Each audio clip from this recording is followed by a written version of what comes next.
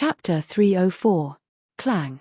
The heavy chains fell to the ground, and Kurlod let out a sigh of relief. He moved his arms and legs, looked down at his naked body, and said awkwardly, "Can I?" A set of clothes was thrown at him, and Kurlod hurriedly put them on. The feeling of being naked made him very embarrassed. Han Xiao stared at Kurlod with a smile the whole time. Kurlod's personal account had the universal currency. Calling the Galactic Travel Agency required money, and Han Xiao was not sure if the other party would accept the payment, so getting the universal currency was a guarantee.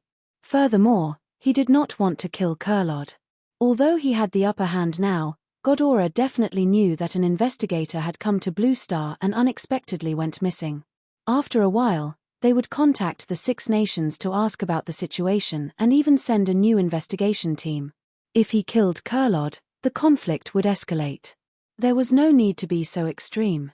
Killing someone for money was not a good habit. As long as Kurlod was kept alive, the matter would not escalate from a personal issue to something more serious. As long as no one died, Ghidorah would not care about the small danger that the investigators encountered. This small conflict was nothing. Of course, although Kurlod had made a promise, Han Xiao was not completely unprepared. At least in Blue Star, he would not let Kurlod out of his sight, and he would not return any equipment to him.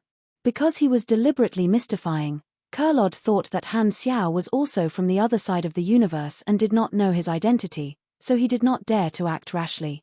Kurlod asked again, "Who are you?" "Alien," Han Xiao said perfunctorily. Humans were a huge race in Galaxy, and there were countless branches.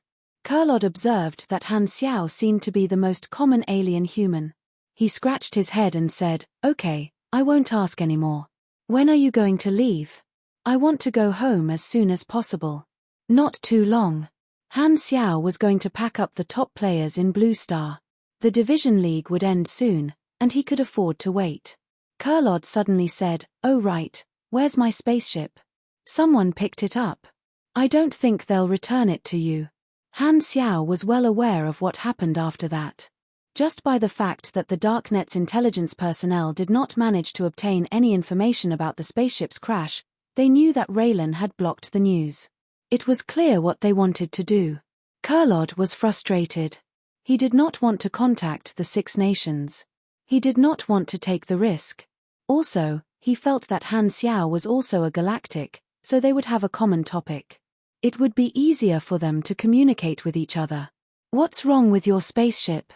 Han Xiao asked. "I don't know. I was flying fine in stealth mode, but when we were about to reach the Blue Star, the engine suddenly stopped working, and I fell." The observer's spaceship is not big, but its functions are very stable. "I don't know why it suddenly malfunctioned." Han Xiao fell into deep thought. Shaking his head, Han Xiao started to get down to business. He turned on his communicator and registered his personal account. The communicator also had the function of a personal terminal. There was a lot of account functions, including the function of bank transfer. This was the most commonly used transaction method in the universe, convenient and fast. Every civilization had their own galactic bank, and the most authoritative ones were naturally the banks of the three universal civilizations. They had the most users, and the banks were connected to each other. They could be used anywhere in the universe. Han Xiao randomly chose one and asked Kurlod to transfer the money. "Ding. Your account has been transferred 878 aners," the terminal said in a pleasant synthetic female voice. "So little. You're too poor," Han Xiao could not help but complain. Aners was the universal currency, the most commonly used unit of currency in the universe. Kurlod's face turned red. "I don't have the habit of saving money. Being an investigator is a tough job. I need to enjoy." "Wait, why am I explaining to you?" He suddenly realized that he was the one being robbed. Why did he feel embarrassed because he did not have enough money? What's wrong with him? With the money in hand and the goal accomplished, Han Xiaoshin calmed down. He calculated the days. The Blue Star Division finals were still in a dozen days, so he could contact the Galactic Travel Agency in advance. There were hundreds of channels on the communicator. Han Xiao searched and entered the Garten Star System Travel Service channel. The screen showed a long list of travel routes, and a cold synthetic voice sounded. Do you want to filter? Confirm. Your location? Blue Star, Star Zone 9. Destination? Han Xiao paused and said, Jubilee Hub. Please select your price. The cheapest one. Han Xiao glanced at Kerr Tyrant Lod. Number? Dozens. Race? Human. Have you ever used the Galactic Travel Agency before? Yes. After answering more than 20 questions, Han Xiao finally filtered out the results. There were only 5 travel agencies left. Galactic Travel Agency was a very broad service, and many large corporations provided this service. It was one of the cheapest ways to travel in the galaxy, almost like a private car. To be more precise, it was more like a public spaceship. Han Xiao had his eyes on the Short Horn Star Travel Agency. This was a very reputable galactic travel agency. After choosing, he connected the communicator to the Short Horn Star salesperson's line so that both parties could discuss the details in person. Hello, thank you for choosing the Short Horn Star. We will provide you with the best service at the best price. The salesperson was a beautiful human female. According to the customer's race, the customer would be assigned to a salesperson who fit their aesthetic standards. After the female salesperson finished the welcome opening speech, she said, We have accepted your travel conditions. Fortunately, a whale-class warship will pass by Star Zone 9 in 20 days. We will pick you up then. What kind of seat would you like? We have economy class, premium class, VIP class, super VIP class and VIP class for you to choose from. How much is the economy class? 3 annas per person. How many seats do you want? About 50. Han Xiao calculated. He only needed to bring about 50 of the top-ranked players. Bringing along some players was a very important part of the plan. After paying the deposit and confirming the boarding time, Han Xiao nodded. His preparations to travel into the galaxy were complete. His destination was Jubilee Hub. This was the transit station of the Garten star system. It was very convenient, and many races in the Colton star cluster gathered there. There were many opportunities there. According to Han Xiao's plan, Jubilee Hub was the most suitable place to be the first stop in the galaxy. Next, I just need to wait for the players to finish their matches, and I will be able to build a team. Everything is ready, and I only need time, Han Xiao thought to himself. Furthermore, before he left, there were still some things that he needed to deal with on the Blue Star. For the next few days, Han Xiao quietly moved the resources and brought Kurlod with him. He made him wear a cloak that covered his skin and occasionally appeared in front of the people in the sanctuary. They were curious as to why there was a mysterious person around Han Xiao. In the singles, Mad Blade was up against Li Ji. Before the competition, Mad Blade's performance was very surprising. After 5 rounds, he barely defeated Li Ji with a score of 3-2. This time, Mad Blade fully displayed the style of a mechanical pugilist. He had been practicing his power hammer in secret, but he had not used it yet. This time, he finally took it out. The explosive power was even stronger than that of a pugilist, and he broke through Li Ji's defense. After Mad Blade entered the top 4 of the singles, all the haters disappeared. Victory was the best confidence. His title of China's #1 mechanical pugilist became more and more famous on the forums. He was considered the biggest dark horse in the first season of the Pro League. Li Ji did not expect that he would die in Frenzied Sword's hands. When it rains, it pours. Temple of God made it into the top 4 and met Long Sky. This time, Hao Tian gave it his all and defeated Temple of God to enter the finals. The situation was clear. Long Sky and Dynasty would fight for the first and second place of the division, and Temple of God could only fight for the third place with another top 4 team. In the singles, if there were no accidents, Mad Blade would very likely enter the top 3 and qualify for the international competition. As for the champion, it was not that Han Xiao looked down on Mad Blade, but Dynasty's King Admiral was just too strong. His skills, mechanics, and personal attributes were almost invincible in version 1.0. Dynasty had the momentum to win the double championship, and the media was very optimistic. However, even so, Mad Blade's results and fame were much better than in Han Xiao's previous life. Training him was not a waste. After playing in the Division League for about half a year, the highest level players had already reached the upper limit of level 60.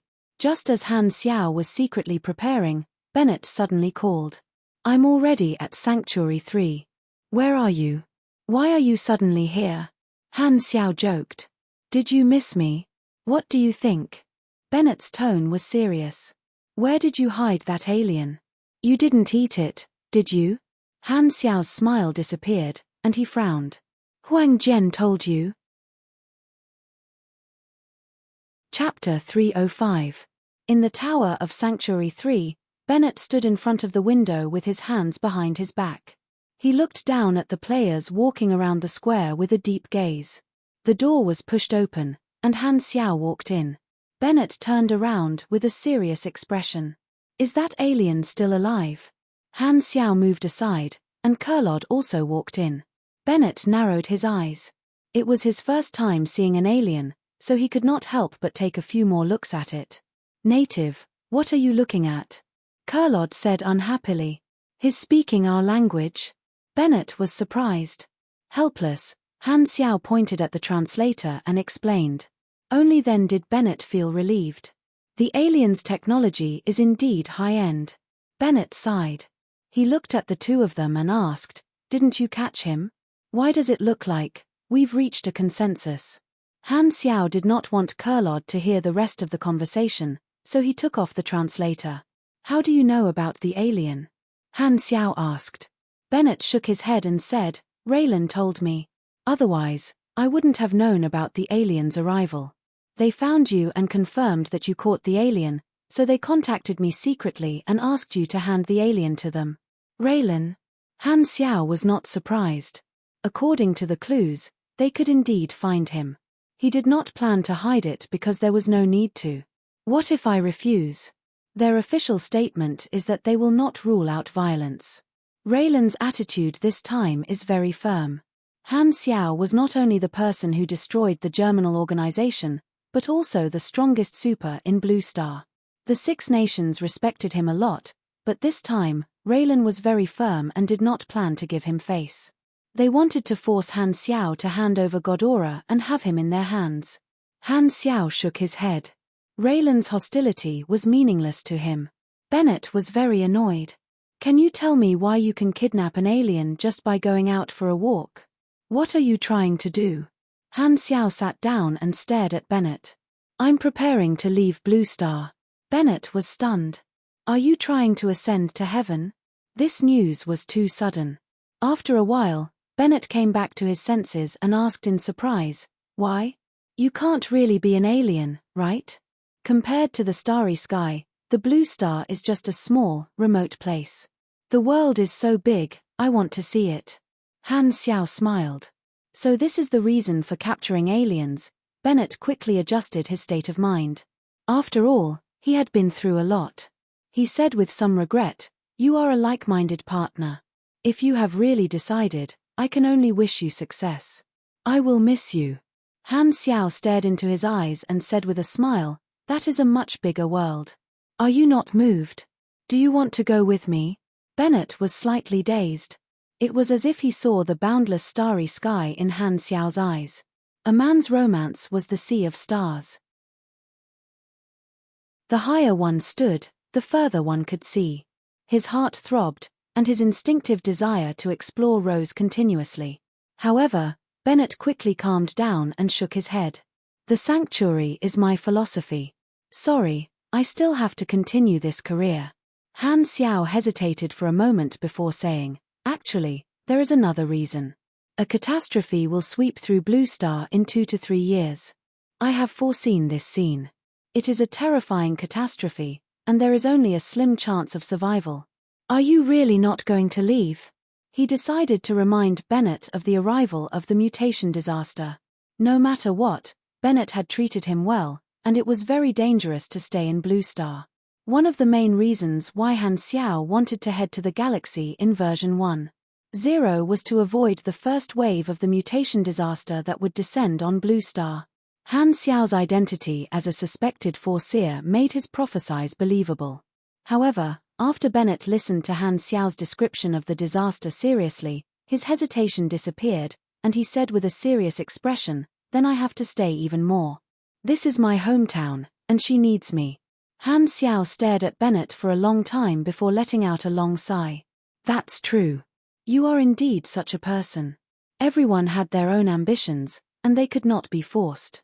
Bennett stared at Han Xiao with a complicated expression and asked, "Are you thinking of leaving to avoid danger?" Han Xiao smiled and said, "The solution to the disaster is hidden in the galaxy.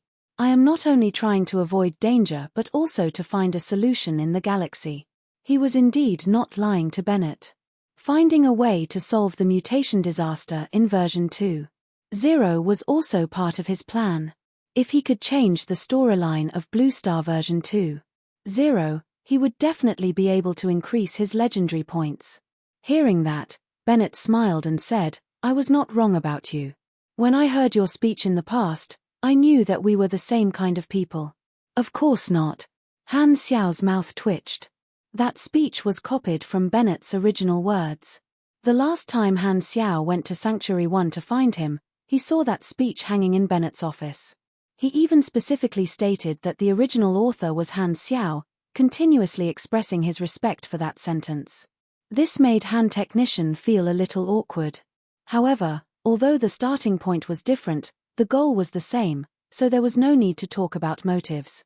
Since he knew what Han Xiao was thinking, Bennett threw the ultimatum of Raylan out of the window. "How are you going to leave Blue Star?" "I have already arranged it. You will know when the time comes." Seeing that Han Xiao did not want to reveal the details, Bennett could only suppress his curiosity and said, "If you leave, Sanctuary 3 will need to choose a new person to be in charge. Do you have a recommendation?" Han Xiao thought for a while and said, "Huang Yu. He is the one who handles the daily affairs of the Sanctuary. He is very familiar with the situation here, so he is the most suitable person to take over." After the influence of the Pro League, the impression of Sanctuary 3 as a main city had been formed. Even if he left, it would not affect the status of the Sanctuary. Sanctuary 3 had his name on it, and every player who came would have a deeper impression of him. However, the players in the Sanctuary would not be able to enjoy his various functions, and this might cause the Sanctuary to lose some of its popularity. Han Xiao suddenly had a new idea. "Maybe there is a way. Even if I leave the planet, I can continue to strengthen the influence of the Sanctuary." Since he had already revealed the mutation disaster to Bennett, this prophecy should have more uses. Han Xiao thought about it for a while and came up with a concrete plan, which he kept in mind. On the other hand, Bennett felt that Huang Yu was a good choice. Suddenly, he said with a serious tone, "There are too many Inhumans in Sanctuary 3, even more than the refugees in the Sanctuary. They take up too much space. Their origins are unknown, and they are too mysterious. This is a security risk. I don't know how you can make them work for you, but if you leave, what will they do? When the disaster comes, the Inhumans will very likely be the backbone of the Sanctuary. Don't be too harsh on them. You have to accept them and accept them." As the players grew, the various organizations in Blue Star became more and more wary of the Inhumans. Bennett was not an exception. Only by convincing Bennett could he ensure that his achievements in Blue Star would not be ruined. Hearing this, Bennett's expression changed. "If that's really the case, I will take it seriously." Although he was wary of the Inhumans, knowing that the Inhumans could protect the Sanctuary, he immediately changed his attitude. This reason was very useful to him. The two of them chatted for a while more before Bennett stood up and said goodbye. He came this time to deal with Raylan's warning, but he accidentally found out about Han Xiao's next move. As such, Raylan's warning was no longer a concern, and he did not need to worry. Instead, it was the catastrophe that Han Xiao revealed that made his heart feel heavy. He felt as if there was a dark cloud hanging over the road ahead. He decided to immediately go back and write a crisis plan to increase the Sanctuary's defense and speed up the progress of the plan. Bennett could not bear to part with a partner like Han Xiao, so he sincerely said, "I hope everything goes well for you. We will meet again soon." Han Xiao reached out his hand and shook Bennett's. The two of them looked at each other and smiled. Bennett's arrival reminded Han Xiao that he should inform some of his friends. Hela and Aurora were staying in the sanctuary because of him, so Han Xiao decided to inform them first. That night, the moon was bright and the clouds were clear. He gathered Hela and Aurora and revealed that he was going to travel to the galaxy. As expected, the two of them were extremely shocked, and their faces were filled with disbelief. Han Xiao, what is the universe like? Have you ever met an alien? Aurora hurriedly asked. In the past few days, Aurora had been resting in the sanctuary and had already recovered. Han Xiao finally corrected the way she called him and was no longer called an old-fashioned uncle. Han Xiao asked Kurlod to come closer and said, "This is an alien." Aurora's bright eyes were filled with curiosity. "An alien looks like us. Will it bite?" This question again. "Can you natives be more knowledgeable?" Kurlod's face darkened. He could not take it anymore and roared, "You are the one who will bite." Bang! Kurlod fell flat on his face.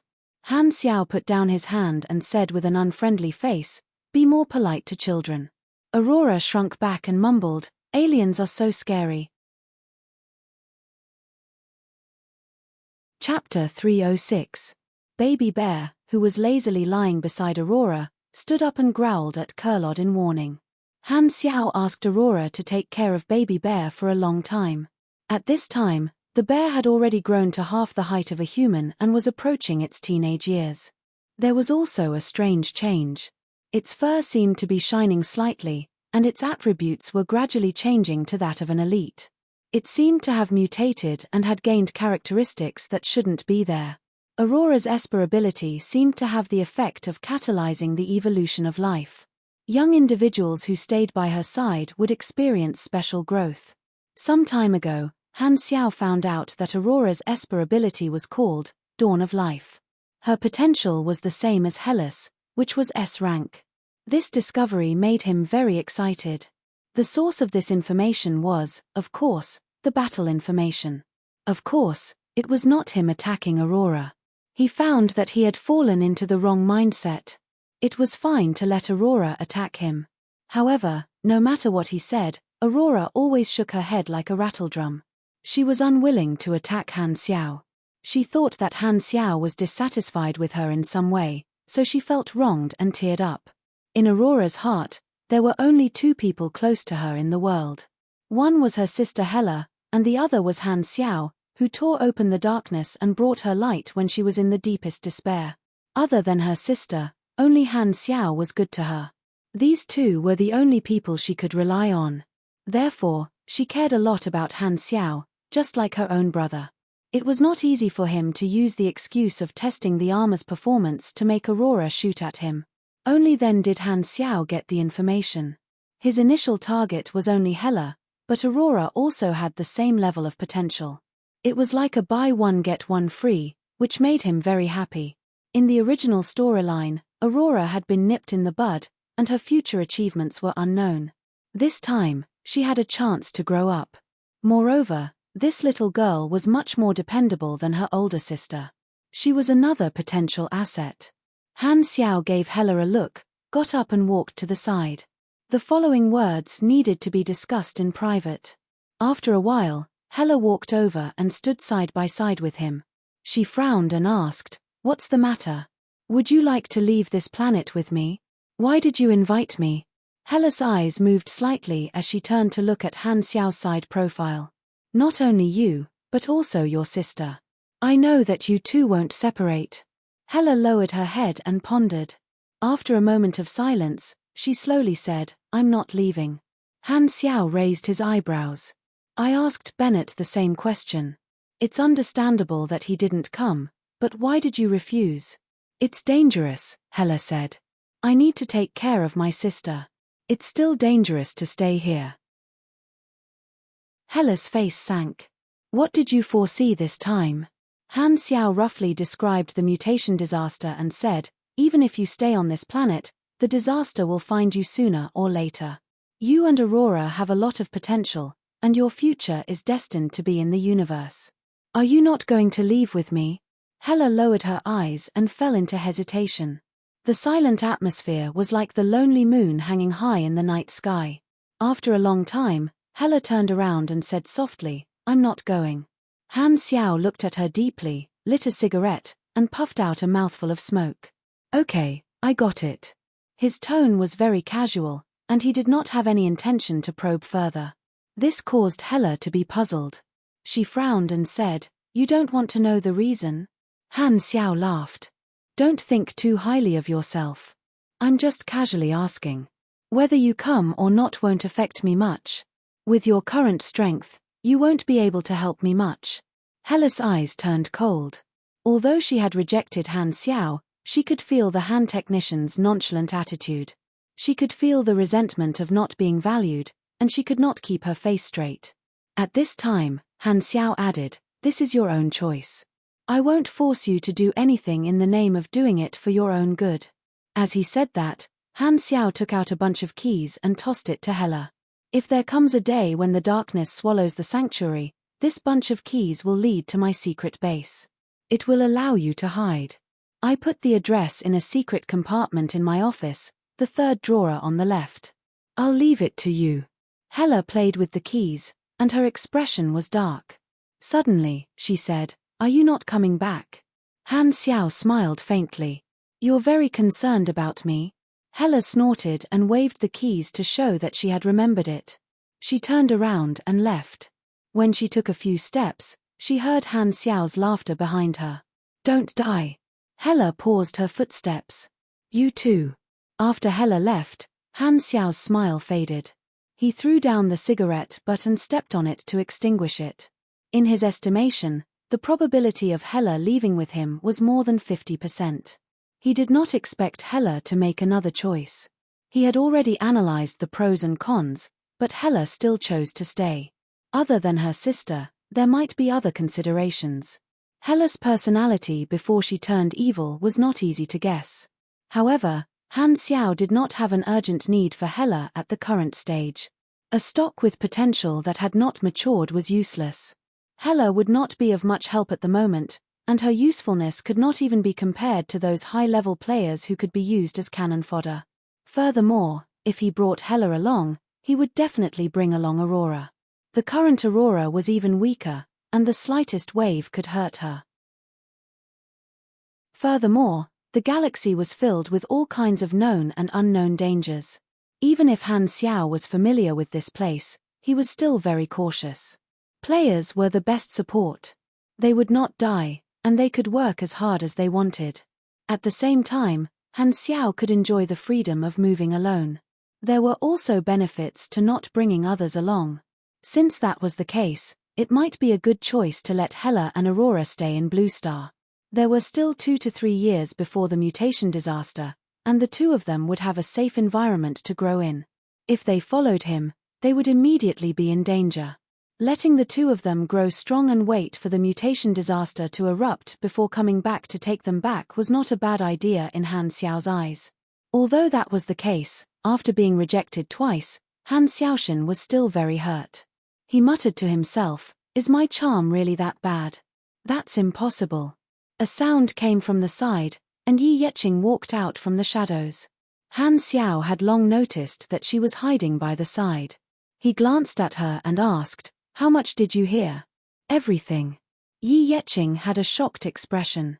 "Is what you said true? If you leave, aren't you afraid that I will leave as well? You exchanged me with you, but now you don't need me anymore? You're free, but it's best that you stay in the sanctuary. I wasn't joking when I said the mutation disaster." Yi Yeqing had a complicated expression. She nodded and turned around to leave. Han Xiao narrowed his eyes as he looked at her back and shook his head. The prisoners on the Bell of Death Island were new characters that had appeared in version 2.0, and Yi Yeqing was one of them. He had gotten her out in advance, and Yi Yeqing would be able to develop a medicine that could suppress the mutation disaster in the future. The human heart was hard to control, but he felt that the chances of Yi Yeqing staying behind were not small. She was someone who cherished her life and was passionate about medicine research. With so many players in the sanctuary, it was the best place to experiment, and Yi Yeqing was very attractive to him. Bringing along 50 experts was an important part of the plan. After the Pro League ended, when the players were still unsatisfied, he could start to implement it. Now that the finals had already been completed, it would be done in a few days. Han Xiao was also thinking about how to bring the players away. On this day, Raylan bypassed Bennett and contacted Han Xiao directly, giving him an ultimatum. His wording was very strict. Black Phantom, we know that you have captured Ghidorah's messenger. You have made a big mistake. We respect your contribution in the Germinal Organization battle, but we will not allow you to do whatever you want. Hand over Ghidorah's messenger. This will be your last warning. Otherwise, we will take coercive measures, and you will become our enemy.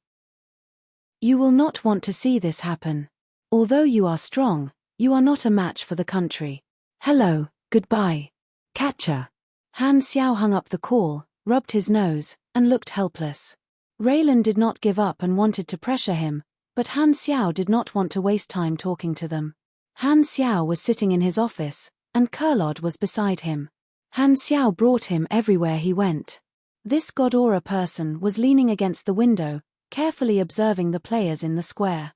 He suddenly spoke. Is this the special phenomenon of your planet?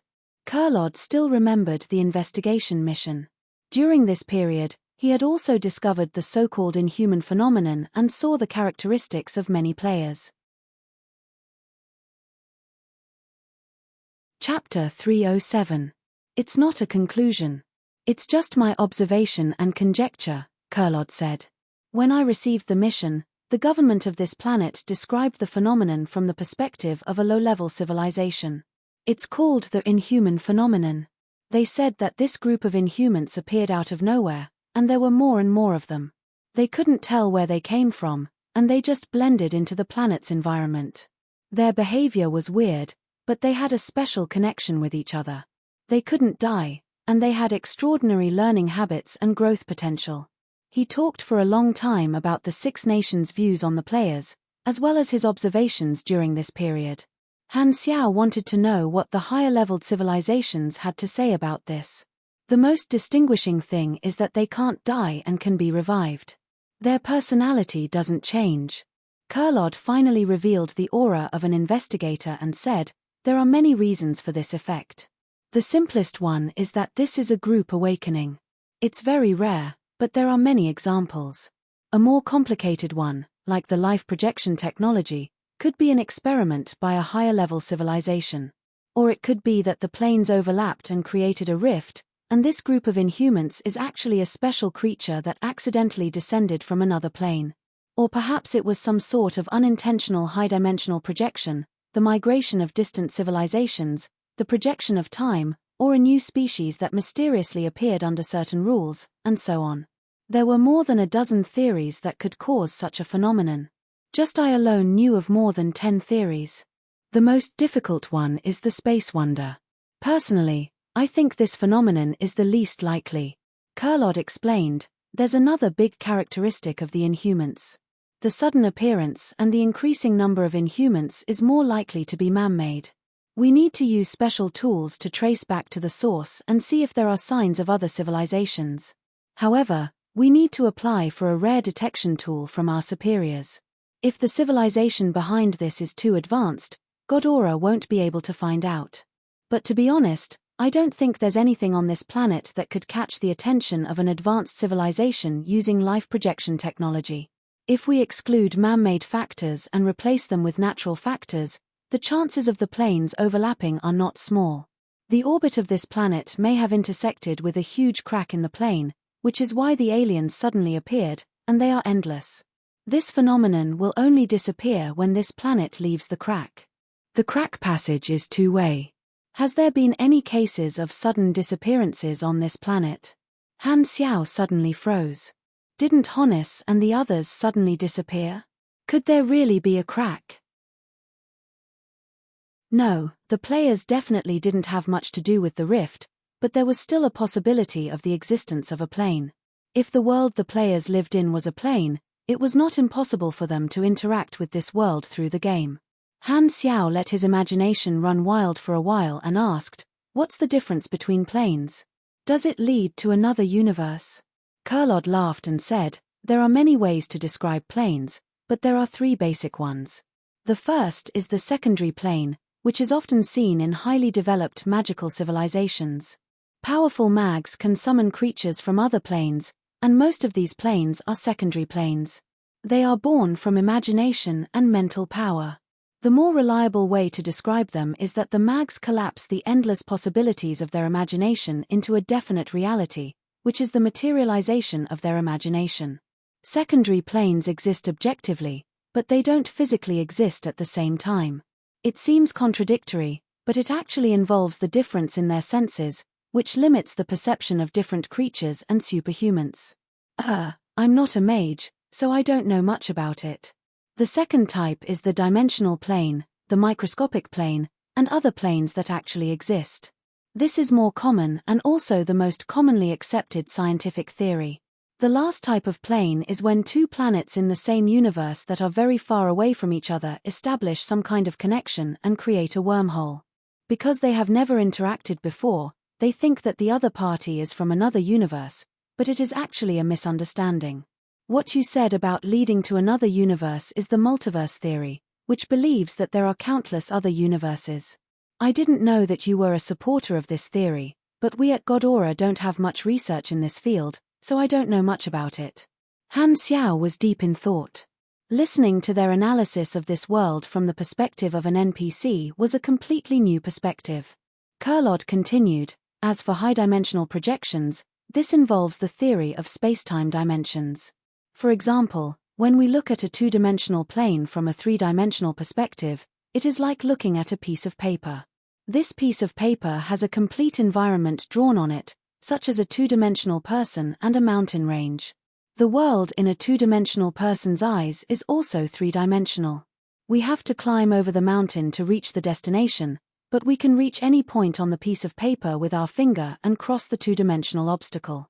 The projection of a three-dimensional on a two-dimensional plane is the small area where our finger touches the piece of paper. This is the image that we leave in the eyes of the two-dimensional person. The contact surface can be changed, so the image of the projection is not fixed. The senses of the high-dimensional person are different. For example, let's put aside the debate of whether time is an independent variable or a dependent variable. Assuming that time is the actual fourth dimension, then in the senses of a high-dimensional being, we could be a being that has countless points of time stacked together, like a very long worm. This is what it means. The Inhumans could be some kind of high-dimensional being that is in contact with our one-dimensional world. In terms of dimensions, you should seek help from a more professional civilization. Godora is weaker in this aspect. Han Xiao pursed his lips. The technology in the player's world was not as advanced as this universe, so it did not look like a high-dimensional projection. Let's not talk about the new species theory. I don't understand it. The most unexplainable is the space wonder. The so-called space wonder is a phenomenon that no civilization can explain. So it's unknown? Han Xiao was shocked. Even the three universal civilizations can't explain it. Haha, even the universe has unexplored areas. Of course, there are unknown things. Maybe those advanced civilizations have an explanation, but they are keeping it a secret. Let me tell you what I know about the universe. Kurlod activated his chatterbox attribute and was very excited. I've read the introduction to cosmology before. There are countless theories to study the universe. They originate from the instincts of intelligent life and are born from who am I? Where did I come from? And where do I want to go? They are all curious about the origin of life, the truth of the world, and the meaning of existence. Among them, the curiosity of the world drives intelligent life to explore the existence of the universe, its form, its essence, its origin, its truth, its development, and its doomsday. Different civilizations come up with different theories about the universe. Tracing back to the essence is the exploration of matter. The foundation of matter is particles, and there are endless research theories about particles. In conclusion, different cosmological theories say that particles have different shapes and functions. At the extreme, is a particle just a dot? Or is it spherical like a planet? Has many shapes? Or is there uncertainty in the shape? The most common view is that as long as the essence of particles is found, all the wrong theories will be overturned, and only the correct system will be left. Indeed, there were theories that successfully justified themselves and obtained irrefutable experimental data. However, it was not just one theory, but hundreds of cosmological theories that had all been proven. Among them, there were even some that seemed to contradict each other. It was unbelievable, wasn't it? All civilizations' understanding of the world is still one-sided. There is a very long wall between them and the truth. So many theories are like small holes in the wall. Looking through these small holes, you can only see a part of the truth. We can't go through this wall. These theories are our perspective of the world. Different perspectives determine different results, and these results are only the tip of the iceberg of the truth.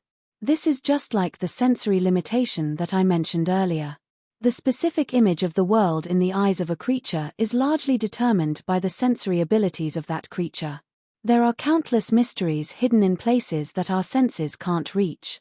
Senses are not only convenient for creatures to understand the world, but also prevent them from fully understanding the world.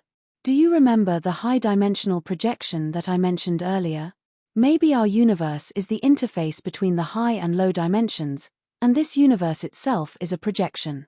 There is even a theory that the world is virtual, and the laws of nature are the physics engine that was created.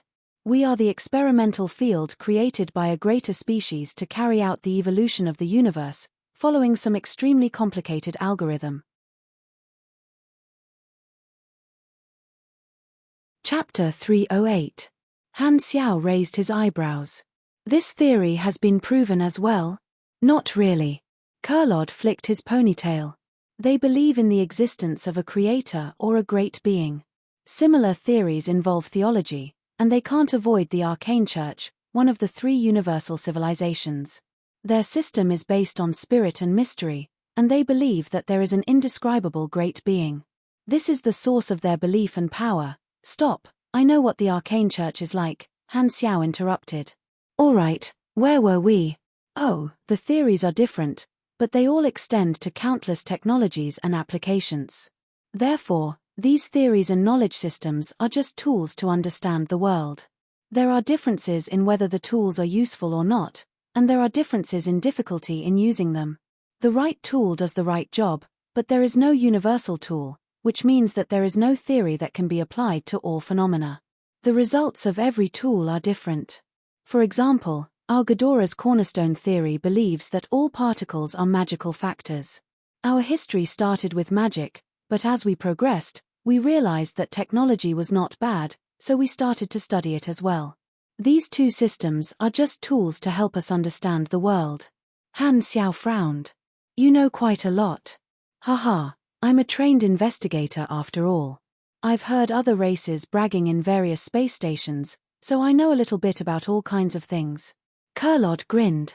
All in all, unsolved mysteries are called space wonders, and there is a very small chance that the Inhumans are one. Space wonders, Han Xiao made a mental note of it. At this time, a tsunami of cheers came from the direction of the arena. Han Xiaoxin opened the forums, and a sensational video was being played. The audience was cheering like a tsunami. The result of the last battle was out, and the champion was born. In the team competition, Dynasty won the division by a small margin. Long Sky was the runner-up, and Temple of God was the runner-up. The three powerhouses did not fall behind and took the top three. The other clubs that made it to the top 8 also did well. The king and noble generals triumphantly won the individual competition, winning 2 yokes for the imperial court. Their glory was limitless, and the imperial court's reputation was unparalleled. Mad Blade defeated another semi-finalist and won 3rd place. He was a new face and was known as the biggest dark horse of the tournament. The Blue Star Division's top 3 teams and individuals had all received invitations to the international regular season. The 3 teams were all Chinese clubs, and countless players were looking forward to the Chinese clubs competing with the other divisions to obtain good results in the international regular season. The atmosphere on the forum was very lively. It was as if they were celebrating a festival. Dynasty was the most popular. The division finals came to an end. There was still a year of preparation before the international regular season. The Pro League was considered to have come to an end, but the excitement of the players had yet to subside. Countless posts were analyzing their opponents in the other divisions and giving suggestions to their own teams, cheering them on. The clubs that had achieved good results also held press conferences to promote their teams. It was bustling with noise and excitement. It's finally over. Those pro players are finally free. Han Xiao's eyes sparkled as he prepared to carry out his plan to bring the players away. Shelter Square. The players coming and going were still immersed in the excitement of the Pro League, discussing their idols. Occasionally, a pro player would appear to gain popularity, attracting onlookers from time to time. Of course, there was also a group of African brothers who firmly believed in their European heritage. When it was time, they would wait at the spot where Han Xiao usually appeared, eagerly waiting for a new batch of boxes. It's coming, it's coming. The old brothers stretched their necks. The truck drove over from afar. Han Xiao stopped the truck and walked down. He did not sell boxes like he usually did. He looked around and suddenly said, "I have a difficult mission that requires helpers. Select qualified members to follow me on an adventure. If you are confident, you can accept my test. Only those who pass will be qualified to become my teammate." Immediately, Han Xiao released the mission that he had prepared beforehand. Team selection, mission introduction. Han Xiao is about to secretly leave Blue Star and embark on a new adventure. He needs to select strong members to be his teammates. Those who succeed can follow him to the stars. Mission acceptance requirement, LV60 mission time limit, 5 days requirements, pass Han Xiao's combat test. Reward, 1 EXP and the qualification to follow Han Xiao. A stone stirred up 1,000 ripples. The players' eyes widened, and they were in an uproar. This is too sudden. We can leave the novice planet. You actually need to be at max level to accept the mission. How infuriating. To this day, all the players' activities were limited to the novice planet. No one had ever entered the stars. When Han Xiao released this news, it immediately caused a sensation. This group of brothers fought to be the first to post and show off on the forums. The entire Blue Star section was in an uproar, and even players from other planets were looking at the posts. The forums were in an uproar. The players' attention was forcefully pulled away from the Pro League by Han Xiao, and all of them were focused on this shocking mission. The stars were a mysterious place to all the players, and they were full of curiosity and anticipation. They were trapped on their planets and could only see the big picture. Now, they had a chance to come into contact with the stars that would only open in the later versions. The players were shocked at first, but their hearts were burning with excitement. This was an opportunity. If they could follow Han Xiao, they would be able to enter the star environment earlier than most people. This was definitely a huge advantage. Han Xiao had casually thrown out such a huge mission, and it was like a clap of thunder. The players realized that Han Xiao's words were vague, and he was deliberately hiding the details of the mission. However, the mission introduction revealed that he was going to enter the stars. The players couldn't help but feel a sense of joy. They thought that even if Han Xiao didn't say anything, the mission would still faithfully describe Han Xiao's secret plans. Han Xiao deliberately did this because he wanted this news to circulate among the players, and it would make the players feel a sense of joy, thinking that his true intentions were exposed by the interface. When the players felt a sense of superiority, the hidden Han technician smiled as he watched all of this happen. He naturally needed a reason to bring along the pro players, and he couldn't make it too obvious. Thus, he used the method of issuing the selection mission. First, he used the max level requirement to eliminate a large number of casual players. After narrowing down the range, there was a lot of room for manipulation in the combat test. Whether or not the players could last more than 30 seconds completely depended on how much strength they displayed. After some manipulation, he could accurately select the pro players he wanted. The news quickly attracted the attention of the pro players. After the Pro League, these players had a year of rest to continue improving themselves. However, because they were at the max level, they could only train their skills and find some new skills.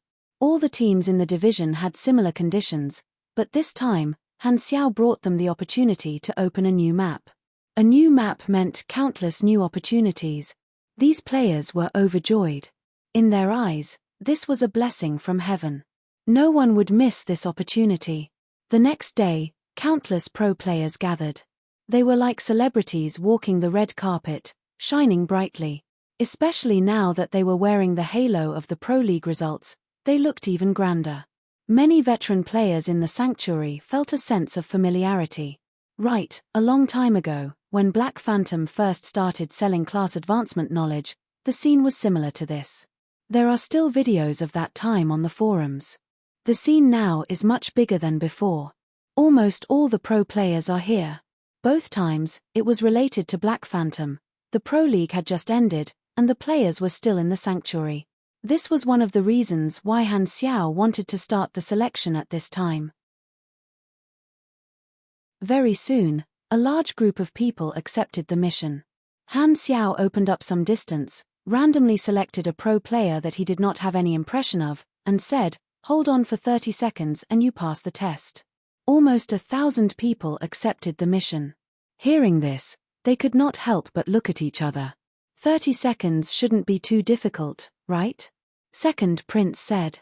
Even if I were to solo a level 60 beast boss, I could hold on for a few minutes. Li Ji looked at the time, shook his head, and said, 30 seconds per person is too long. As they were chatting, the pro players and max level players all used detect on Han Xiao and obtained some basic information. Han Xiao dash. Green name, level, attribute, danger level, extremely fatal all question marks. Everyone's expression changed slightly, and they were shocked. They had reached the max level in version 1.0, and when they used detect on other level 60 boss level NPCs, they could at least see the level and some basic attributes of the other party. However, Han Xiao's information was still full of question marks. Even his most basic identity was also a question mark. This would only happen if he was at least 5 levels higher than them. Ever since they had reached the max level, they had not encountered any other example like this. Chapter 309. There was a small commotion among the players as they whispered to each other. I haven't seen any other storyline characters that are over LV 60. It's still extremely lethal. The danger level hasn't changed, but was he over LV 60 before? It doesn't feel like it. According to his story, Black Phantom was not strong at the beginning, but he suddenly grew and became the mastermind behind the scenes, destroying the Germinal organization. This is the uniqueness of the storyline main character. Black Phantom's combat power is definitely boss level. I just don't know where his combat power ranks in Blue Star. The impression that Han Xiao left on the players was that he was very strong, but his actual combat power had always been a mystery. When the players saw Han Xiao's battle videos as they grew, they would always be curious. Now that they were at max level, they could not see his specific attributes, and Han Xiao was about to show his combat power against a professional player. The gap between him and the players could clearly be seen. Everyone's curiosity was drawn out like a glutton, and their hearts were itching. It shouldn't be hard to last 30 seconds. Most of the players, including the selection participants, had the same thought. Although Han Xiao's level was unknown, according to the previous battle videos and his identity as a version 0 character, they came to a conclusion: Han Xiao was very strong, but not too strong. The gap between him and the players would definitely be much smaller than before. They were players, after all, and leveled up very quickly. The first player to be selected for the test was called Fallen Leaf, and he stepped forward. The surrounding players immediately dispersed and cleared out a space. Using force in the main city would normally lower the relationship between factions, but since Han Xiao had chosen this place, it would definitely not be a problem. Pairs of eyes stared at the field, holding their breaths as they waited. It's starting, Han Xiao reminded. Fallen Leaf immediately got into a battle stance and waited. 4 sonic spheres were shot out instantly, flying in a crisscrossing pattern, dazzling the eyes. The configuration was a double penetrator, a shock, and a probe. The probe amplified the area, the shock controlled Fallen Leaf, and the double penetrator released a sonic wave at the same time. An ear-piercing explosion sounded. Fallen Leaf's HP dropped by a lot in an instant, and he was stunned and rooted to the ground. Bang bang bang. Suddenly, 6 small booby-trapped turrets appeared in the empty space around them. They opened fire, and the shells fell to the ground with a crackling sound. The firing speed was extremely fast, and the rain of bullets hit them. They flew backward against the fallen leaves and fell to the ground, where they were pressed down by the endless barrage of bullets. Fallen Leaf's body flickered with the light of energy. He used several skills, but the rain of bullets made it impossible for him to stand up. The sonic sphere was also attacking him from the side. All kinds of debuffs such as stun, heavy injuries, and so on appeared on his screen. He couldn't move. His HP slid to the brink of death in the blink of an eye. His storm-like attacks suddenly stopped as if they had never happened. The scene suddenly became so quiet that even the sound of a pin dropping could be heard. "You didn't pass the test," Han Xiao said calmly. Fallen Leaf was stunned. Before he could regain his senses, everything was over. Everyone's jaws dropped in shock. Only 5 seconds had passed. A max-level pro player had actually been unable to fight back and had almost been insta-killed. He couldn't use any flashy moves. He was completely hung up and beaten. His combat power was completely suppressed. What shocked the players the most was that Han Xiao had maintained the same posture from the beginning to the end. He had not moved at all. Is the mechanic class so strong? Are we really playing the same class? He hasn't moved at all. How can he control these weapons? His combat power is too out of the ordinary in version 0. Is it because Blue Star can't restrict him anymore, so he wants to go to the stars? Previous recordings show that Black Phantom still has many combat skills. He hasn't used his full strength yet. His damage is ridiculously high. If we were to fight this boss, I don't know if a 50-man team would be enough to kill him. The same question appeared in the players' minds for the second time, but their mentality was completely different. What is Black Phantom's level? Since the start of the open beta, the players had come into contact with Han Xiao when they were still newbies. They thought that after leveling up so many times, the gap between them and Black Phantom would have narrowed. However, in the end, they realized that Mr. Han was still Mr. Han. Turning around and seeing the stunned expressions of the players, Han Xiao knew that he had achieved the effect he wanted. He had refreshed the players' impression of him so that they would not become arrogant and think that he could not wield a sword. Although the players were at the max level, their talents, attributes, and skills were too rare. Simply put, they did not have the bonus of the template. Han Technician was currently at level 70. He was stuck at the requirements of the class change and had not chosen a subclass. However, he had crossed the level 60 threshold, which was equivalent to the difference of one version. With the addition of the boss template, his talents, skills, energy, and mechanical power were 3 to 4 times stronger. His damage was unbelievable in the eyes of the players. The average HP of a level 60 player was more than 3,000, and their resistance was average. They were too weak for him. Furthermore, Han Xiao's sonic sphere had also been strengthened to purple grade. Its attack was very high. The sonic sphere itself was a very rare equipment in version 0. It had an independent tactical system, high damage, and strong control. The faces of the professional players froze. Li Ji opened his mouth. He thought that it would take a lot of time, but he realized that he was wrong. Black Phantom's speed of eliminating people was as fast as loneliness. The participants of the selection were no longer relaxed. They were on high alert, and when they heard Han Xiao pick the next person, they all became nervous. The test continued. These players were very cautious. They moved around the battle and did not dare to fight head-on. Once Han Xiao's attacks landed on them, no one could last more than 10 seconds. They all played dirty, hoping to drag out the 30 seconds. More and more people were watching, and some people were posting live videos on the forums. The players were used to seeing the outstanding performances of the players. The professional players who were in high spirits and popular a few days ago were now being pressed to the ground. The players were shocked. Then, they felt a sense of novelty. When had they ever seen professional players line up to be tortured? It was very exciting to see professional players being humiliated in various ways. More and more people were paying attention, and they were watching with great interest. Han Xiao's strength was also seen by the majority of the players. Various posts created heated discussions about Han Xiao's strength. The happiest ones were the mechanic players. Originally, the performance of the mechanic class in the Pro League was very bad, and they were in a bad mood. However, Han Xiao had brought a new dawn to the mechanic class. We are so strong when we grow up. You are the lighthouse that illuminates the road ahead. Han Xiao created a hot topic, and the players found entertainment from it. The serious selection was not serious anymore. However, only famous people could enjoy such treatment. The creativity of the masses was endless, and the players' imagination had no limit. They came up with all kinds of funny headlines. Black Phantom, last 30 seconds if you are a man. Shocking.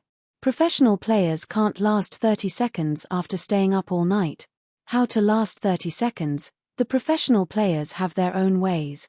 When it came to creating trouble, the players were the professionals. 30 seconds became a joke, and seconds was spoofed into a unit to quantify a pro player's strength.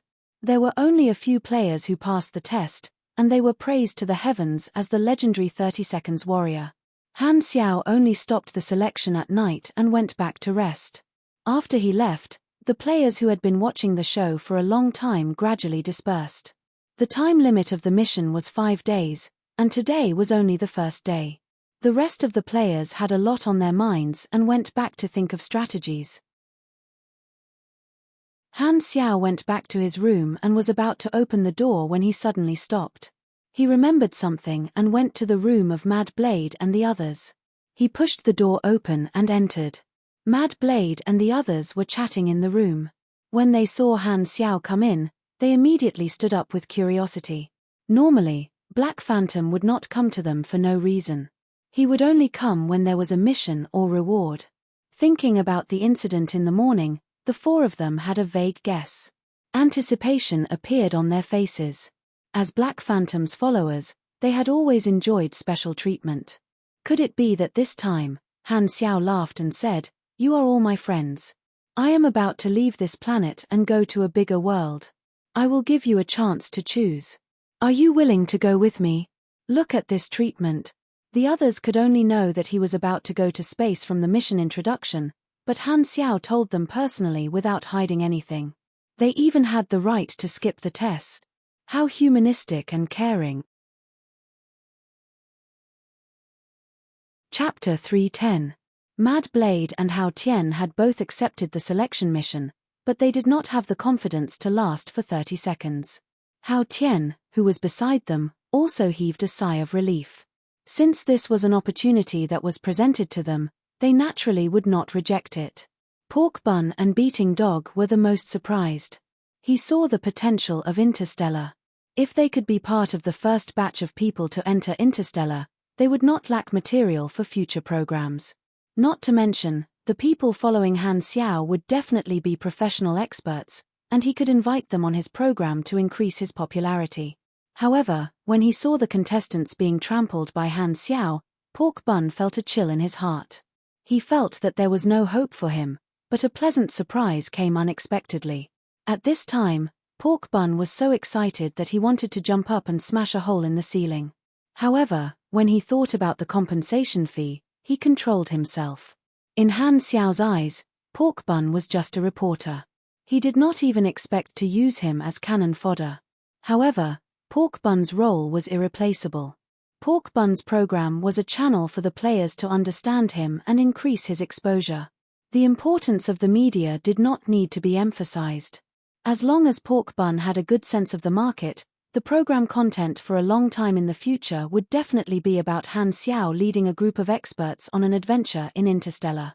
This way, even if he left Blue Star, he would still be able to deepen the player's impression of him. Due to the curiosity of Interstellar and the popularity of the professional experts, more people would watch the Adventure Diaries series. This would increase the influence of Pork Bun's program to another level. At the same time, Han Technician's presence would be increased. He would subtly take root in the hearts of the players.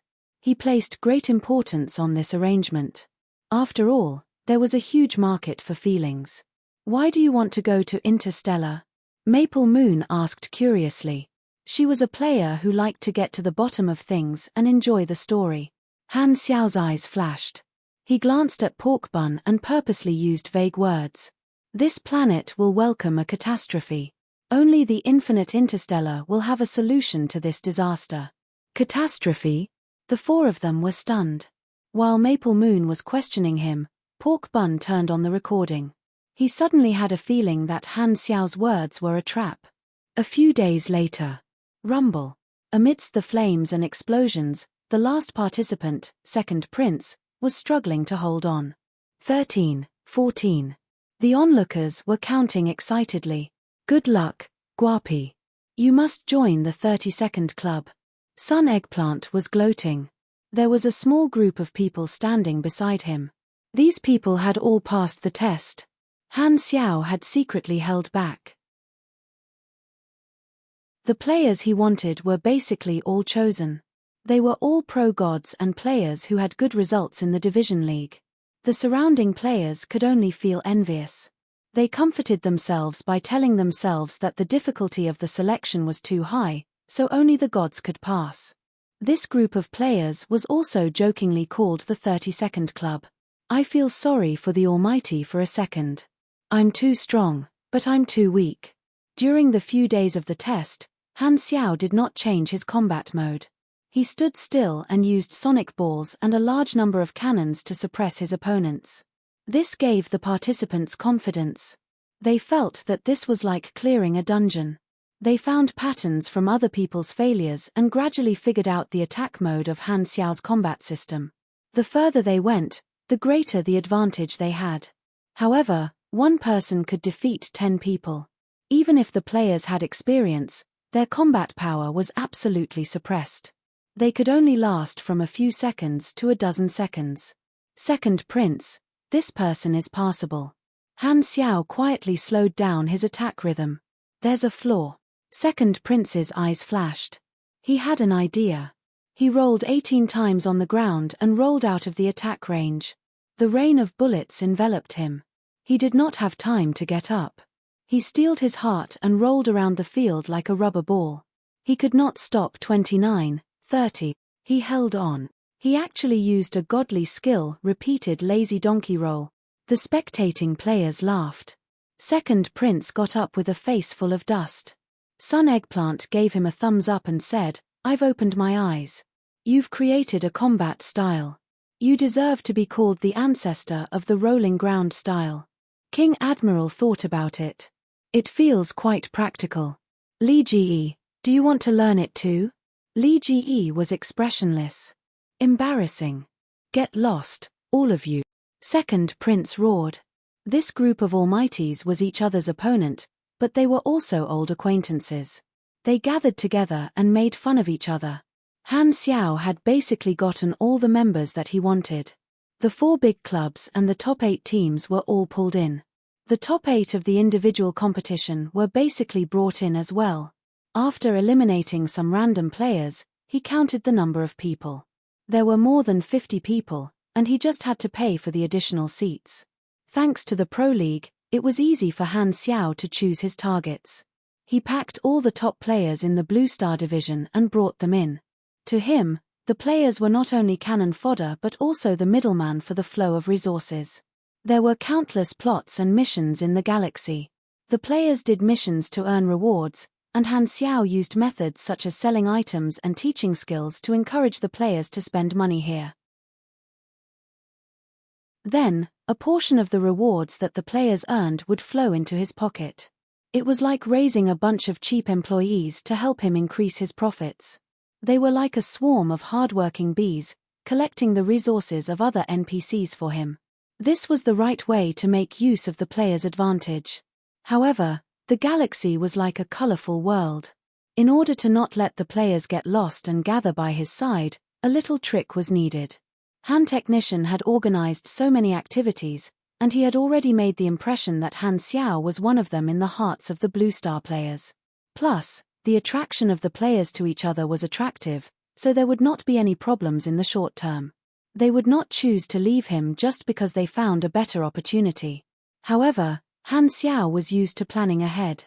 Not only did he think about this problem, but he also came up with a solution. However, he had to wait until he officially entered the galaxy and encountered an opportunity before he could implement it. This idea was not a sudden idea but a key part of the overall plan. The principle behind it was a little dirty: all of them are gods. This lineup is too luxurious. Why does it seem like there are fewer people? Some observant fans suddenly realized that Hao Tian and Mad Blade did not come to participate in the test. All the players are here. How could they let go of this opportunity?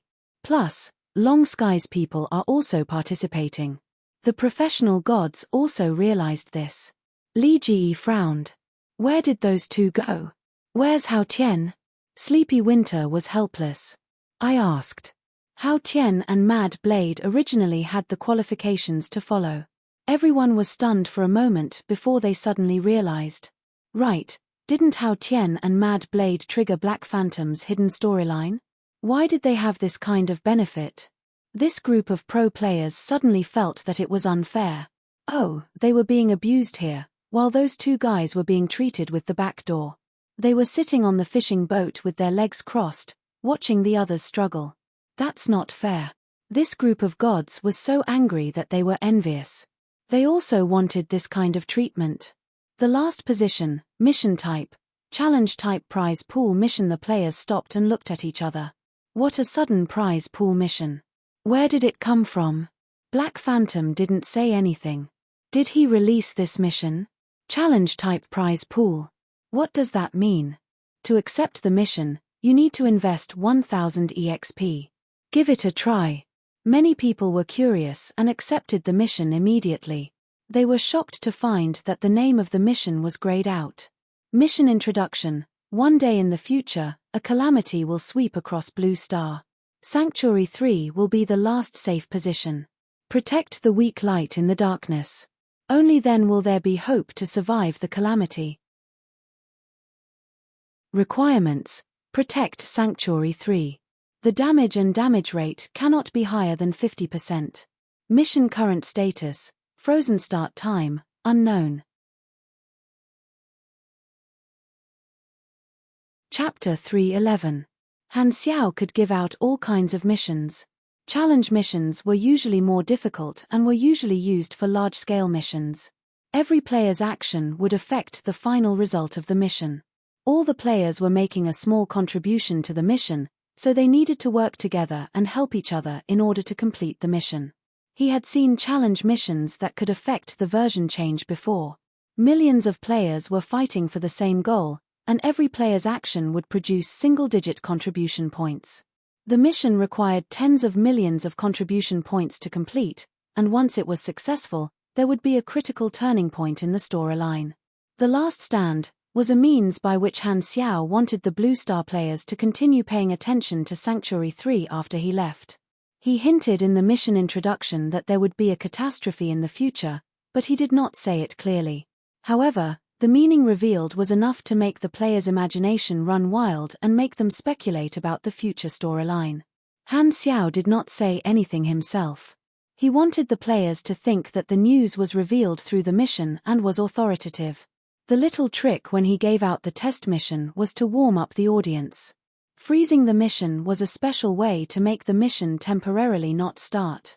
When the catastrophe was confirmed, Han Xiao would activate the mission remotely. This was like bait, constantly whetting the players' curiosity and revealing clues about the future, making them want to know the truth. The prerequisite for giving out missions was that the two parties were not too far away from each other. This was a hidden condition that Han Xiao had tested many times. After leaving the planet, it was impossible for him to continue giving out missions to the Blue Star players, but it was not a problem for him to remotely give out missions. I still have a few days left in the sanctuary, enough for me to go around the entire sanctuary and let these hundreds of thousands of players accept the mission, Han Xiao thought to himself. This way, he could ensure that these hundreds of thousands of players would remember Sanctuary 3 and solidify their image as a main city. At the start of version 0, these players could protect the sanctuary and survive the most dangerous period. The past few days had been filled with one wave after another for the players. Originally, the Germinal Organization storyline had been over for a long time, and Han Xiao had been very low-key. The players started to believe the judgment of Galaxy Times, thinking that this main character of the storyline had lost his role and had become a purely functional NPC. However, Black Phantom had been quiet for more than half a year, and recently, he had become active again, and his actions were very shocking. He actually wanted to select players to go to the galaxy with him. That was not all. Black Phantom had also left a prize pool mission that had not been activated yet. The brief description of the mission seemed to have revealed that there would be a huge catastrophe that would sweep across Blue Star in the future. This outdated NPC had returned to the heart of the storm and caused a new wave of commotion. Many of the old players felt a sense of familiarity from the bottom of their hearts. They remembered that Black Phantom had been leading the trend since the start of the open beta.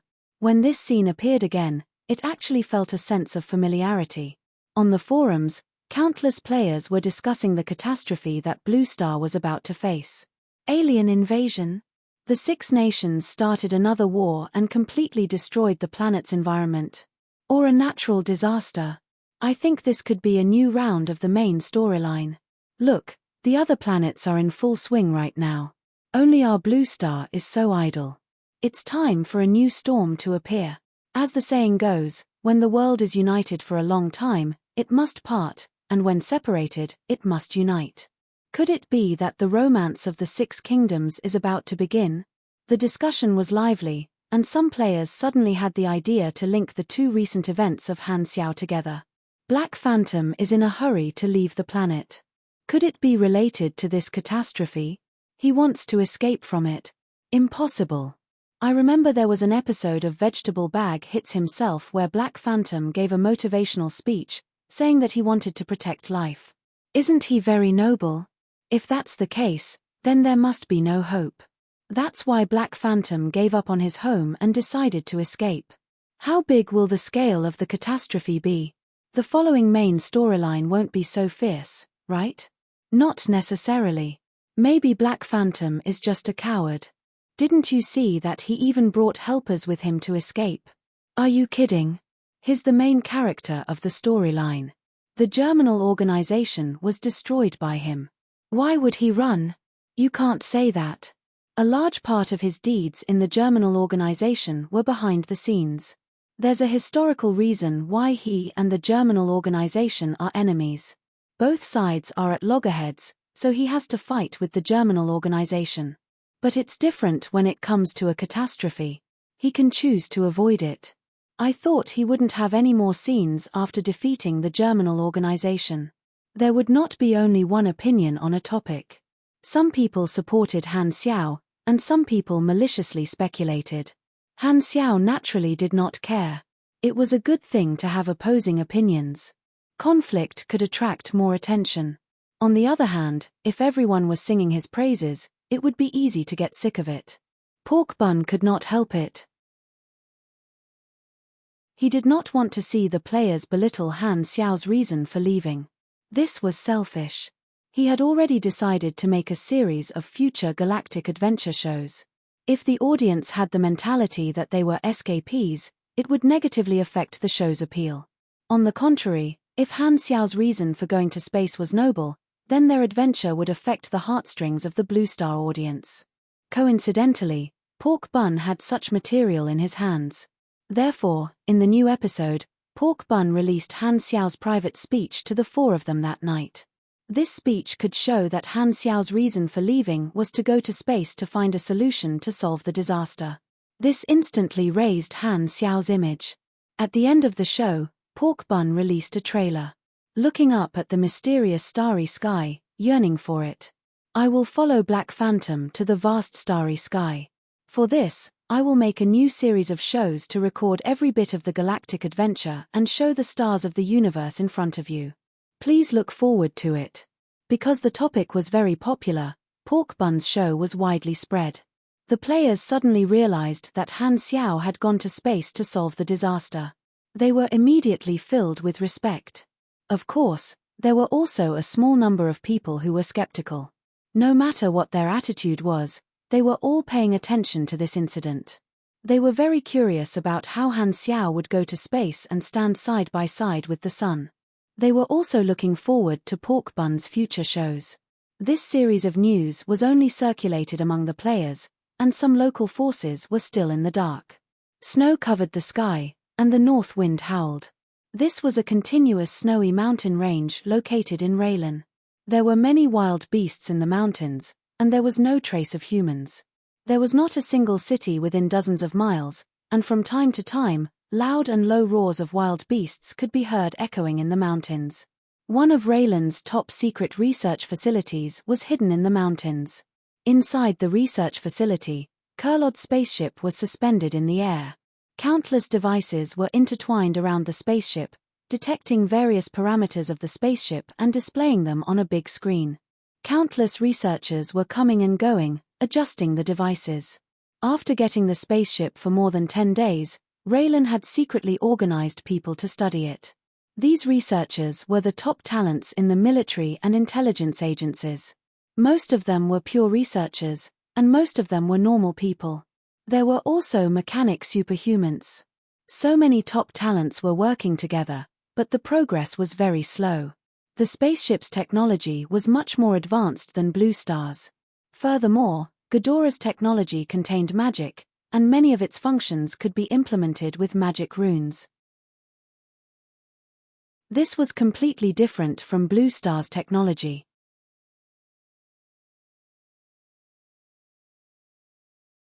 Chapter 312. The person in charge of the research walked over with a few high-ranking military officials wearing Raylan uniforms. One of them seemed to be the leader and asked, "Is there any progress?"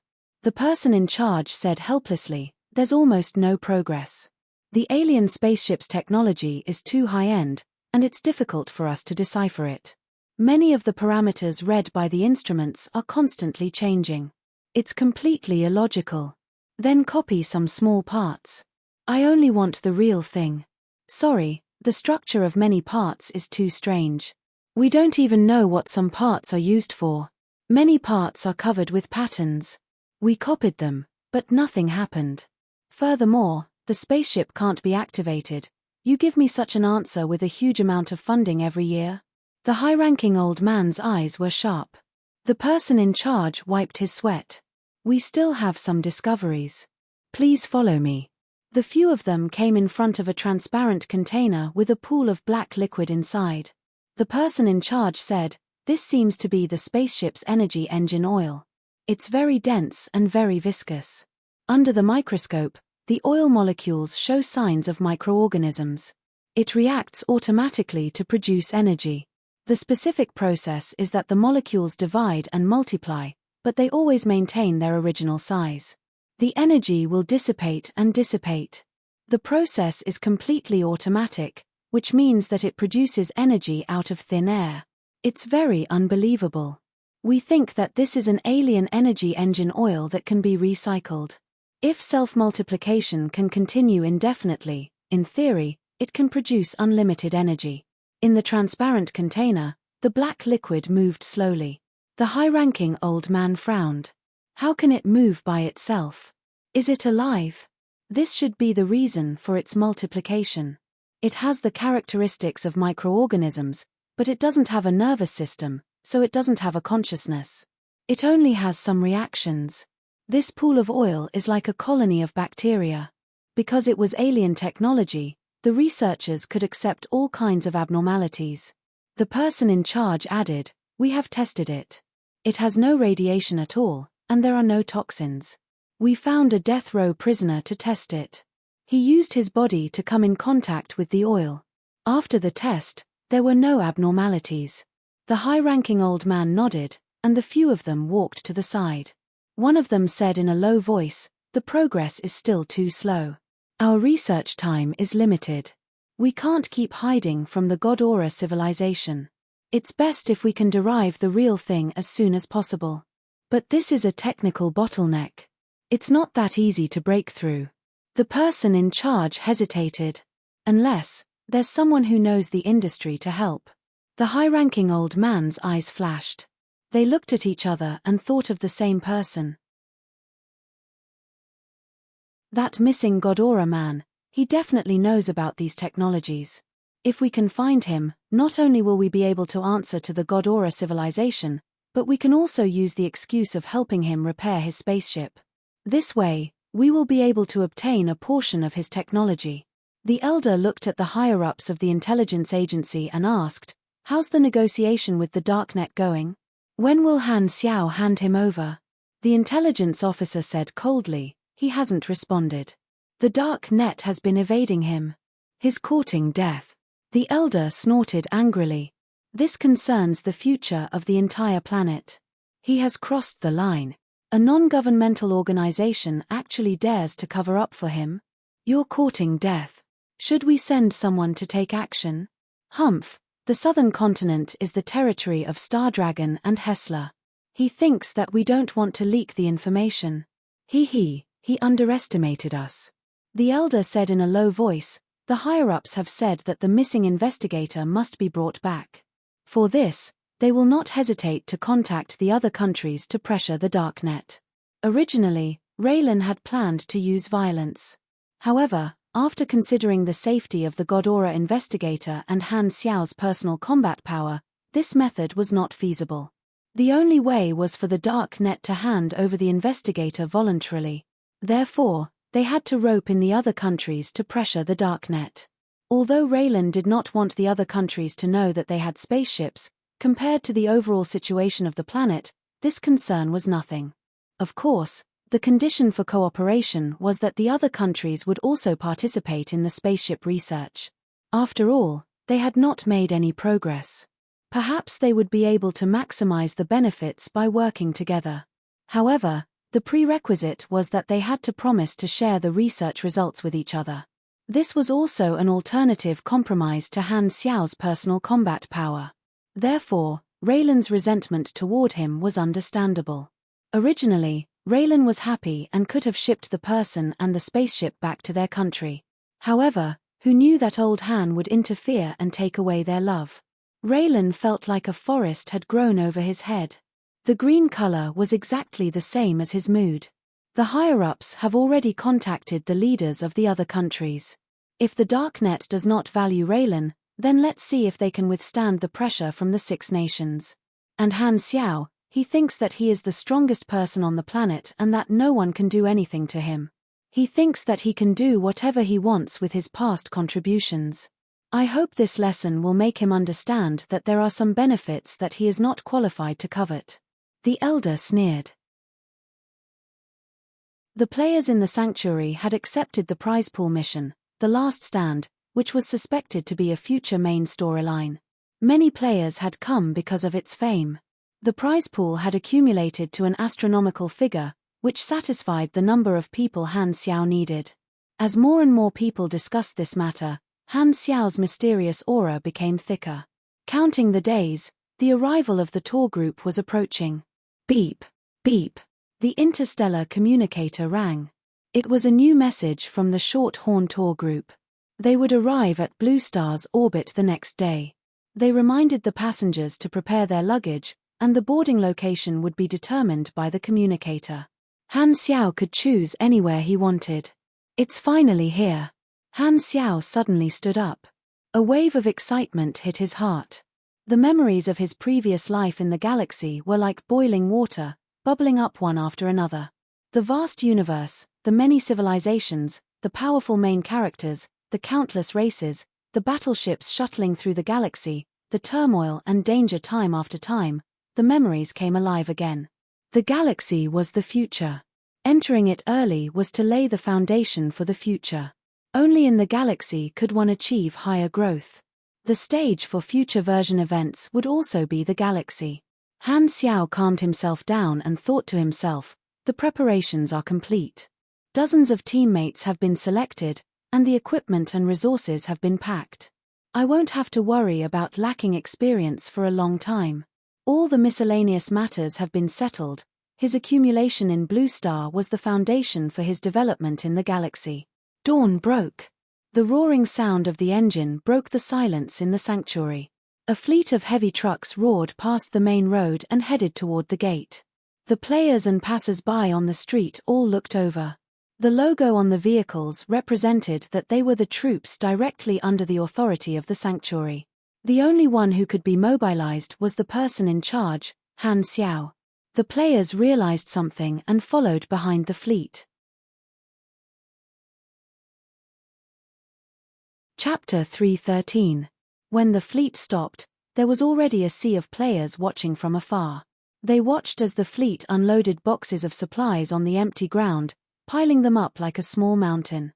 A group of chosen pro players waited on the side in 2s and 3s. Han Xiao, who attracted the most attention, was standing alone on the side, looking up at the sky as if he was waiting for something. Many players turned on the video function excitedly. So, he's leaving today. Everyone was curious about how Han Xiao was going to leave Blue Star. The players had been waiting for this for a long time. They all looked up at the sky with curiosity. It was dawn. The sun was slowly rising from the horizon. The sky was getting brighter and brighter, and the darkness was gradually dispelled. At this time, a black shadow the size of an ant suddenly appeared in the sky above the crowd. Only when they focused their eyes could they see that it was the outline of a spaceship that was slowly descending. Look, a spaceship. At first, the crowd was still discussing in amazement. However, as the shadow of the spaceship grew larger and larger in everyone's sight, the voices of discussion gradually died down. The noisy scene suddenly became dead silent. Tens of thousands of people opened their mouths wide. They were all speechless by the scene in front of them. When the spaceship was still high in the sky, its outline was only the size of a green bean. When it was a few hundred meters above the crowd, they realized that this spaceship was terrifyingly huge. Its mountain-sized shadow covered the sky silently above everyone's head, covering the sun and the sky. Oh my God! How big is this spaceship? Looking up from the ground, their vision was completely blocked by the spaceship. It was pitch black, and they could not see the end of it. Only the outline of the spaceship could be seen. The moment Short Horn Star landed, a poem appeared in everyone's mind. Dark clouds loomed over the city, threatening to destroy it. Short Horn Star, the main ship of the tour group, was a large travel spaceship with its own ecosystem. It could even be used as a mobile space station for long-distance travel in the universe. It was surrounded by probe devices and patrol defense cannons, as well as high-energy convergent shields. Just this large main ship alone could traverse the entire Blue Star. The crowd was so shocked, not to mention the chosen pro players. They all gasped. In their eyes, Han Xiao was only a Blue Star character. It was unbelievable that he could summon such a large spaceship. However, Han Xiao had displayed his remarkable abilities, and this group of teammates had also gained a lot of confidence. This scene was too impactful. It was filled with a sci-fi aesthetic. The mechanical monster and the environment had reached a perfect harmony. It had the qualifications to become a desktop wallpaper. The players fought to be the first to take photos and videos. A box-shaped floating cabin was detached from Short Horn Star. 4 jets were spitting out blue exhaust flames. It slowly landed in front of Han Xiao, kicking up a cloud of dust. This was an airdrop cabin designed to receive passengers on the ground. It was full of mechanical style and had a precise structure. It was all metal and pure mechanical technology. The cabin door opened, and the foldable gangway extended in front of Han Xiao. Let's get on the boat. I can't wait to have a drink. Kurlod couldn't wait to get on the boat, completely forgetting that he was no longer in charge of his savings. Han Xiao asked the players to be the coolies. They carried all the resource boxes up and then stepped into the airdrop pod. The pod door closed automatically, and the airdrop pod took off vertically, embedding itself in Short Horn Star. Then, Short Horn Star rose rapidly. Such a huge spaceship was flying silently, and there was no tail flame. It gave everyone a strong feeling of contrast. When the spaceship docked at the planet, it turned off its engine and only turned on its anti-gravity core to save fuel. Through the window, Han Xiao looked at the crowd that was slowly turning into ants and sighed in relief. I've finally taken this step after being in Blue Star for so long. The sky was high and the sea was wide. On the flat ground, countless players watched the spaceship disappear into the sky. The sun shone down again. Inside Sanctuary 3, Hella stood behind her sister. She put her hands on Aurora's shoulders. The two of them looked up at the short horn star that was descending. "Will he come back?" Aurora asked curiously. Hella was silent for a while. She shook her head slowly. "That's a wider world. Why would he come back when he's already out there? Sis, why don't we go with him?" Hella rubbed Aurora's light blonde hair and didn't say anything. "Sis, you're hurting me." Hella then realized that she had used too much strength. She immediately slowed down. The bear cub beside her roared at the sky a few times. It then laid on the ground and buried its head in its paws. It raised its butt and whimpered as if it was sad that its owner had left it. Aurora rubbed the soft fur of the bear. She was depressed. "Will we see him again?" she asked softly. "We will meet again sooner or later. But you just said that he won't come back." "Yeah." Hella didn't explain further. Aurora understood what Hella was trying to say. Her eyes lit up, and she was excited again. "He's gone." In Sanctuary 1, Bennett was video chatting with Huang Yu. He was listening to Huang Yu's report.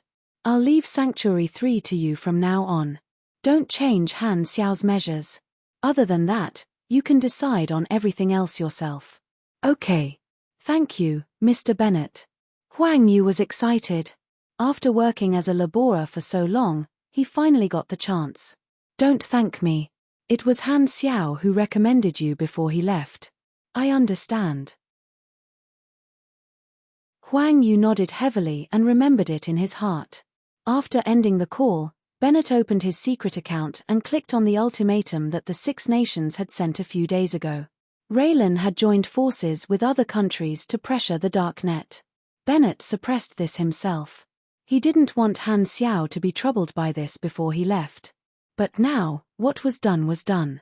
The way his old friend left was enough to shock the Six Nations. Even he was shocked. Bennett was very curious about how Raylan felt right now. There were too many witnesses to this incident, and it had a huge impact on the world. The video quickly spread on the internet. The people of Blue Star witnessed the scene of a mountain-sized spaceship landing on the planet. It was very shocking. Short Horn Star was so huge that it didn't hide at all when it landed, which shocked the Six Nations. When the satellites discovered Short Horn Star, the Six Nations panicked and were about to send out their air force to negotiate. However, Short Horn Star had no intention of negotiating with the government of the planet. Before the Six Nations could do anything, it just left. Blue Star was visited by such a huge spaceship, and the Six Nations were very worried. They hurriedly tried to find out the details. When they found out the truth, that Short Horn Star had only landed to pick up Han Xiao, the Six Nations' confusion instantly turned into shock. A mysterious giant spaceship that was countless years ahead of the Blue Star civilization level was actually here for Black Phantom? How did he do it? What other secrets was he hiding? Even if they knew that Black Phantom was very powerful, this was too shocking. It was beyond everyone's imagination. Chapter 314. As soon as Han Xiao left, Raylan could not do anything. Even they could not enter the galaxy, but Han Xiao did it so easily. The galaxy had always been hidden by a veil for the Six Nations. The communicator they got from Godora was a watered-down version. It was restricted to only communicating with Godora and could not use other functions. This was the suppression of the civilization level. The Six Nations could only compromise. Therefore, they did not know about the function of the Galactic Travel Agency and did not understand how Han Xiao did it. They even thought that there might be an unknown galactic organization behind Han Xiao. This guy had always been mysterious and kept them in the dark. As the ruling authority of Blue Star, they found out that one person had a backer that was stronger than the entire planet. This uneasiness and anger were indescribable. Raylan was the initiator of the pressure from the Six Nations. The pressure became meaningless, and they even revealed that they had a spaceship. They suffered a double loss and could not say anything. This difference in expectations was like students from the same village. The Six Nations wanted to beat Han Xiao in an exam, but they found out that he had already been recommended to a famous school in a big city. They could not catch up and were extremely disappointed. Through the porthole of the airdrop cabin, the ground gradually shrank. Shorthorn Star rose into the sky, and the sky turned dark. Shorthorn Star's anti-gravity engine operated silently and entered the dark outer space. At this time, the airdrop cabin shook. The huge spaceship was breaking through the atmosphere and entering the universe. The blue star's full appearance slowly appeared. The deep blue ocean and the land that was dotted with greenery could be seen from a bird's eye view. Han Xiao saw that the entire Andrea continent was charred black. The war and nuclear explosion had caused the most damage to this continent. His experience on planet Aquamarine flashed through his mind. He had started from scratch, completed the primitive accumulation of capital, and rose on this planet. Now, he had finally stepped onto a higher stage. Although he did not care about some of his friends on this planet, he did not leave without nostalgia. Although it was cool to not drag things out, the feeling of leaving a city without any worries was not as good as leaving behind some ties. Bennett, Hella, and Aurora. Although they were not very close, they were all people with great potential. Purely from the perspective of benefits, Han Xiao also hoped that Hella and her sister would have grown up the next time they met and could provide him with help. Looking at the planet that was gradually disappearing, he thought, "Wait for me to come back." Then, Han Xiao decisively looked away. He no longer looked at the planet and turned to look at the tunnel that led inside the spaceship. Kai.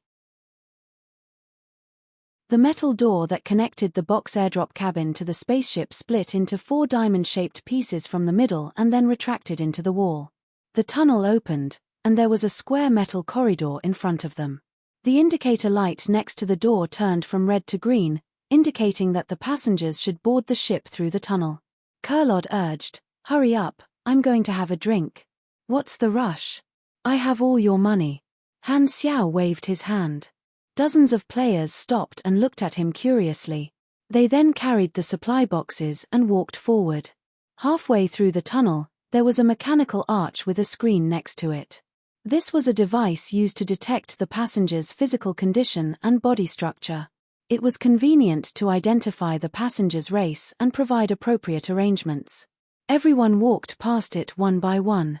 The screen showed that everything was normal. Then, a transparent container rose from the floor. It was filled with simple translation devices that were free for the passengers to use. Han Xiao asked everyone to put them on. Then, a synthetic female voice came out from the screen. "Welcome to the Shorthorn Star travel service. Your passenger number is SG-1853. You have reserved 50 seats. There are more than enough people. Please pay the fee." With a few more people, Han Xiao followed the instructions. He still had more than 700 aners in his account. Then, the voice said, "Amount confirmed. Class, normal class. Personal luggage storage function activated. Please store your luggage and continue forward." Then, a hole appeared in the wall. Inside was a running caterpillar that transported the luggage to the warehouse. After placing the supply boxes inside, everyone moved forward again. Finally, they reached the end of the tunnel. It was a large elevator. After everyone entered, the elevator started to move. It moved up and down and moved parallel to each other. Of course, the interstellar travel ship did not force the passengers to sit in their seats to complete the journey. Instead, it was more like a cruise ship. There were many entertainment and resting spaces on the spaceship. Different cabins had different resting spaces, and they were divided according to the environment that the species adapted to. For example, species that were adapted to oxygen and low gravity would be in the same hall, just like Han Xiao. Species that lived in special environments also had their own places. For example, there were aquatic creatures, anaerobic creatures, and light-sensitive creatures. There were many situations. The elevator suddenly stopped. The door opened, and a bustling scene greeted them. In front of them was a huge space. This was the hall of the normal class. It was very spacious, and there were all kinds of entertainment facilities. It was like a combination of a bar, a banquet hall, and a party venue. There were bars, resting areas, and private rooms. On one side of the hall was a huge window, and one could directly see the bright universe outside. The stars were like a long river. All kinds of species came and went. A creature that looked like a birdman with feathers was chatting with a lion in clothes. Beside them, there was a bearded dwarf and a creature with a beast head with long fangs drinking. The smells and sounds of different creatures mixed together to create a strange feeling. The players had an inexplicable feeling of uneasiness. This was the first time they had come into contact with another race. What race is that? His head is like a wooden club. Second Prince was amazed. Yours is quite similar too. Sun Eggplant laughed. Don't always bully him. You are violating my rights, King Admiral said lazily. The veins on Second Prince's forehead bulged as he gave the two of them the middle finger. Rainy Kim stared at the window, admiring the starry sky like a silent beauty. Twinkle Fried Rice slowly moved to her side. He hesitated and wanted to talk to her, but his shoulder was pulled back by Hao Tian. Hao Tian dragged Sleepy Winter and Twinkle Fried Rice and said seriously, "We will act according to the situation later. Let's see if we can trigger some missions." Fried Rice, why do you look so bitter? The players were shocked, and they whispered among themselves. Han Xiao, however, was not surprised. The universe was bizarre and variegated. He had seen too many races and was very experienced. Soon, a humanoid female steward in uniform walked forward. Her skin was light red, and she had a polite smile on her face. The female stewardess quickly scanned the crowd and walked in front of Kurlod. She smiled warmly and said, "Respected Godoran, your room is ready." In the Colton star cluster, Godora was a well-known race. They had a high status, and travel groups were like public transport spaceships. It was a cheaper way to travel, so it was rare to see a Godora. The steward treated Kurlod as the leader at first glance. As for Han Xiao and the others, she ignored them. Kurlod was a little surprised. He glanced at Han Xiao and nodded. "Okay, got it." The flight attendant gave Kurlod the room number and permission, then winked at him before leaving. She was obviously trying to seduce him. Godorans were very popular, so this female flight attendant of the Anwei race did not mind doing something with Kurlod. Some races could be mixed, and some had reproductive isolation. The races in the universe were very open. Kurlod was a pure-blooded, so he was not interested in females of other races. He turned around and gave the thing to Han Xiao. Han Xiao put it away casually. He was happy that Godora was the leader and the shield. Kurlod said, "We are on the ship. The deal is done. When can I contact the headquarters?" "Don't worry. The final stop is Jubilee Hub. You can go home by yourself. I won't stop you." "That's great." Kurlod rubbed his hands and said awkwardly, "I want to go for a drink. That's all. Don't drink too much." Han Xiao transferred 10 annas to him and sighed to himself. Extorting the other party's savings and giving them pocket money, there were not many good people like him in this world. After getting the money, Kurlod ran to the bar happily. He was a hedonist, so he spent most of his money on drinks and energy drinks. Han Xiao brought everyone to the room. The players looked around curiously, and Bun Hit Dog recorded excitedly. From time to time, other races would look over, but they would look away. The universe human race was very common in the galaxy, and there were quite a number of such races in this economy class hall. When they reached the door, Han Xiao thought for a while, turned around, and said, "You guys can do whatever you want. Ask around for information about the passengers." The players could not hold back their curiosity, so they quickly scattered. The players were his eyes and ears, so he did not need to ask around himself. Furthermore, the players might be able to accept missions from the passengers and earn annas. He could use some methods to exchange for items, so it was like the players were earning money for him. Chapter 315. After sending everyone away, Han Xiao walked into the room alone and let out a long sigh. He finally had the chance to be alone. The first step of entering the galaxy was complete. There were many possibilities in the galaxy, and there were many plans for his next move. He needed to decide on a route. Firstly, he was located in the Garten star system of the Colton star cluster. According to his strength, this area was dangerous but just right for him to develop. He was a LV-70 mechanic, grade C, and could be considered the backbone of the supers in the Colton star cluster. It could be seen that the universe was divided into many star fields, and the Colton star cluster belonged to the shattered star ring star field. The shattered star ring was located at the edge of the visible universe and was considered a remote place. Its name came from the structure of the star map. This star field was like a scattered broken star ring, and the various star clusters were part of this ring. The ring surrounded the center of the shattered star ring, which was a very dangerous place. There was an extremely large group of unstable wormholes, and all kinds of garbage would be thrown in from time to time from various star fields, forming a garbage dump. Because of this, scavengers were very active in the shattered star ring. There was a saying that was often used: where there are people, there will be trouble. There were many unorthodox jobs in the universe, such as space pirates, scavengers, mercenaries, colonists, and so on. The shattered star ring did not have a strong ruling regime, only scattered star cluster and star system level civilizations. Therefore, there were many unsafe areas. The shattered star ring was under the jurisdiction of West Sandlin in name, but this civilization only sent emissaries to the office and rarely interfered. West Sandlin was the official name of the Universal Civilization, Radiant Federation. The bigger the area, the more dangerous it would be. Han Xiao remembered many opportunities, but based on the current situation, it was best to stay in the Colton star cluster and develop first. It was currently version 1.0, and he did not know everything about the galactic storyline during this period. After all, logically speaking, the players should not have come into contact with the galaxy at this stage. However, some of the large-scale missions should not have changed. The first step is to obtain information. Jubilee Hub is a place where many organizations have offices. I can try to rely on one of them and obtain the initial information. Han Xiao thought to himself. As long as he got the information, he would be able to deduce some large-scale storyline quests that were suitable for him.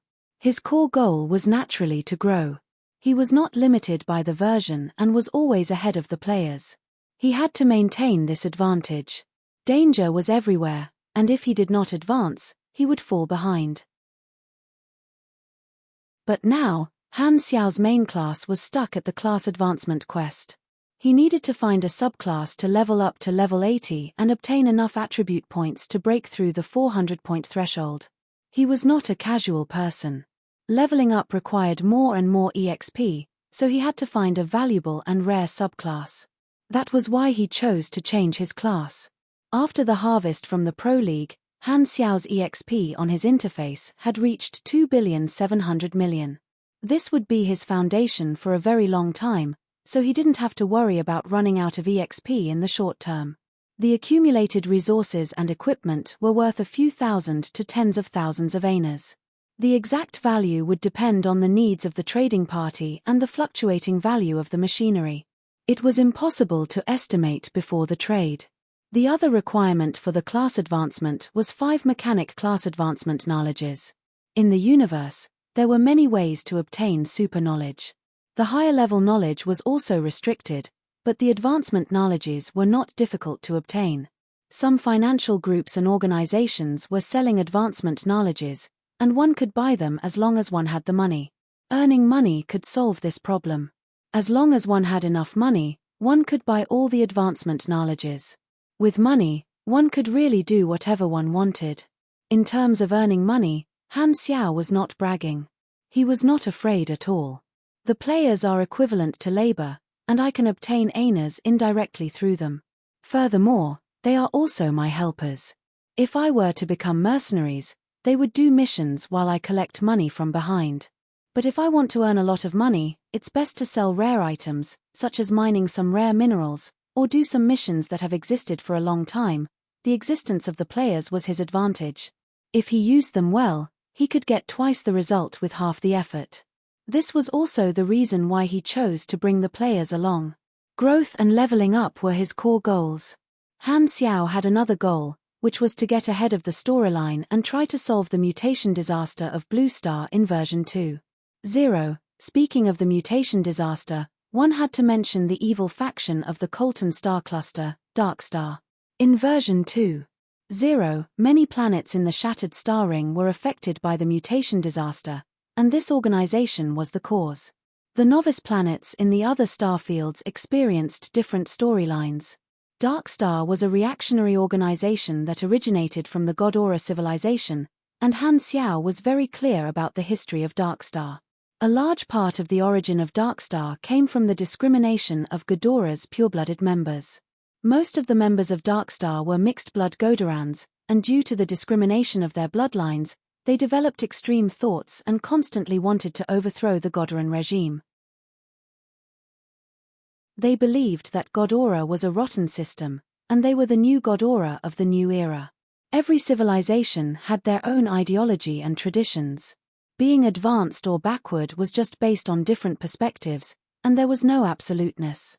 Perhaps being tolerant was truly being advanced. Civilizations had their own specialties. Respecting the traditions of other civilizations and species, tolerating each other during negotiations, but not completely accepting each other. This was the norm for civilizations in the universe. Of course, during the early stages of space exploration, there was no lack of civilizations with different ideologies, characteristics, and habits that could not be reconciled. For example, there was basically no possibility of communication between humans and species that ate humans. However, these extreme civilizations were either dead or injured, and as the super-civilizations spread order, these species had no choice but to accept each other's existence. God-Aura originated from magic, and before they came into contact with the universe, the God-Aura were all pure blood. Only after they started to mate with other intelligent species were mixed-blood God-Aura born. Thus, the pure-blood theory started to spread, and traditions were valued. Those in power were all pure-blood, and thus, the pure-blood and mixed-blood classes started to be separated. As God-Aura grew, more and more mixed-bloods were born, and the bloodline talent of the God-Aura was gradually diluted. Thus, more and more purebloods were valued, and the extreme purebloods did not even consider the mixed-bloods as the same race. The conflict became more and more intense, and in the end, Dark Star was born, going against God-Aura in every aspect. If I want to solve the mutation disaster, I have to start with the God-Aura civilization, Han Xiao thought to himself. The mutation virus had a very high latency, and in his previous life, it had only attracted attention when the mutation disaster actually happened. The only thing he could do now was to prepare for the worst. These two goals were the main focus of his current plan. He thought about the details of the plan, turned on his communicator, and browsed through the galactic channel to understand the current situation of the Colton star cluster. At this time, a notification came from the broadcast. Everyone, please return to your rooms. The spaceship is about to accelerate and enter the light warp path. There may be some turbulence, and if you feel dizzy, please do not panic. This is a normal reaction. Rapid footsteps could be heard outside the door, and all the passengers returned to their rooms. Kurlod and the players also returned. Black safety belts popped out from the wall. For such a low-level travel group, there was no need to hope for protective compartments. After buckling up, the room door was automatically locked, and a roar could be heard from within the spaceship. The metal walls and floor trembled non-stop. Immediately after, a pushing force pressed down on everyone and pressed them to their seats. This was the reaction force that had been weakened many times by various devices. Shorthorn Star spewed out a blazing tail flame, and its speed kept increasing. Streaks of light suddenly appeared outside the dark window, as if they had entered a tunnel of light. Buzz! Just as the pushing force reached its peak, Shorthorn Star suddenly flashed and turned into a beam of light. The engine was running at full power, and they entered the warp path. Under the effect of the internal stabilizing device, the reaction force was quickly reduced, and everyone's bodies relaxed. Next stop, Star Zone 5 of the Garten star system. Travel time is 3 days. Please enjoy the journey. For 3 consecutive days, Han Xiao remained low-key on the spaceship. The players, on the other hand, were very friendly. They talked to the passengers and helped them enthusiastically. This was the first time that this group of passengers had seen such friendly humans. After chatting with them, They could tell that the players had limited knowledge and were probably natives. Kurlod was drinking a dark blue wine at the bar. At this time, a mixed-blood human with pointy ears and thin cheeks walked up to him and threw an Aina's coin to show that the drink was on him. He smiled and said, "You got on the spaceship from Blue Star? That low-level planet only has a low-level civilization, and the people you brought on the spaceship are all natives. What does that have to do with you?" Kurlod glanced at him. "Hehe, are you interested in doing business with me? My name is Cecily, and I'm in this business." This person was wearing gloves, and he quietly opened a gap to reveal the tattoo on the back of his hand. The tattoo was a bird wrapped around a chain. This was the symbol of a slave trader, and it could be considered as a scavenger business. Kurlod waved his hand impatiently and said, "F***ck off, I'm too lazy to talk to you." Public spaceships were a mix of good and bad people, and there were many grey organizations that were looking for fat sheep. Therefore, those who could afford it did not want to take the Galactic Travel Agency. Kurlod hated coming into contact with scavengers, as it ruined his mood. He was not even in the mood to drink his favorite dark blue star bubble. "Don't be in such a hurry to reject. I can see that the natives you brought are all supers. The market price for supers is pretty good. Why don't you consider it?" Cecily said patiently. At this time, Han Xiao's voice sounded behind the two of them. "I think you should leave."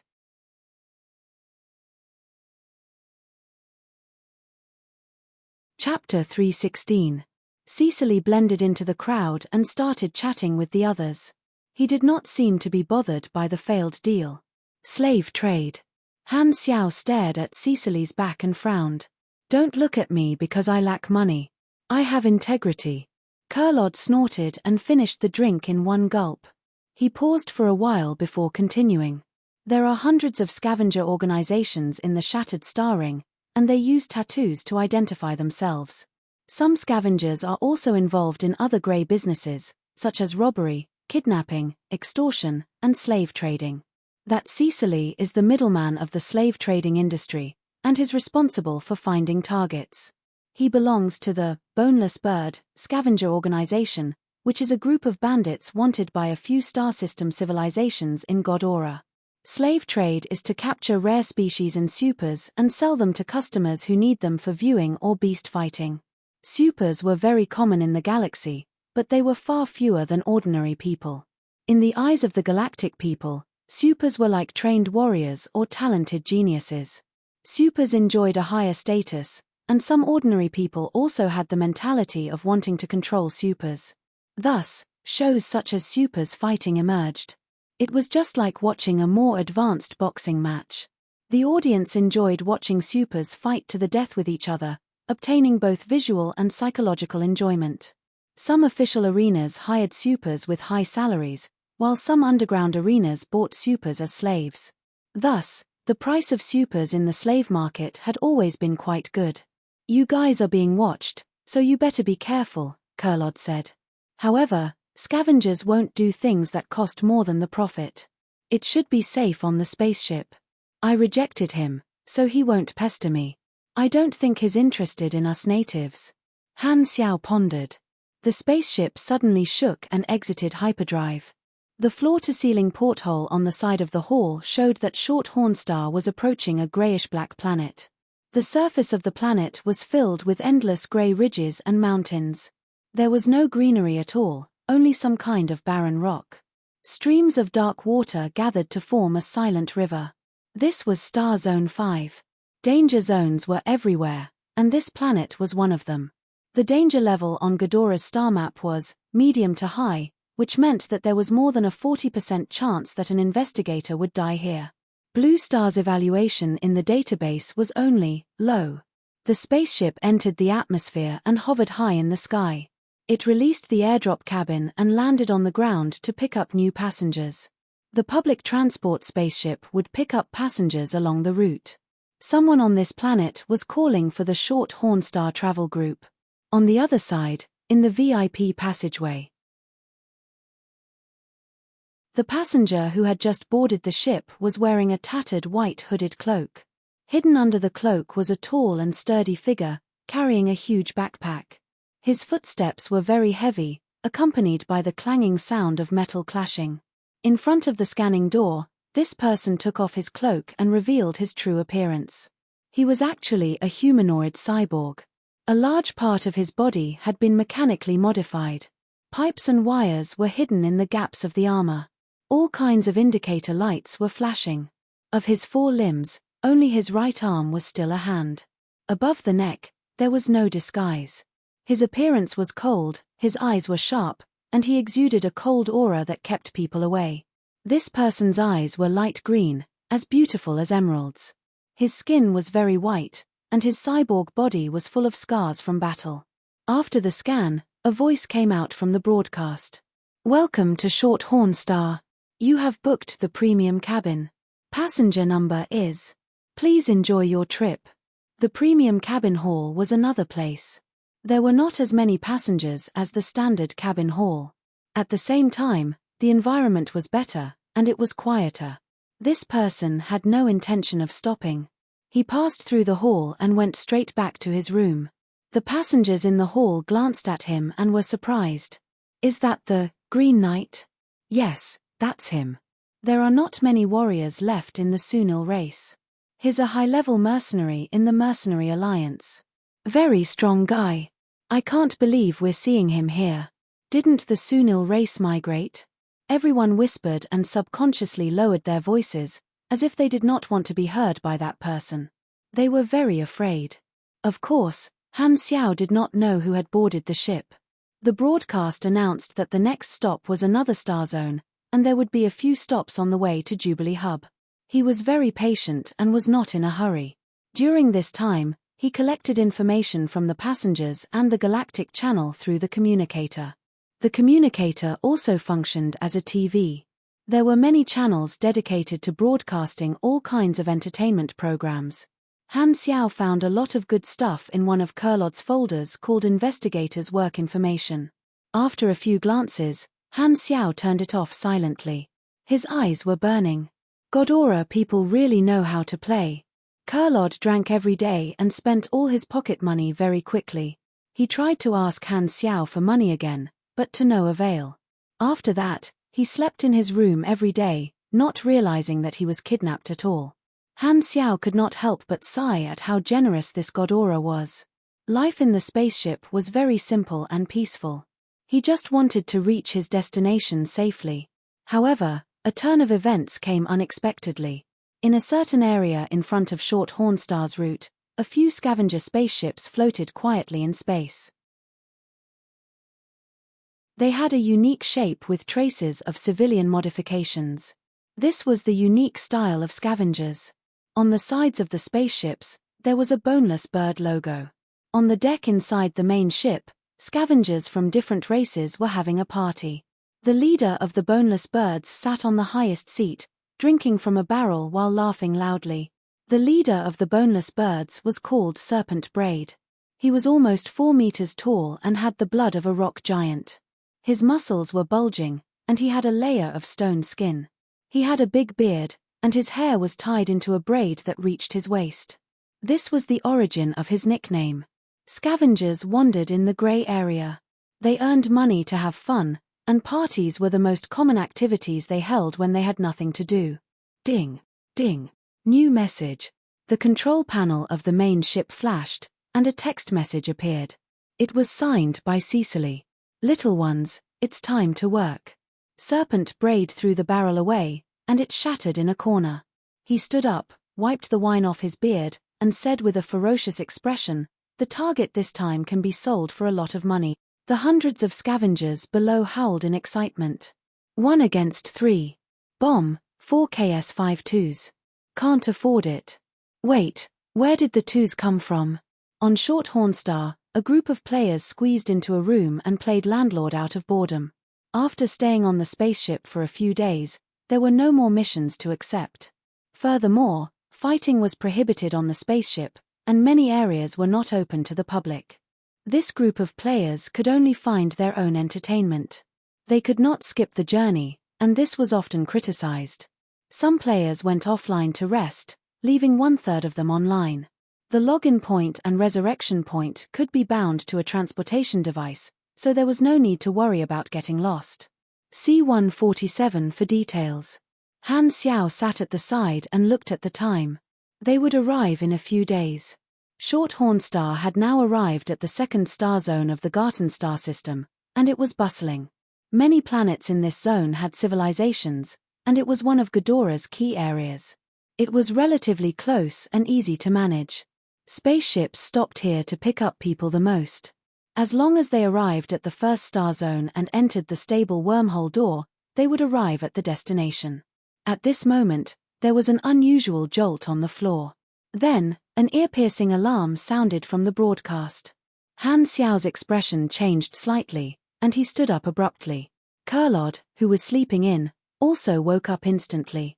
The two of them hurriedly walked out of the room. The players behind them were confused, but they knew that something must have happened, so they followed the two of them.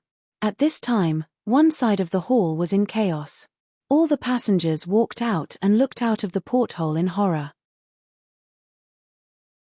Explosions of various colors were flashing outside, but because there was no sound in the vacuum environment, there was a great terror in the silence.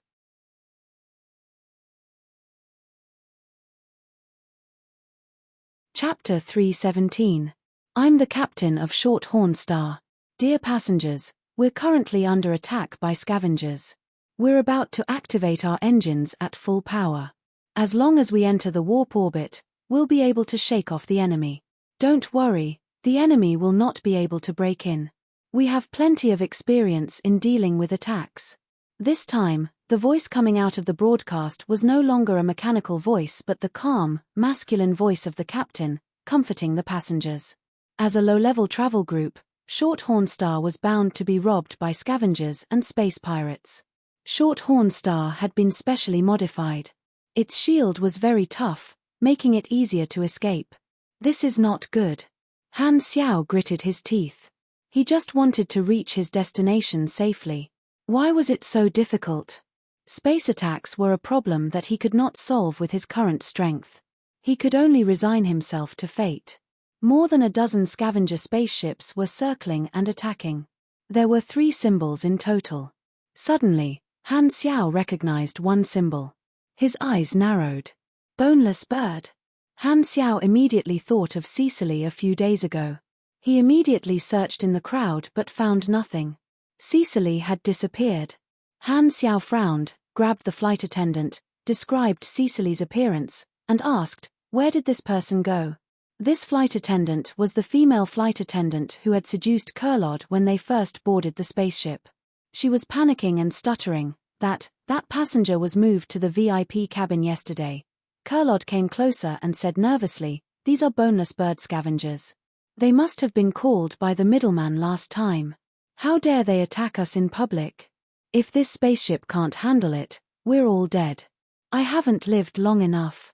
Of course, no one has lived long enough. Cecily had a force behind him, so he could call for help.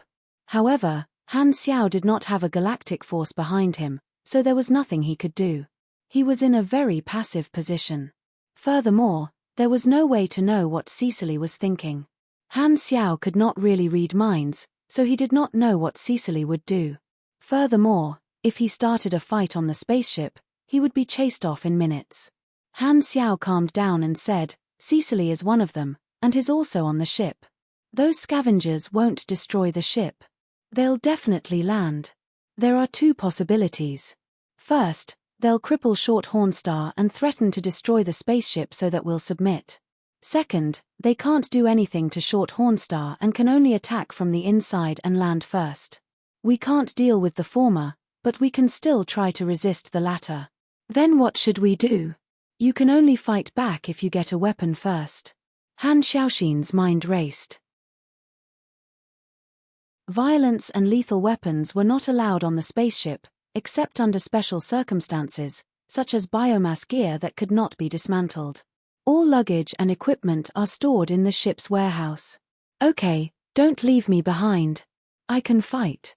Kurlod looked like he was following Han Xiao's lead. Han Xiao immediately grabbed the female stewardess and yelled, "Where's the warehouse?" The female stewardess heard the conversation between the two and widened her eyes in shock. She finally realized that the God-Aura man was actually a follower. She had misunderstood and thought that this low-key human was the leader. She quickly came back to her senses and pointed the way while trembling. Han Xiao did not say anything and was about to rush out of the hall. The female stewardess hurriedly said, "Hey, don't go. The spaceship has entered safe mode. The exit of the hall is locked. No one can get out." Bang! The players behind him all used their strongest attacks. With a loud bang, broken mechanical locks scattered all over the floor, and the metal door flew out. Han Xiao did not slow down at all. He rushed out with the others, leaving the passengers in the hall panicking and hesitating. The scavengers and Short Horn Star were still in a stalemate. The situation was unclear. Most of the passengers were watching in fear. He was not acting on impulse. Han Technician never liked to let others decide the result. Whether the scavengers could break in or not, he had to plan ahead and take advantage of the situation. If Short Horn Star could escape successfully, that would be the best result. If it fell, it would be crucial for him to take action in advance. It would be too late to start preparing after the enemy broke in. The group ran for almost 10 minutes. The vibrations from the attacks did not stop. They could feel the reaction getting stronger and stronger, which meant that Short Horn Star was accelerating crazily. However, it still could not enter the warp jump orbit. Han Xiao knew that something was wrong. Many pieces of equipment could prevent spaceships from entering the warp jump. Since the scavengers were robbers, they would definitely be equipped with such equipment to prevent their prey from escaping. Suddenly, the spaceship vibrated dozens of times stronger than before, accompanied by a roaring explosion. Everyone staggered and almost fell. Han Xiao's expression froze. The space environment was a vacuum. The sound meant that the enemy had broken in and the shield had been breached. Oh my God, this captain jinxed it. The moment the sound was heard, a notification popped up on the interface. You have triggered an emergency mission. Protect Short Horn Star. Mission introduction. For some reason, a few groups of space scavengers have their eyes on your tour group. They are preparing to land on Short Horn Planet and attack it. An endless stream of scavengers boarded the ship, intending to capture all the passengers in one fell swoop. Your fate is closely tied to this spaceship. Mission requirements: defeat all the scavengers and protect Short Horn Star. Reward: 350,000 experience, 1,500 ANAs, regional reputation unlocked. It seems that the scavengers chose the second method. In addition to the boneless bird, there are 2 other scavenger groups that I don't know. The reason why they acted together and attacked us is definitely not just to catch a group of slaves. Han Xiao's eyes flashed. He turned around and saw that the 20 or so players behind him were in a daze, which meant that they were looking at the interface. After thinking for a while, he knew that they had triggered the same mission. This meant that he did not need to spend his quota. Han Xiao did not have time to think about the reward. He turned on his communicator but realized that there was no signal. There was only one explanation for this situation, which was that the scavengers had some advanced equipment that could block communication. They were definitely using it to prevent their prey from calling for help from the nearby civilizations. It was clear that they were well prepared and determined to succeed. The enemy has already broken in. Han Xiao said in a deep voice, "We can't count on the guards of the spaceship. I don't want to wait for death. We have to protect this spaceship. I have a plan. First, we will go to the warehouse to get our weapons. Then, we will split into 3 groups. One group will go to the main control room, and the other group will go to the captain and the officers. They have the authority to control the spaceship, and the enemy will definitely go for these 2 targets when they come in. We are racing against time, and it is very likely that there will be a head-on battle. We know nothing about the enemy's strength, so we have to be careful. The last group will go find the emergency escape spaceship. Such a large spaceship definitely has such a measure. This is our last resort." It was very advantageous for the players to split up. They could communicate with each other through the interface and not be blocked. Using this function, Han Xiao could control the situation by asking the players around him. No one had any objections and followed his orders. Without further ado, Han Xiao led the team and rushed to the warehouse. On the side of Short Hornstar, a hole was created in the shield. Before the shield could repair itself, 7 scavenger spaceships extended hard mechanical rams from the heads of the spaceships and smashed into Short Hornstar. Thick smoke billowed out of the hole, and a large group of scavengers successfully boarded the spaceship and entered. Hundreds of scavengers held all kinds of guns and shot out beams and bullets. They fought fiercely with the bodyguards of Short Hornstar. From time to time, someone would scream and fall. The gunshots were very intense. Most of the soldiers were ordinary people of various races. There were also a small number of supers. One of the spaceship bodyguards was an insectoid pugilist. He had 6 arms and used the 6-blade stream. He moved nimbly in the crowd, and the scavengers fell one after another with blood spurting out. Who? Suddenly, a huge black shadow covered this insectoid pugilist and quickly descended. The strong wind pressure was like a black hole, sucking away the air nearby. Everyone around felt suffocated. Hiss. The insectoid pugilist let out a shrill cry and raised his 6 blades to block. Boom. The insectoid pugilist disappeared instantly. The deck caved in, but the edges of the deck protruded like a crater. A huge war hammer was slowly raised. The head of the hammer, which was about 1 square meter in size, was stained with the green acidic blood of the insectoid pugilist. White smoke was coming out of it, and it kept dripping. With one hit, the insectoid pugilist was turned into a paper man. Serpent Braid carried the long silver hammer with one hand. The alloy handle of the hammer rubbed against the rock skin, making a cracking sound. He yelled, "Kill all the guards quickly. The gazers will clean up the main control room, and the beast hoof will control the hostages." For this mission, Serpent Braid had invited the help of 2 other groups of scavengers called the Gazers and the Beast Hoof. As for the others,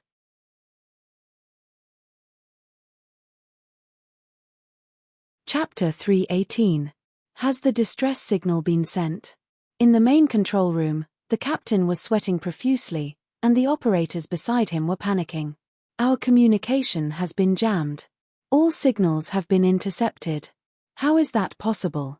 Short Hornstar's communication system is a high-grade product bought from a galactic civilization.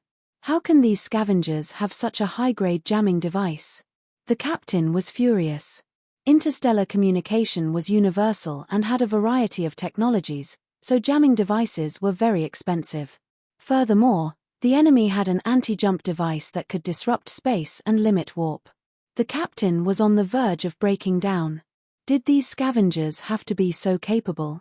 Short Hornstar could not escape or call for help. It was surrounded by scavengers. They could still hold on for a short period of time with the shield and armor of the spaceship. There was still hope for them to escape. Perhaps the high-energy reaction here would be captured by Ghidorah's detectors, and the guards would come to help them. In a prosperous galactic region, the ruling civilization would maintain the security of the galactic region. Detectors were very sensitive, and some of them were fixed in position. They were monitored by artificial intelligence in real time, which was equivalent to a warning zone. If something like what happened to Short Hornstar happened, they could move toward the detectors and alert them indirectly. Usually, the signal strength of the detectors was military grade. There was a high chance of breaking through the jamming device, or the warning zone was larger than the jamming device. At this time, Short Hornstar was flying toward the nearest detector. They could not warp, so they could only fly. At full speed, they would reach the warning zone in about 20 to 25 minutes. The scavenger spaceship was small and sensitive. It had a strong jamming ability, and its attack power was mediocre. The shield could barely hold on for this period of time. However, the enemy that had boarded the spaceship was an imminent danger. The bodyguards on the spaceship were retreating, and the enemy's target was definitely the main control room. Once the main control room was taken over, it would mean that Short Hornstar was lost. They could only dream of escaping. Only a third of the bodyguards are left. They're retreating. They can't stop the enemy. It's over. The scavengers are heading toward the main control room. Captain, what do we do now? An assistant looked at the screen and trembled nervously. Try negotiating. The captain clenched his teeth and turned on the radio. With a glimmer of hope, he expressed that he was willing to pay for the passage fee. There was no response from the scavengers. It was obvious that they wanted to swallow the entire spaceship. The scavengers had blocked the signals that were emitted outwards. The ship's internal broadcast was an independent line, so it could still be used. On the screen, the guards fell to the ground one after another. The captain was burning with anxiety. Suddenly, his expression changed and he hurriedly asked, "Quick, pull up the passenger list. Is there anyone powerful?" Soon, someone filtered through the passenger list, and the identity information of a few people was displayed. They were all combat personnel with some small names, and the most famous of them was the high-level mercenary, Green Knight. Green Knight. It's him. That's great. The captain was overjoyed. He hurriedly turned on the radio and said, "Dear passengers, the situation is very urgent. The scavengers are rushing to the main control room. I hope that passengers with combat strength can help. This is also saving yourselves. I will pay a high reward." In the current situation, they had no choice but to make every possible effort. They had to defeat the enemy boarding the ship in order to have a chance to escape. The passengers were their last straw of hope. The captain could only place his hopes on the passengers, especially the famous Green Knight. He secretly prayed. Hoot! The warhammer swept horizontally, creating a shockwave that sent a large group of spaceship guards flying. Serpent Braid swung the warhammer with one hand and did not stop moving. His entire body was shrouded in stone-grey pugilist flames. Bullets and low-energy beams hit his body, but they only left white marks on his stone-like skin. This was his racial talent, which made him very resistant to attacks. He laughed maniacally, and like a hot knife through butter, he beat the guards until they were forced to retreat. The battle inside the spaceship continued, and the external shield kept exploding, mixing into a flamboyant tune. "Where are we now?" "Boss, the VIP cabin is in front. Cecily is waiting for you there." Soon, the metal door of the VIP hall appeared in front of them. It was locked. This time, Serpent Braid held the handle of the warhammer with both hands, spun it twice, and smashed it. With a bang, the door caved in, and it flew in. Cecily walked out with a smile. "You're finally here. Well done. Where is that God-aura guy?" "The economy cabin." "Very good." Serpent Braid grinned, turned around, and saw a group of cowering passengers. He ordered, "Capture all of them as hostages. Some of you stay behind to guard." A group of scavengers took out small black metal rings and put them on the hands and feet of the passengers, which automatically extended into mechanical shackles. They were very thick and tightly locked the hands and feet. Ordinary supers would not be able to break free, and this group of passengers was captured as hostages. There were a few supers among the passengers, but there were too many scavengers, and Serpent Braid was too strong. They were afraid of death and did not dare resist. Then, Serpent Braid went to the economy cabin and captured this batch of passengers. He searched carefully, but he could not find the God-aura guy. He was furious. "I just moved to the VIP cabin yesterday, and the spaceship has not docked. He must still be on the spaceship," Cecily said hurriedly. Serpent Braid grabbed the head of a passenger and roared, "Where did that God-aura guy go?" They broke the door and ran out," the person replied hurriedly. Bang! His head was crushed, and blood splattered on the faces of the other hostages. Screams could be heard everywhere. Serpent Braid waved his hand and said angrily, "He actually ran away. Go find him immediately." Before he could finish, the voice of another group of scavengers came from the communicator. "Request for help, request for help. We encountered powerful supers on the way to the main control room. We were stopped. Request for help. Boss, the target is on the spaceship. He won't be able to escape. Let's take over the main control room first. As long as we seize the spaceship, we will be able to find the target sooner or later," Cecily said hurriedly. Serpent Braid nodded. "Then, let's go to the main control room. Cecily, take some people and stay behind to control this group of passengers." "No problem." The economy cabin passengers were shackled and thrown to the side. The scavengers raised their guns and aimed at the passengers. The passengers did not dare to act rashly and trembled in fear. Serpent Braid led the people to the main control room. The spaceship was not small, so it took them a while to arrive at the scene. The corpses of scavengers were everywhere. Serpent Braid's vision flashed, and a fountain of green light erupted at the end of the tunnel. A dozen scavengers crashed into the wall, their bodies twisted, their bones broken. The Green Knight blocked the tunnel of the main control room with a cold face.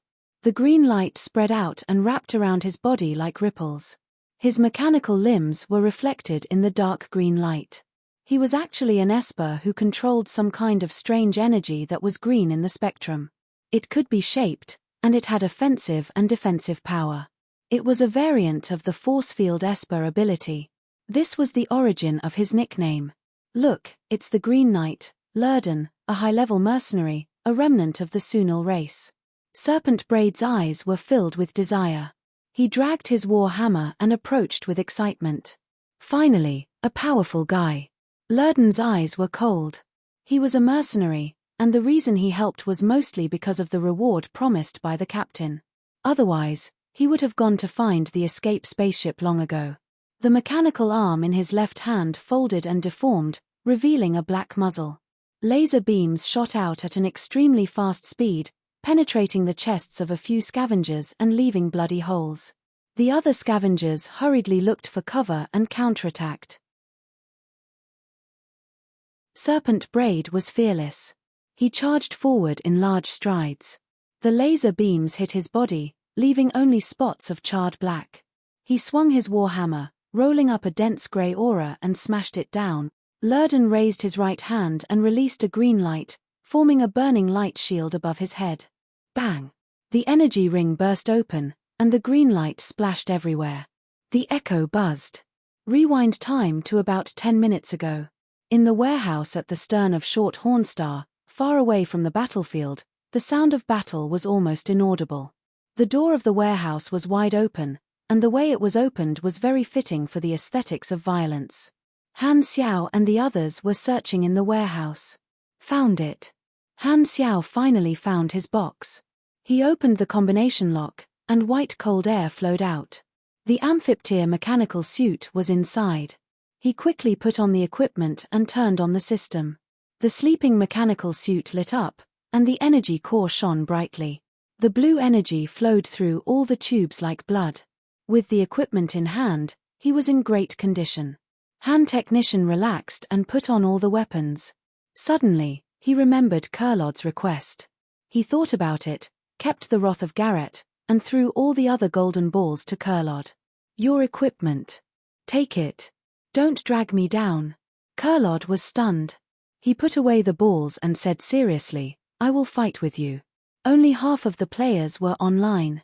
More than 20 players had gotten their weapons. Han Xiao said in a low voice, let's split up. Now let's assign the teams. The plan was to split into 3 teams. Mad Blade, fried eggplants with fish, and another team would control the emergency aircraft and find a way out. The Temple of God, Dynasty, and the others would cut off the scavengers' escape route and the entrance to Short Hornstar. Kurlod and the rest of the players would follow him to the main control room. This was the most important route. At this moment, the broadcast sounded. The captain's request for help from the passengers was heard. After hearing it, Han Xiao's eyes lit up.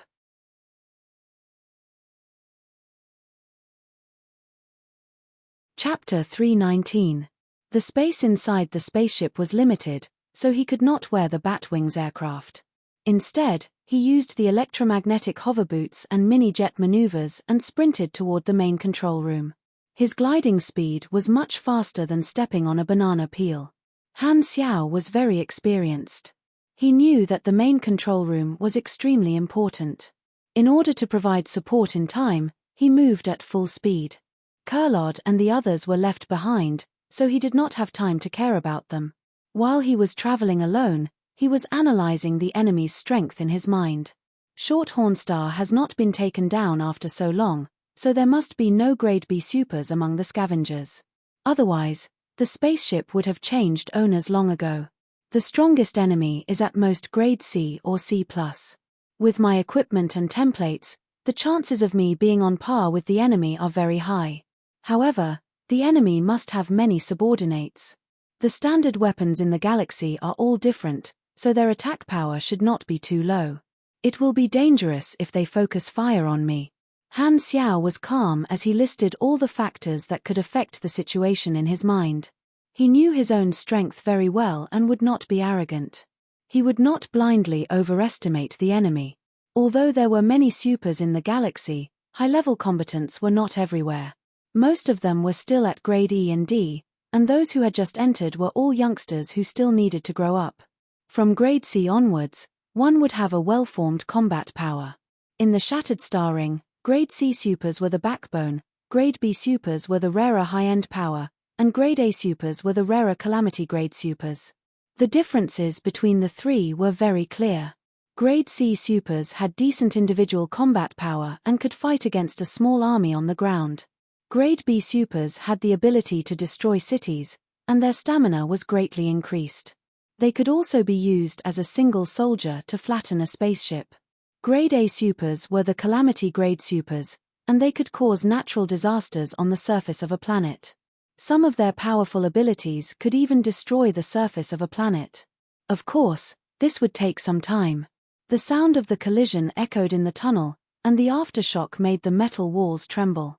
The green light collided with the war hammer again, and the two of them took a big step back. Kai! A gust of hot air blew out of Lurden's back, releasing the pressure from the mechanical body. He breathed heavily, and his face was covered in sweat. His already pale face became even paler. Esper abilities required energy, and the mechanical prosthetic body did not produce energy. Lurden's Esper ability did not last very long. The mechanical prosthetic gave him a plethora of combat weapons, and his body was tougher, so he would not die so easily. However, it also came with a price. He would not last long and would wither very quickly. At this time, the mechanical prosthetic body was damaged everywhere, emitting electric sparks. Serpent Braid was very fierce and strong, but Lurden was confident that he would not lose to him. However, the most troublesome thing was that this was not a one-on-one battle. Hundreds of scavengers were hiding and shooting at him secretly. He had to pay attention to stray bullets at all times, so he wasted a lot of energy to create an energy shield. His attention was also diverted, and many of his injuries were caused by the other scavengers' sneak attacks. At the end of the tunnel behind Lurden was the door of the main control room. Once he left, the main control room would be in danger, which greatly restricted his actions. He did not dare to go around Serpent Braid to deal with the scavengers first.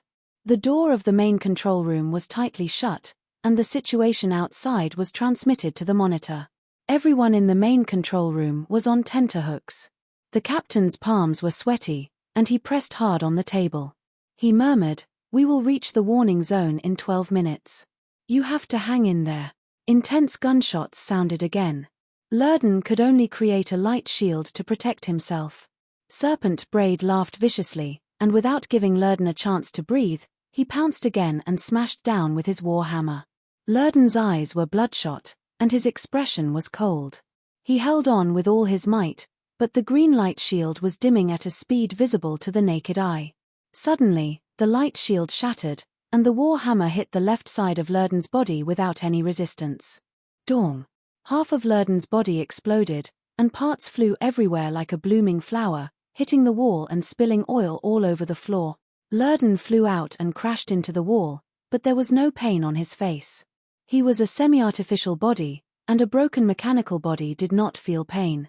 This artificial body technology was more mature than the Germinal organization's half-baked technology, and of course, it would not harm his life. Flames suddenly spewed out from the soles of his feet, and he flew up, leaped over Serpent Braid, and fled the battlefield without hesitation. The reward was the reason he helped, but Lurden valued his life more. With half of his body broken and the situation critical, he immediately fled without hesitation. He was so rational that he was indifferent. This spaceship will definitely be lost. No matter what the scavengers want to do, I am not their target. We should not be far from the warning zone now. As long as I get on the emergency aircraft, I will be able to escape. The scavengers will not chase after me. Seeing Lurden turn around and flee, the captain's body suddenly turned soft. He sat down on the chair and closed his eyes in pain. It's over. It's all F*King over. The Green Knight had been beaten away, and the enemy was so close to the main control room. What hope was there? Serpent Braid suppressed his desire to chase after them. Remembering the main mission, he waved his hand and led them to the main control room door. Panic and bewilderment filled the air. Everyone was terrified. With every step the scavenger took forward, the captain's heart sank. This situation was already hopeless. The captain could not think of any way to turn the situation around. He could not help but think of his wife, child, and mistress back home. He could not help but feel sad. Just as Serpent Braid was about to smash open the door, he suddenly heard a boom. A surge of heat quickly approached from behind.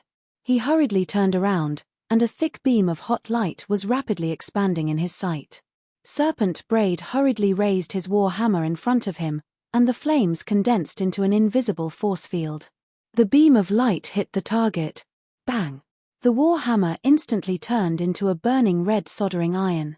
Serpent Braid screamed, and the war hammer fell out of his hand. His arms and chest glowed like embers, and they were still burning. What? The captain's expression suddenly changed. At the other end of the passage, Han Xiao was holding a strange golden gun. White smoke was still rising from the muzzle. The Wrath of Garrett's interface attack was 513 damage, Flaming Will was 7 times, Ambush critical hit was 2 times, and, Hold Your Breath, Aim, increased shooting power by 30%. After the defense reduction, this shot had dealt 2,124 damage. Too bad it didn't trigger fatal true damage. Han Xiao glanced at the scene and raised his eyebrows. Looks like I arrived in time. Serpent Braid struggled to get up, picked up the war hammer, and let it burn his hand. He stared at Han Xiao. Another one. Kill him. The other scavengers turned around and focused their fire. Bullets and beams covered the narrow passage, and there was no way to dodge. Han Xiaoxin summoned the hovering shield shuttle and formed an electromagnetic shield in front of him, which rippled under the rain of bullets. Serpent Braid swung the war hammer, but he did not attack Han Xiao. Instead, he turned around and smashed the door of the main control room. With a boom, the door fell, and the main control room was exposed. The people inside hurriedly backed away from the door. The captain knocked into a chair and fell to the ground. He looked up at the tall Serpent Braid with a face full of fear. Just as Serpent Braid was about to enter the main control room, a dark red stream of light lit up between Han Xiao's eyebrows. A female figure with a seductive figure appeared behind him. Her slightly curly red hair danced like seaweed. Character summon card, Hela. Without hesitation, Han Xiao threw all 3 psychic shock at Serpent Braid. Han Technician had just seen the combat information. Serpent Braid was also level 70, a pugilist. The rock giant bloodline gave him high physical resistance and high HP, correspondingly, his psychic resistance was his weakness. Serpent Braid's figure froze. The next second, thick blood spurted out from his mouth and nose. He felt as if his brain had exploded. The world was spinning, and he lost control of his body. He fell to the ground in front of the main control room and could not get up. Han Xiao took large strides and charged past the scavengers. His biochemical muscles bulged, and he grabbed Serpent Braid's braid, swung him to the other side, and smashed a huge hole in the ground. Their positions were switched. Now, it was Han Xiao blocking the door. This series of actions resolved the crisis in the main control room. The captain felt as if he had just walked one round on the edge of life and death. He gulped and stuttered, "You're a passenger too?" In his nervousness, the captain could not express his meaning. Actually, what he meant was that this mysterious mechanical suit warrior seemed to be even stronger than the slightly famous Green Knight. But why was his name not on the passenger list when he checked it earlier? He had thought that he was in a desperate situation, but Han Xiao's appearance made the captain see the light again. His heart almost jumped out of his throat. This time, Han Xiao turned around and said, "I heard that you will pay a reward." Although his face was covered by the mechanical suit and his tone was very calm, for some reason, the captain felt as if he could see a face full of a cunning businessman's smile. It was probably an illusion. After the disappointment of the Green Knight, the captain did not dare hesitate. He could only grab onto this life-saving straw and hurriedly said, "Yes, I can pay a lot of money. I hope you can stop them." A notification suddenly appeared on the interface. "You have triggered the mission, Captain's request. Mission introduction. The captain of Short Hornstar has decided to hire you to protect the spaceship and his safety. Mission requirements. Short Hornstar is successfully defended and the captain survives. Reward, 8,000 Ainazo, 8,000. That's quite a lot. The purchasing power of Ainas was very high. Not to mention Han Xiao's knowledge, just Kurlod's salary as an investigator was only 4,000 Ainas per year, not including the benefits of a civil servant.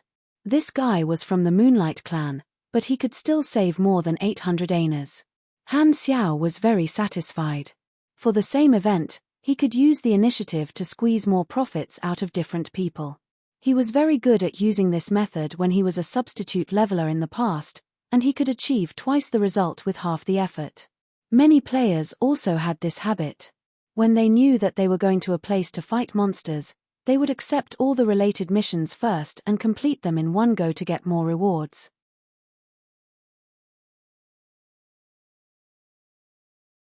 Chapter 320. After accepting the mission, Han Xiao felt even more motivated. The mission required the captain to not die. At this time, the door of the main control room was knocked open, and the passage was guarded by scavengers. He could only block the door of the main control room and keep all the enemies out. Tut tut tut tut, a rain of bullets and beams came at him. The hovering shield shuttles formed an electromagnetic shield and blocked most of the attacks. Those that escaped were blocked by the armor. Most of these scavengers were ordinary people.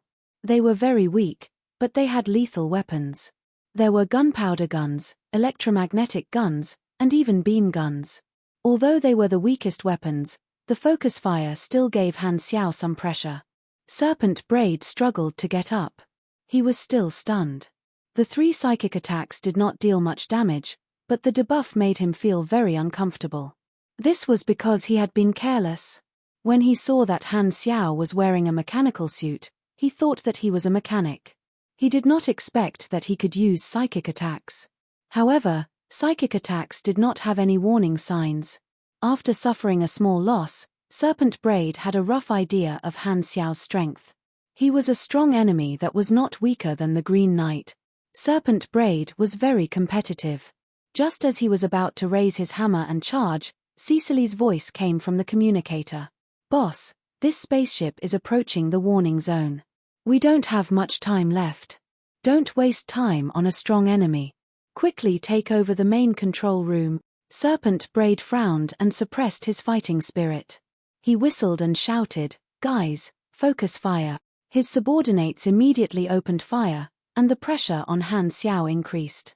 Serpent Braid raised his hammer and wanted to use the opportunity when Han Xiao was distracted to go around him and rush into the main control room.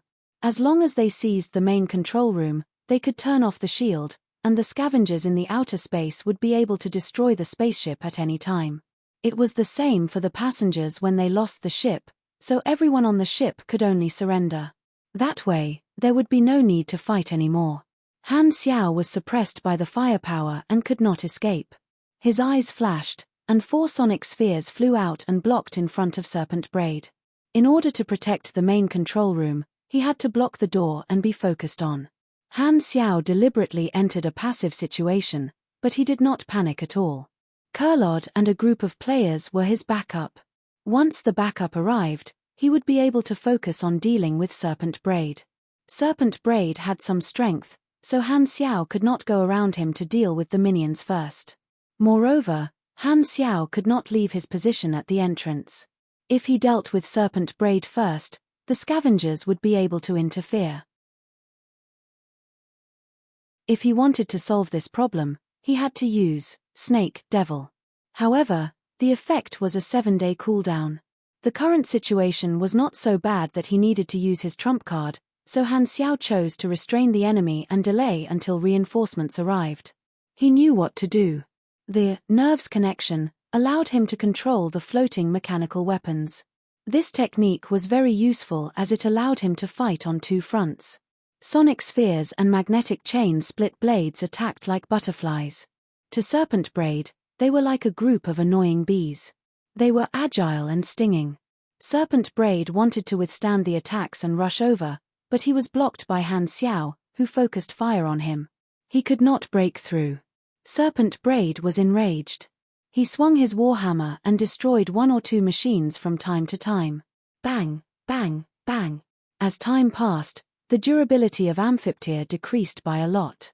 Han Xiao did not feel the slightest bit of heartache. He had brought many spare parts with him and dealt with them calmly. He basically took a defensive stance and neutralized Serpent Braid's attacks. He was like an unsurpassable wall, making Serpent Braid more and more furious. "Boss, we don't have enough time. We can't take down the main control room," Cecily shouted in the comms again. "Shut up." Serpent Braid was furious. He swung his warhammer crazily. Seeing that Han Xiao's mech was getting more and more damaged, he had the illusion that he could defeat this opponent in front of him with just a little more. "Boss, don't be rash. Our target is God Aura. That's the main point. It's fine if we can't seize this spaceship. We don't have much time. Don't worry about the main control room. Go find God Aura first. As long as we take him away, the employer will pay us. Aren't the people from Beast Hoof looking for the target? They've searched half of the spaceship and still haven't found the target. The spaceship is too big, and they don't have enough manpower." Serpent Braid cursed. He suddenly put away his warhammer and retreated. He shouted, "Go, don't worry about this. Go capture God Aura." The scavengers started to retreat. Serpent Braid gave up on the main control room that seemed to be within his reach. His obsession with Kurlod was unusual. At this time, Han Xiao finally knew the scavengers' target. He was slightly surprised. So the scavengers were here for Kurlod? Making such a big fuss over one person, Han Xiao felt that there was definitely something going on. Inform everyone to change the plan. Give up on the main control room and focus on searching for God Aura. Cecily, take the hostages back to our spaceship. These hostages are worth some money. The rest of you, search for the target. Seeing that the chances of capturing Shorthorn Star were slim, the scavengers changed their strategy. They would first capture the target, then leave in the spaceship they came in. There would be people guarding the scavenger spaceship that was embedded in Shorthorn Star. This was the scavenger's escape route. After giving the order, Serpent Braid glared at Han Xiao. His eyes seemed to be saying that he was lucky to have spared his life. At this time, a golden light burst out from the other end of the tunnel. The spear flashed, and a few scavengers were pierced through the chest and fell to the ground. Kurlod finally arrived. He held Ghidorah's spear in one hand and a golden shield in the other. He blocked the way. Han Xiao and Kurlod stood in front of each other, blocking Serpent Braid and the rest in the middle. God Aura. Serpent Braid was not surprised. He did not expect his prey to appear just like that. Looking at the situation, Serpent Braid seemed to have understood something. He looked at Han Xiao and said arrogantly, "So, you're in cahoots with the Godorans. You wanted to work together to deal with us. Humph, you delivered the target I wanted right to my doorstep." This development was exactly what Serpent Braid wanted. He did not have to look for his target everywhere. He just had to defeat and capture God Aura. Serpent Braid shouted and rushed toward Kurlod with his warhammer. Dong! Kurlod raised his shield to block, but his arm went soft. He could not withstand Serpent Braid's strength. Just as Serpent Braid was about to chase after him, more than 10 players appeared behind Kurlod. They were all supers with a certain level of combat power. The scavengers' advantage in numbers was gone. With so many supers, it was more than enough to wipe them all out. Shock finally appeared on Serpent Braid's face. His impulsiveness and anger turned into shock. How could there be so many supers in this low-level tour group? Before they took action, The scavengers had estimated the strength of Shorthorn Star. Logically speaking, the supers in low-level tour groups would at most be grade C, and they would not be too strong. The strong were usually quite rich. If they had the money, they would definitely buy their own spaceships. Even if they did not, they would still take a higher-level tour group. For example, low-level tour groups like Shorthorn Star were like buses, while high-level tour groups were like trains and high-speed trains. Serpent Braid was already surprised by the appearance of the Green Knight, but now, there were so many supers with grade C strength.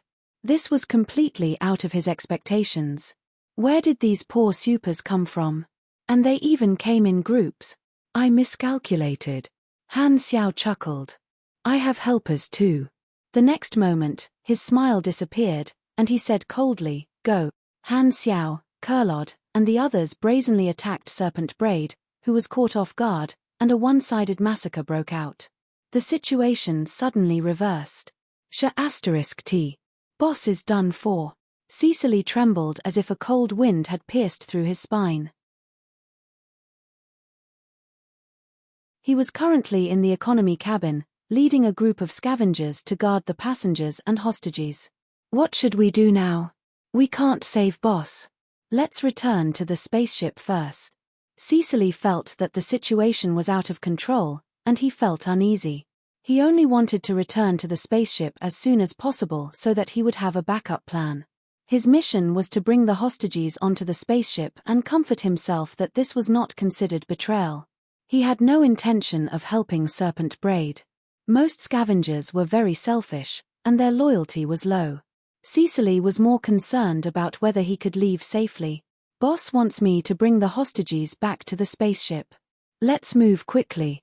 Cecily could not wait to give orders to his subordinates.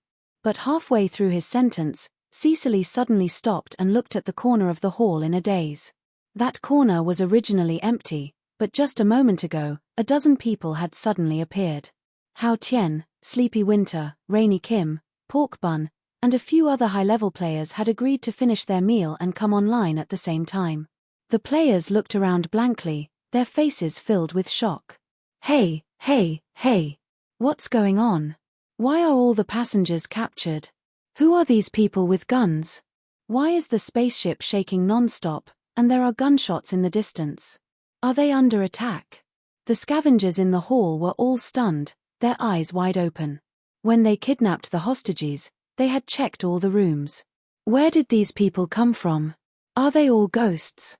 Both parties stared at each other, their faces filled with confusion. The scavengers subconsciously turned their guns. Hao Tian and the others saw this situation and immediately understood what was going on. What the F***ck is there to think about? Kill them. With a burst of energy, the scavengers were immediately pressed to the ground. Cecily was shocked.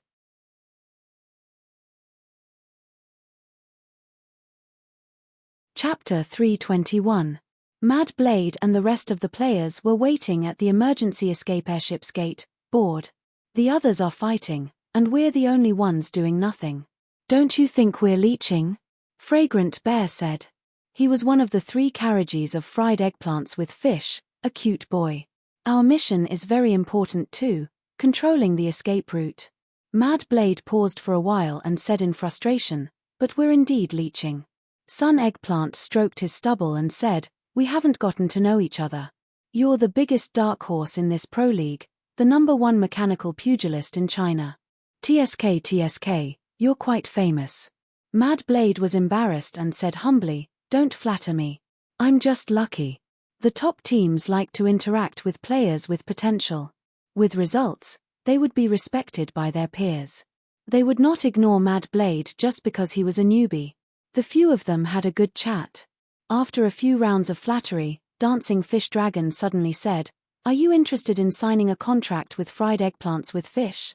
Mad Blade quickly waved his hands. I like fried eggplants with fish a lot, but Rivervale has been good to me. They're planning to build a new team with me as the core. Dancing Fish Dragon nodded and continued to be silent. After chatting for a while, footsteps came from afar. Mad Blade and the rest stopped talking and looked in the direction of the footsteps cautiously. Lurden appeared, frowned at the players, and asked, You're not scavengers. Who are you? And who are you? Frenzied Sword asked. Lurden did not answer this question. He could tell that the players were not scavengers from their attire. He was a little surprised and wondered if they were friends or foes. Why were they guarding the escape airship? Are you passengers? Lurden's eyes moved as he suddenly asked. Sort of. You're escaping too? Lurden pointed at the dozen or so airships and said with a deep voice, if you're willing to pay, I can protect you on the way. Lurden still wanted to make a profit when they were escaping for their lives. We're not escaping. Black, cough cough, someone told us to guard this place. They're resisting the scavengers on the airship. The situation is good. Why are we escaping? There are still people resisting. Lurden's eyes sparkled. He asked, how many companions do you have? 30 or 40. Lurden started thinking. When he was running away, he thought that the main control room would fall without his protection. However, he could still hear the faint sounds of fighting along the way. Now, he finally figured out that there was another group of people resisting. This group of people seemed to be quite strong. From the looks of it, the main control room was guarded. If that was the case, there was no need for him to escape. If we go back now, we can still help and earn the captain's pay. Lurden changed his mind and gave up on running away. He said in a low voice, I'm a mercenary. My codename is Green Knight. Where are your friends fighting? I can help them. Mad Blade and the others looked at each other and pointed out that a group of players was currently fighting with the enemy at the place where the scavengers had boarded the ship. They were trying to cut off the enemy's retreat. After getting the information he wanted, Lurden turned around and killed his way back. After a short scream, only Serpent Braid was left standing in the tunnel. He was on the verge of collapsing. His body was full of wounds, and he was panting like a beast at the end of its road. Curlod fought side by side with the players and cleared out all the scavenger minions. Serpent Braid saw that the situation was not good and wanted to fight his way out of the encirclement. However, Han Xiao, who was not restrained, made him understand why the flowers were so red. In a head-on battle, Han Xiao completely suppressed Serpent Braid. He hung him up and beat him. Serpent Braid's HP was almost at death's door. His hand that was holding the war hammer was shaking. You still want to struggle? Han Xiao's voice came through the mechanical suit's visor. With the sonic sphere revolving behind him, he said, You're dead meat if you continue to fight. A scavenger leader like you usually has a bounty on his head. Put down your weapon, and I'll let you go to prison in one piece. Otherwise, there's no need to lose a part of your body. Han Xiao was very curious about the scavenger's motive for capturing Curlod. Although the Godora people had a high status in the Colton star cluster, they were not as valuable as a spaceship. These scavengers definitely had an employer behind them. Han Xiao wanted to keep them alive to ask for more details. Clang! Serpent Braid let go of his hand, and the warhammer fell to the ground. He could not stand still and fell to the ground, panting heavily. His expression was indignant, but his actions showed that he had compromised. Although Serpent Braid was impulsive, he was not brainless. Going to prison alive was definitely better than dying on the spot. Everyone locked Serpent Braid up and made sure that he could not resist. Even though Serpent Braid was sitting, his upper body was still slightly more than 2 meters tall. When Han Xiao saw this huge body, a thought appeared in his mind. This guy is a hybrid between a rock giant and a human. With such a huge difference in body size, it doesn't matter if the rock giant is his father or mother. It's still very scary. Han Xiao quickly stopped to prevent himself from thinking about some terrifying scenes. This atmosphere is too unrestrained.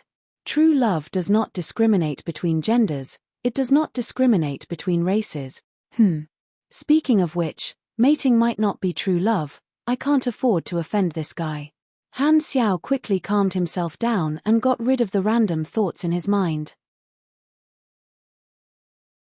Tell me, which organization hired you? And why do you want to capture the Godora people? Serpent Braid snorted angrily. Don't think that I'll tell you. Not selling information about our employer is a professional ethics in our line of work. Han Xiao sneered and threatened, We can keep you alive to exchange for the bounty, but we don't necessarily need to keep you in one piece. Hurry up and give me some information, or I'll make you lose some. My employer is Darkstar. Serpent Braid quickly backed down. Han Xiao curled his lips. A scavenger talking about ethics with me? Are you kidding me? Kurlod's expression suddenly changed. Darkstar? When he mentioned it, Han Xiao remembered that Darkstar and Godora were sworn enemies. Serpent Braid explained the cause and effect. Darkstar has been secretly buying pure-blooded Godora people. It seems that they are carrying out some kind of blood sacrifice, and the price is very high. My people found this Godora person. You should know that the chances of a pure-blooded Godora riding on a low-level tour group with weak defenses are very low. This is an opportunity to make money, so we contacted Darkstar. They settled on a price and hired us to capture Godora people. That's what happened. The pure-blooded Godorans had a very high status, and the investigators who were active in the outside world all had their own spaceships. They would almost never take a low-grade tour group. This time, they were unlucky and were discovered by the scavengers. Furthermore, Darkstar had secretly hired them, so they had attracted this attack. Han Xiao did not know whether to laugh or cry. The enemy's target was indeed not this group of natives. Because low-level tour groups were very weak, the scavengers dared to attack. Han Xiao wanted to ride on a high-level tour group, but Kurlod was poor and did not have much money. He could do whatever he wanted with money, but he could only be wretched without money. In the end, it's all because you are poor, Han Xiao grumbled. Kurlod was furious. Damn, is there still justice in this world when the people who robbed me think I'm poor? Although he was not the target, he was still in danger because of this. Han Xiao narrowed his eyes and thought to himself, Darkstar. This organization is related to the mutation disaster. I didn't expect to come into contact with them so quickly. I'll meet them sooner or later. After the crisis in the main control room was resolved, Han Xiao asked the players beside him. The players used the interface to communicate with each other, ignoring distance and obstacles. He used this method to monitor the progress of the other players. Shorthorn Star was about to enter the warning zone, and the scavengers on the ship were all rushing to their own spaceships to escape. The players who went to cut off the scavengers' escape route were from Dynasty and Temple of God. They were fighting fiercely at the location where the enemy had boarded the ship. There was another leader in the scavengers team, and his strength was similar to Serpent Braid. He was like a mini-boss, and Dynasty and Temple of God were having a hard time fighting him. Han Xiao decided to go and help. At this time, the captain walked over and said gratefully, "That's great. The main control room is protected. It's all thanks to you. As long as you stay here, this spaceship will be safe." Han Xiao interrupted him and said, "My companions are preventing the enemy from escaping. I'm going to help. This Godora guy will stay here with these people to protect the main control room." "You're not staying?" The captain was shocked, and his face was filled with unwillingness. He mumbled, "Don't worry about those scavengers who escaped. It's fine as long as we are fine." The captain did not feel safe at all. He did not care whether the scavengers escaped or not. He only wanted Han Xiao to stay and protect him. Only then would he feel safe.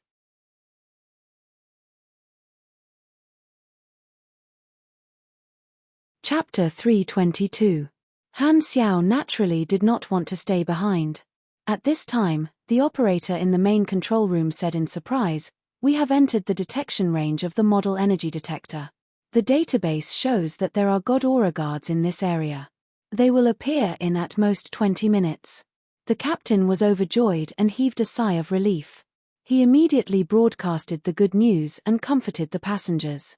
Seeing this, Han Xiao gave Kurlod a few instructions and went to support them alone. Cecily panicked and ran toward the spaceship alone. His subordinates were all captured by Hao Tian and the others. He was the only one who escaped when he saw that the situation was not good. However, he was the only one who escaped. When he arrived at the place where the scavengers boarded the spaceship, he heard the sound of battle. Cecily quickly stopped and looked into the distance.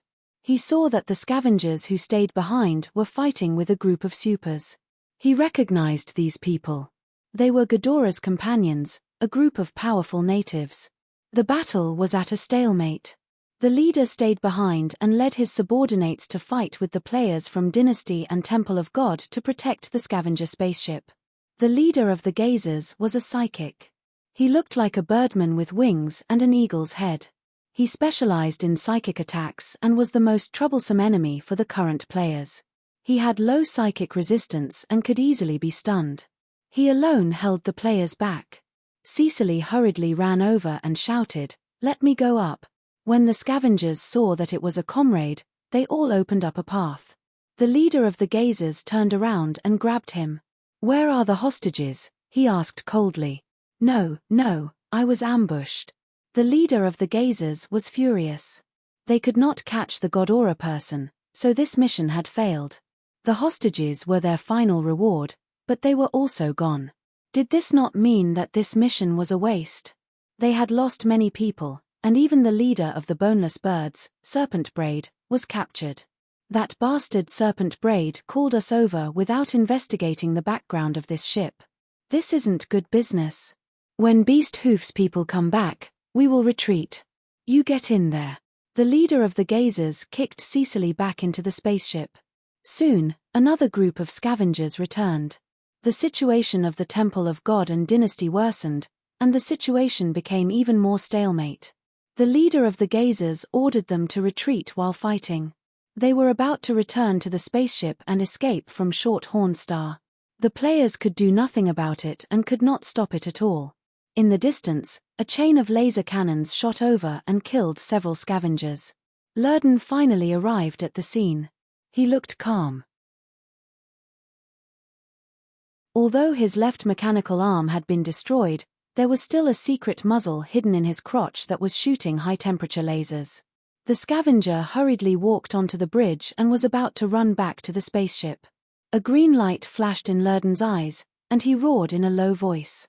He raised his hand and created many green light curtains that blocked the entrance of the spaceship, preventing the scavenger from entering. "Don't just stand there. I can't last much longer. Hold them back," Lurden yelled at the players. He was sweating profusely. The battle with Serpent Braid had cost him a lot of energy. Maintaining the green light curtains required his full concentration. If it were not for the help of the other passengers, he would not have dared to do this. As long as he could hold them back for a while, these scavengers would not be able to escape once the guards arrived. "Green Knight!" The leader of the Gazers roared. His psychic power exploded, and a whirlwind appeared around him. The thick psychic power instantly hit Lurden hard. Lurden groaned. Blood flowed out of his nose, but he held on and did not let the green light curtains disappear. The scavengers hurriedly attacked the green light curtains. The light curtains trembled like water but did not disappear. Some of the scavengers turned around and charged at Lurden. The light curtains would only disappear if they defeated the Green Knight. The players immediately stopped them. Light flashed everywhere, and explosions sounded non-stop. The scene was a mess. On the ship, Cecily was burning with anxiety. He kept looking at the time, wishing that he could just leave the others behind and escape with a spaceship. At this moment, Han Xiao arrived. He scanned the situation and immediately understood the situation. He immediately came up with the most violent strategy. As long as he killed the leader of the Gazers, the enemy would be finished. Psychic. His level should be a bit lower than Serpent Braid. Typical high attack and low defense. Han Xiao's intelligence was quite high, so his mental resistance was not bad. Plus, he was very tanky and liked to deal with enemies with high attack and low defense. The cooldown of Flaming Will was over. Without saying anything, Han Xiao took out his gun and fired a shot. Boom! A blazing beam of light shot out from the muzzle. The leader of the Gazers was alerted. He turned around in shock and hurriedly created a psychic shield. However, it shattered instantly. The beam of light swallowed half of his body, burning it black. The pale white psychic light in the leader's eyes disappeared. He screamed and fell to the ground. This shot had triggered the effect of the talent. When the first shot was fired, there was a 12% to 25% chance of causing true damage. In Han Xiao's vision, The health of the leader of the gazers dropped from 4/5 to 1/5 in the blink of an eye. With such a high damage, the leader of the gazers was immediately inflicted with weakened, heavily injured, and other negative statuses. Han Xiao seized the opportunity and charged forward at full speed, knocking away the scavengers blocking his way. He rushed into the crowd and directly controlled the leader of the gazers, who could not resist. This series of actions was completed in a flash. The scavenger leader that the players had been attacking for a long time was taken down. Although it was a sneak attack, the efficiency was shocking. Lurden's pupils shrank, and his eyes followed Han Xiao's figure closely. What a strong guy! Is he also a mercenary? The leader of the gazers and serpent braid were similar in strength, but they had different inclinations. Han Xiao's explosive power was most suitable for dealing with enemies with high attack and low defense. In comparison, it was more difficult to deal with enemies like Serpent Braid, who was more of a tank type, and this time, he had triggered true damage. Without their leader, the scavengers were in chaos. Cecily's heart sank. He did not care about anything else and sat in the pilot's seat, about to start the spaceship and escape alone. Cecily closed the hatch immediately. Suddenly, he heard the sound of metal tearing. The half-closed hatch was torn open. Han Xiao walked in, picked Cecily up, and threw him out. We meet again. Han Xiao opened his mask and smiled at Cecily. It was a very friendly smile, but in Cecily's eyes, it was no different from a wolf, a tiger, or a leopard. The dangerous aura pierced straight into his heart. It's you. Don't kill me. I know a lot of things. I know a lot of information. Cecily's face was filled with fear. He could not speak coherently and only wanted to beg for mercy. Bang!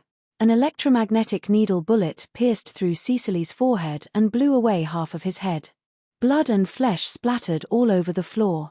Han Xiao put away his Gaussian sniper rifle and did not even look at Cecily's corpse. He turned to the people from Temple of God and said, I'll leave this to you guys. The remaining scavengers were slaughtered one-sidedly. None of those who boarded the spaceship managed to escape. At this time, the vibration of the spaceship also stopped. Han Xiao looked out the porthole. The scavenger spaceship that had been harassing them in space saw that their companions had all been wiped out and immediately fled. It was only now that the crisis had truly been resolved. It's finally over. Luckily, it was more dangerous than dangerous. Han Xiao heaved a sigh of relief.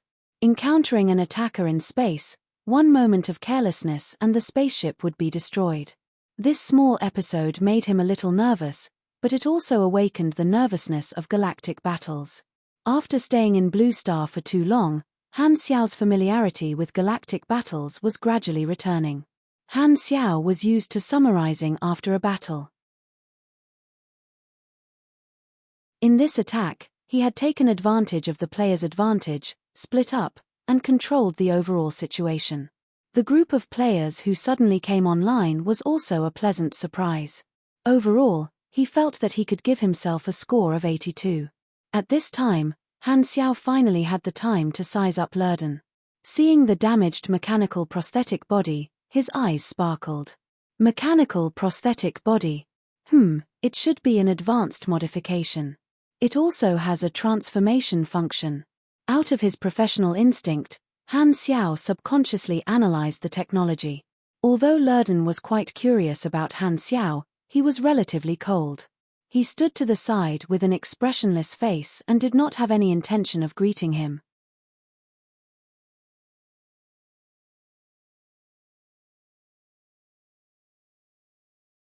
Chapter 323. The God Aura guards finally arrived. They hovered beside Short Hornstar and sent out a communication request. The shield was gone, and they could receive the signal. The mission notification was completed, and a new notification appeared. Go to the captain to receive your reward. Han Xiao came to the main control room, and all the players followed him. The captain was talking to the guards, explaining the situation. The captain knew that the scavengers were all taken care of, so he asked about the details. The scavenger attack was only a small security problem. Since the tour group was safe, they only needed to record what happened and record it in the duty log. Although he had met his compatriots, Kurlod was very obedient. He stood beside Han Xiao and played with his braids.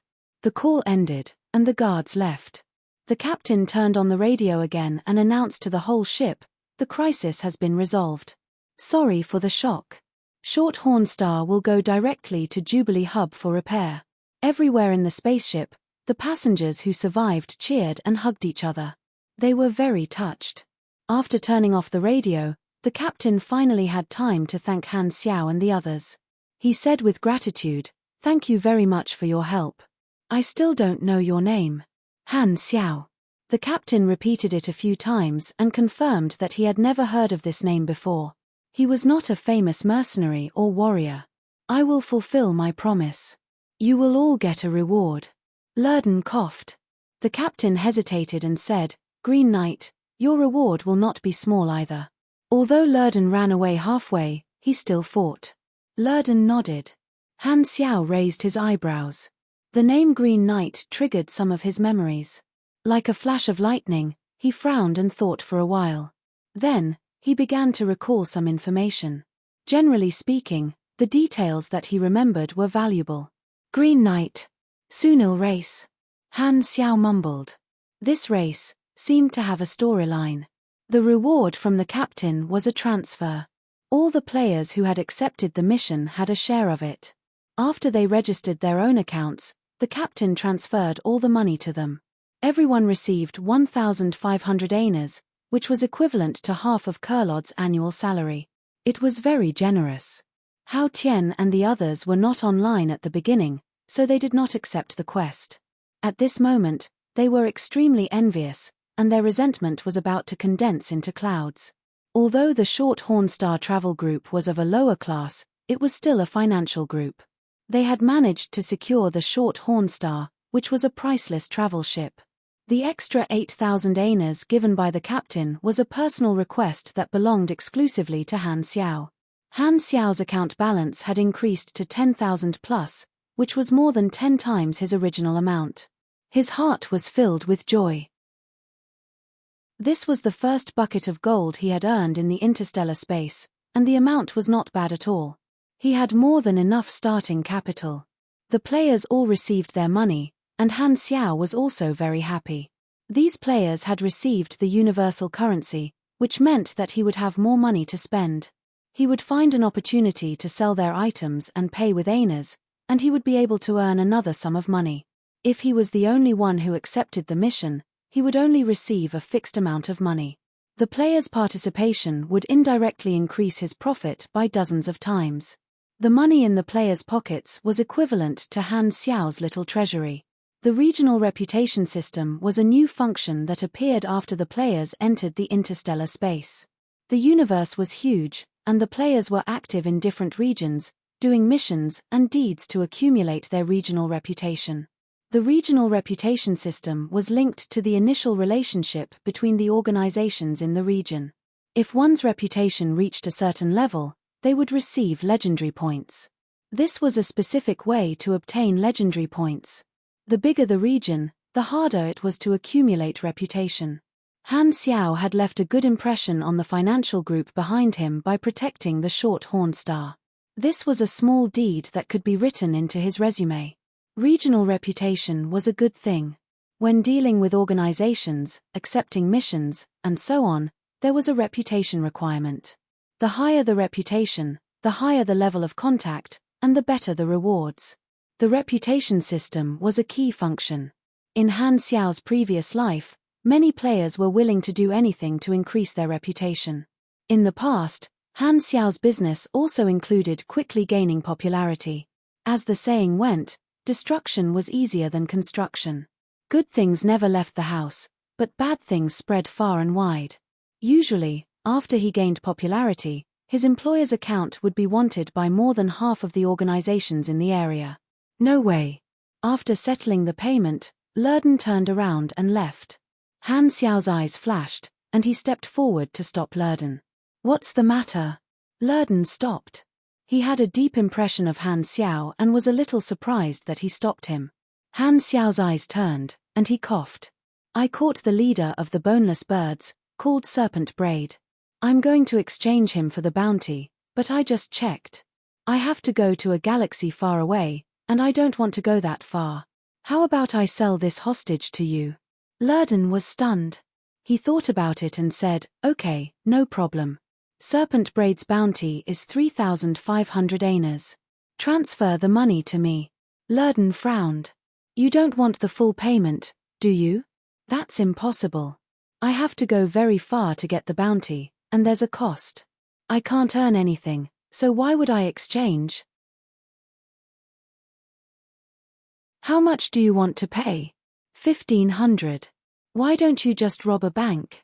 Han Xiao smelled a trace of the same industry. His eyes turned serious, and he slowly said, 3,000. 1,800.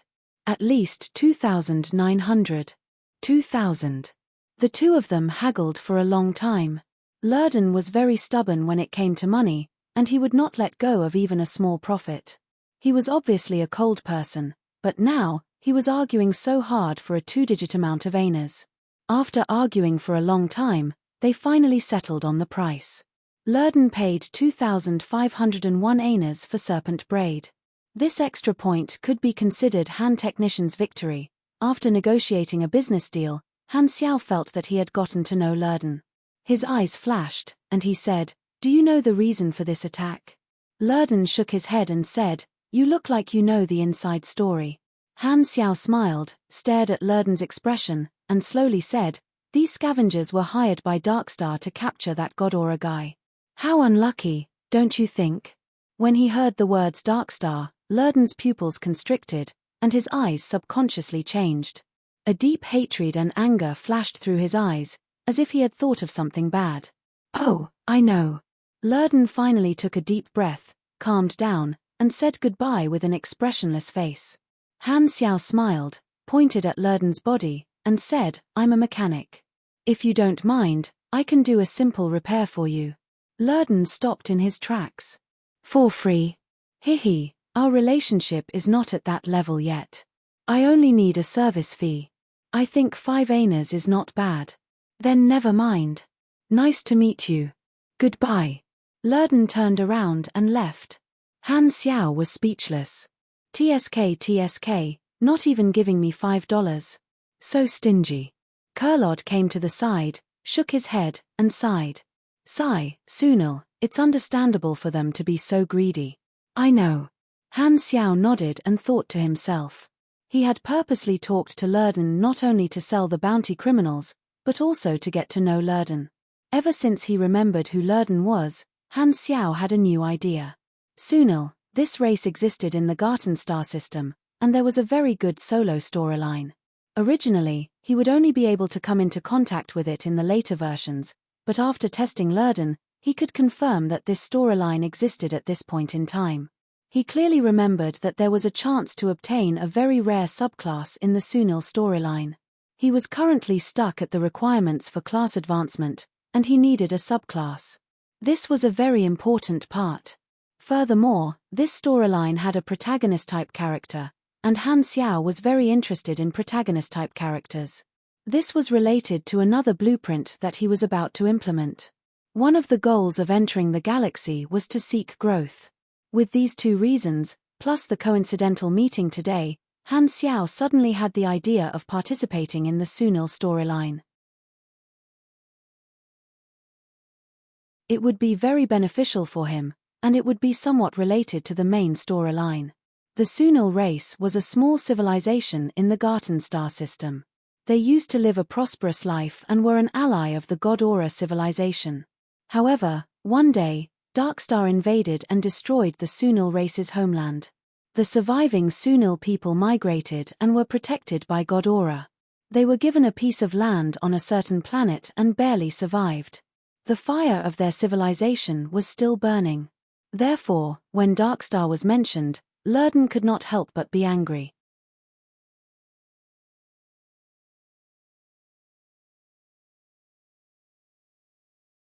Chapter 324. After the scavenger attack, Short Hornstar did not stop midway and headed straight for Jubilee Hub. A few days later, a floating steel fortress appeared outside the porthole. Jubilee Hub's futuristic design, coupled with countless stars in the distance as its background, gave it a creepy yet mysterious aura. Spaceships docked and departed from the space station, leaving colorful trails of light in space. From afar, there were thousands of colorful trails around the space station. Although it was silent in space, it gave off an inexplicable lively atmosphere, like fireworks blooming in the night sky. The beauty of civilization was nothing more than that. Opening the local channel on the communicator, countless local calls appeared. Every spaceship was applying, and the hub was officially dispatched. Different languages, voices, and mechanical sounds mixed together to form a unique symphony. The bustling atmosphere was completely different from the silent appearance. Shorthorn Star slowed down and slowly approached Jubilee Hub. As they got closer, the space station gradually enlarged in the porthole and soon occupied all the space. It was then that they realized how huge this space fortress was. Shorthorn Star, which was the size of a small city, was like a soybean compared to a watermelon when compared to Jubilee Hub. The players who were seeing it for the first time had looks of shock and amazement on their faces. The incomparable shock struck deep into their hearts. In front of this space station, everyone deeply felt the feeling of insignificance. So big. It's like a planet. So, this is the Sea of Stars. Excitement quietly rose in his heart, and soon after, his face was filled with infatuation. The Sea of Stars was the deep curiosity of every race that looked up at the stars, and the players were no exception. Pork Bun recorded everything and could not stop at all. He wished he could open a few more shots. Han Xiao was used to this, so he was very calm. He stroked his chin and pondered.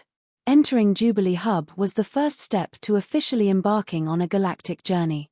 Jubilee Hub was a transit station and also a huge communication center. Many organizations had offices there, and it was also the gathering and distribution center of the Colton Star Cluster. It could even be considered a transportation center.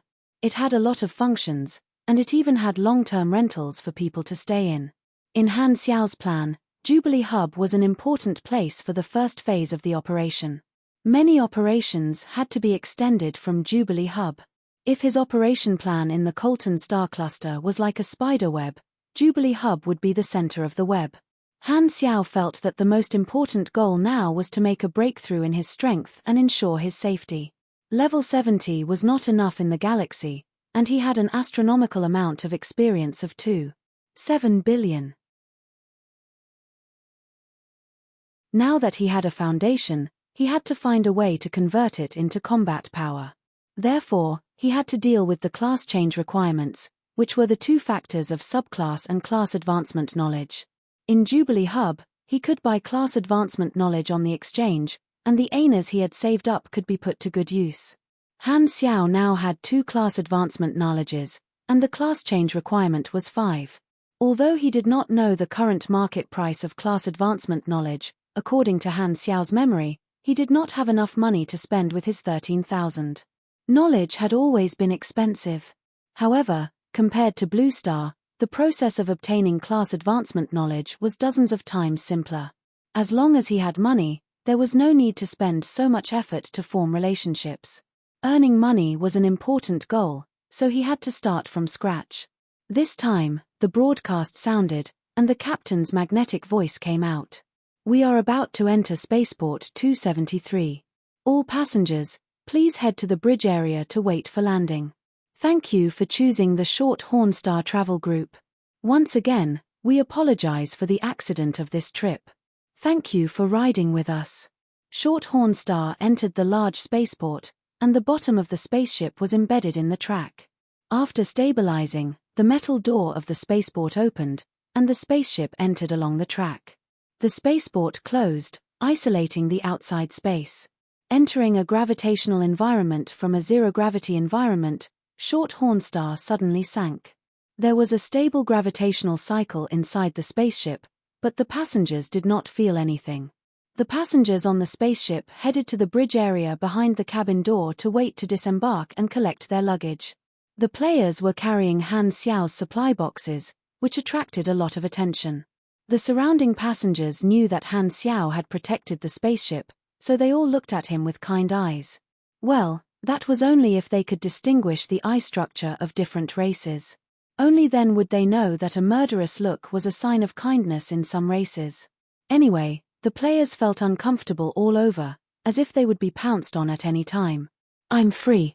Curlod opened his arms excitedly as if he was hugging the sky. Don't be so excited, Andy Dufresne. You've been treated well. I didn't mistreat you. Han Xiao glanced at him. You even earned 1,500 aners because of me. I think you should thank me. If you return my equipment to me, I will indeed thank you. Wow, it's so noisy here. What did you just say? Curlod shook his head helplessly. It would be impossible to make Han Xiao spit out what he had taken. He became serious. I need to go back and report my work and write a progress report. I will keep my promise and not pursue you. Even if you doubt my integrity, according to the danger level of the investigator profession, your actions are not enough to make you a wanted criminal. So, you can rest assured that no one will trouble you. Sounds good. Han Xiao put down his gun with a smile. It's my bad luck to have met you, Curlod said unhappily. Han Xiao smiled and was in a good mood. I'm very happy. The spaceship shook and stopped. The hatch slowly opened, and a white platform appeared outside. It was as big as a square, and the lights were bright. The dome was hundreds of meters high, and it was magnificent. Only a port of such size could fit Shorthorn Star. At the end of the platform was the entrance to the space station. Han Xiao led the players and followed the crowd down the spaceship. He saw Lurden from the corner of his eyes. This guy was in a hurry, not willing to waste even a second. He quickly walked to the entrance with the bounty criminals and was at the very front. After the attack, Han Xiao and Lurden did not talk a second time. Their relationship stopped at meeting, but it was not a big deal. If I interfere with the Sunil storyline, we should have a chance to meet again. After walking through the long and winding tunnel, they finally arrived at the interior of Jubilee Hub. In front of them was a huge space. The official name was Hub Hall, but even though it was called a hall, it was as big as a city, dozens of square kilometers wide. At the end of the Hub Hall was a huge curved window that looked out at the space outside. Han Xiao and the others came in from the entrance near the window. The dome of the Hub Hall was extremely high. The top was almost 1,000 meters away from the ground. In the center was a white tower that connected the dome. With this tower as the center, the surrounding buildings that were hundreds of meters high rose from the ground and extended out in a circle. The shapes of the buildings were different. Every building took up a large area, and every floor was a platform with all kinds of facilities and venues. Bridges were connected between the buildings for pedestrians to pass through. Countless bridges in the air were high and low, and they were complicated like a maze. Many small public aircrafts were shuttling between the bridges. The ground was also filled with small and large facilities, such as stadiums, theaters, open-air venues, and so on. Different races talked to each other, and the aircrafts flew by in the sky. It was very lively. The players felt like they did not have enough eyes. This feeling was like flowers in the sky, cows and sheep could be seen in the wind, and apes were crying on both sides of the river. A group of white herons flew into the sky. In short, they were so excited that they could not speak properly. The Hub Hall has many functions, and it can be divided into more than a dozen areas. There are restaurants with all kinds of civilizations that serve all kinds of weird food, shops that sell clothes and equipment, and places for leisure and entertainment, such as theaters, bars, racing activities, sports, and gambling. There are also places for supers to train, gravity rooms, combat simulations, meditation rooms, machine modification workshops, offices that provide part-time jobs, such as authoritative organizations like the Universe Mercenary Alliance and the Magicians Society. There are also financial groups and organizations that hire people, online exchanges in the Star Cluster area, shipyards that repair and build spaceships, and so on. Han Xiao's memory flashed past. Basically, this place could satisfy all his needs temporarily.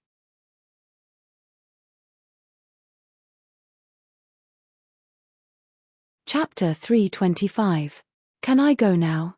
Curlod asked. He had promised that he could leave as soon as he arrived at Jubilee Hub, so there was no need for him to go back on his words. Han Xiao's eyes flashed, and he had a new idea. Kurlod was an investigator who had logged onto Blue Star before, and he was also a Blue Star citizen. Maybe he could tell him about the mutation disaster. There's something I want to tell you. I hope you can write it in your report. I'll say this first. I'm a professional investigator. I won't write false information. Kurlod was confused. You're the only one who's professional? If that's the case, pigs can jump into the ditch. Han Xiao was speechless for a while before he put on a serious expression and said, Blue Star is shrouded in a shadow. I have a feeling that a disaster from space will sweep across that poor planet. I hope you can emphasize this to the investigation department. If you still want to send investigators to Blue Star, I suggest that they look for clues carefully.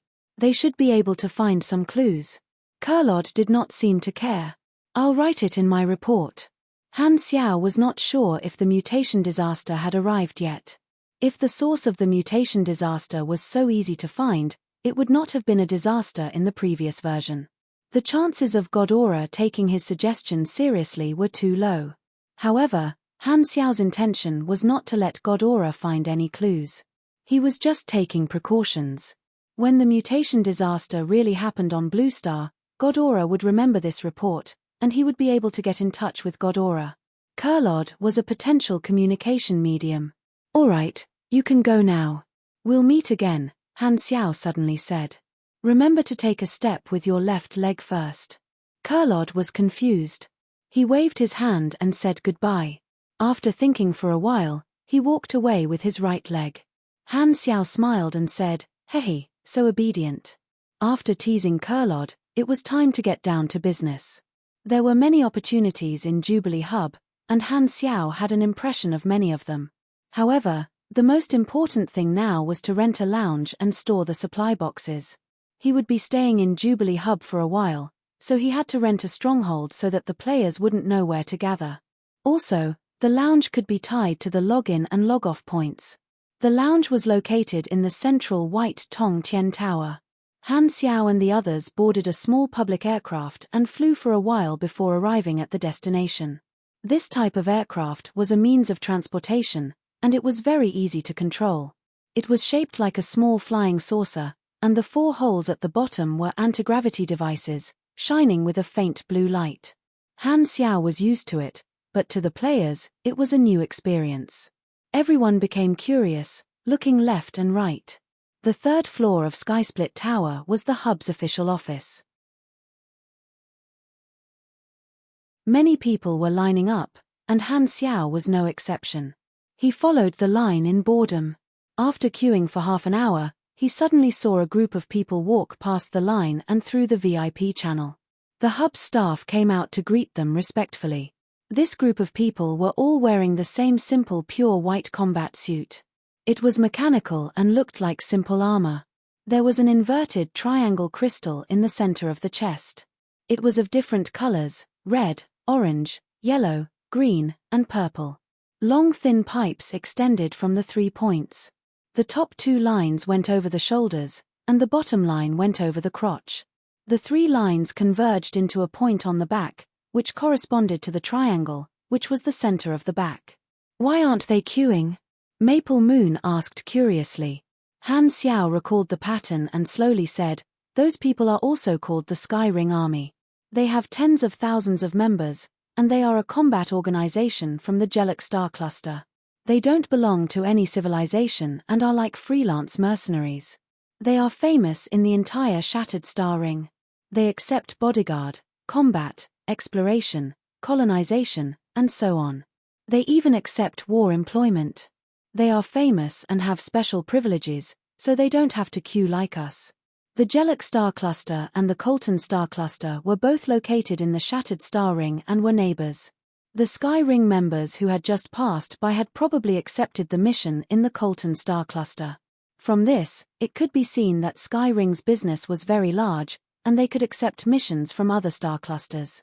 Sky Ring was too famous, and the members of the organization enjoyed special privileges all over the Shattered Star Ring. Fame in the universe was a very important factor. Just like now, the people of Sky Ring could easily walk through the VIP channel, while a large group of ordinary, nameless travelers had to line up bitterly. Han Xiao could not help but recall that he also had special privileges in Blue Star. Now that he was in the galaxy, he had to start all over again. Even so, Han Xiao did not miss the benefits of being in Blue Star. Staying in a remote village and being a chickenhead would be like staying in the same place forever. Han Xiao had an adventurous spirit in his bones. After queuing for a long time, it was finally his turn. There were many types of resting rooms. Han Xiao had enough money and rented a medium-sized resting room with a warehouse. The space was large enough to accommodate dozens of people, and the cost was only 40 annas per month. The resting room was located in a nearby building. Han Xiao quickly found the door of the resting room according to the door number. He used his authority to open the door, and the heavy metal door slid open, revealing the entire interior. It was simple in style, and the space was large enough. Everyone filed in, and the players piled the resource boxes into the warehouse. Han Xiao coughed and made everyone look at him. He then said, "We will be staying in Jubilee Hub for a while. This will be our stronghold. This is the first time everyone has left the planet, so get used to it in a few days." No one had any objections. They were still in a state of ignorance, so they followed his orders. "Why are you so familiar with it?" Maple Moon asked curiously. "Isn't this your first time leaving the planet?" Han Xiao's deeds in the Blue Star had left the players with the impression that he was a native of the Blue Star, but ever since he entered the galaxy, he seemed to be very familiar with it. Most of the players did not notice, but only Maple Moon noticed this detail. Han Xiao thought for a while and said coldly, "As you know, my eyes can see the future. Although this is my first time in the galaxy, I can see many things that are far away. More importantly," Han Xiao took out his communicator and waved it. "I have this." Maple Moon suddenly felt that she had asked a stupid question. She pouted, and her face was gloomy. Han Xiao took out a book of the rules of Jubilee Hub, placed it on the table, and said, "You guys take a look at these rules first. Don't break the rules and get caught by the guards. I have something to do. You guys stay here and don't move." Jubilee Hub had guards to maintain law and order. Crimes were not allowed, and those who broke the rules would be caught. The players all gathered to read the rules. Han Xiao left the lounge alone and headed to the market. He had some extra money on hand, so he wanted to buy a class advancement knowledge first. The market was divided into individual private rooms with control panels. Han Xiao entered a room and opened the trading list. Countless items appeared, including name, introduction, price, seller, and delivery time. It was very similar to online shopping. The function of the regional online market was to unify all the items in the galaxy. The sellers were waiting for people to buy, and the large number of items made it easier for the buyers to filter. The items were all notarized and inspected, so there was no way one could buy fake goods here. Han Xiao directly chose the mechanic class super knowledge. There were not many sellers selling knowledge in the Colton Star Cluster, and there was no complete set of knowledge. There were a total of 15 types of advanced knowledge in the 3 branches, and only 8 of them were for sale. Key knowledge like this could even be sold for 50,000 annas. Knowledge was extremely expensive, and there was no need for the large organizations to leak it. If they did not want to build relationships with the factions, they could only buy it at a high price. This was not a problem for Han Xiao. As long as he made many copies of the advanced knowledge and sold it to the players, he could easily earn back his cost. In order to make the players buy his advanced knowledge obediently, he only needed to set the price slightly lower. Not only would it increase the favorability of the players toward him, but it would also generate considerable profits, forming a virtuous cycle. Unfortunately, this was an ideal situation. The limiting condition was the spending power of the market, and the players were this market. Only a portion of them had 1,500 annas in their pockets, so this idea could only be temporarily shelved. Although he was short on money, Han Xiao would not sell class knowledges cheaply. Letting the players obtain them so easily was not in line with his business philosophy. Therefore, not only did he have to become rich, but he also had to make the players become rich. The rich first would drive the rest to become rich and build a well-off society. After searching for a while, he could only afford a borderline advanced knowledge, priced at 11,000 aners. As the name suggested, this advanced knowledge was mainly about detection and reconnaissance. It was a supplementary knowledge for spectra, radiation, wavebands, and so on. It's better than nothing. Han Xiao had no choice. He confirmed the purchase and connected with his personal communicator. The screen showed that the information was being transmitted, and the number in his account started to roll. In the blink of an eye, only 2,000 aners were left. Han Xiao's eyes were filled with tears. It's back. Everything is back.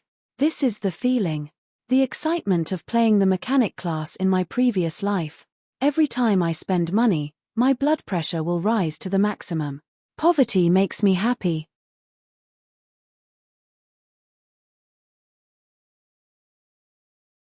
Chapter 326. Learning. 15%. 74%. Successfully learned. You have learned advanced detection technology. As the new knowledge was imprinted in his mind, his potential points jumped and decreased by 2 points to 55 points. Using potential points to learn and level up knowledges did not seem like much, as learning all 15 advanced knowledges only required 30 potential points.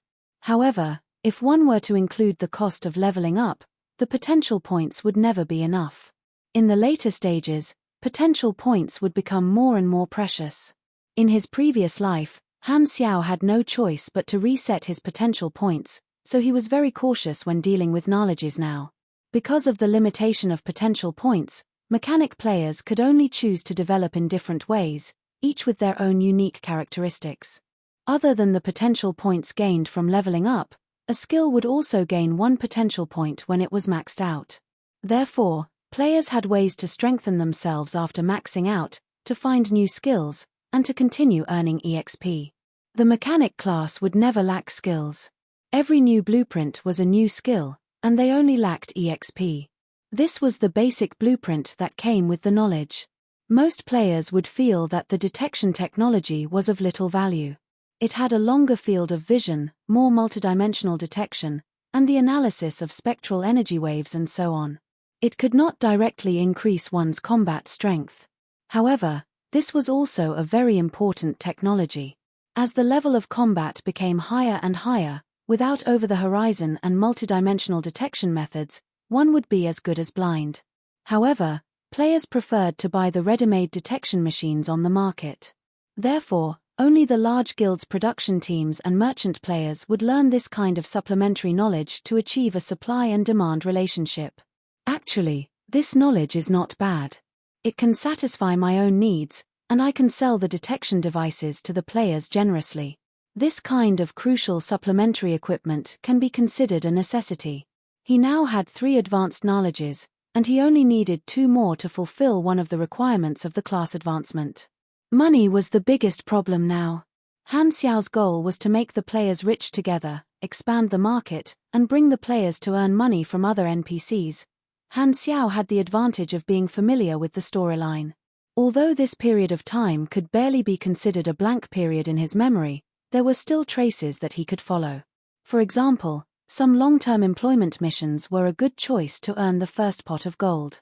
When he returned to the lounge, most of the people had obediently stayed behind. Han Xiao glanced around and found that Farewell Song and the Temple of God players were gone. Han Xiao frowned. Where did the others go? Pork Bun explained, they said they're going out for a walk to familiarize themselves with the environment. They'll be back soon. Han Xiao narrowed his eyes. Bullsh *T, how could he not understand this group of people?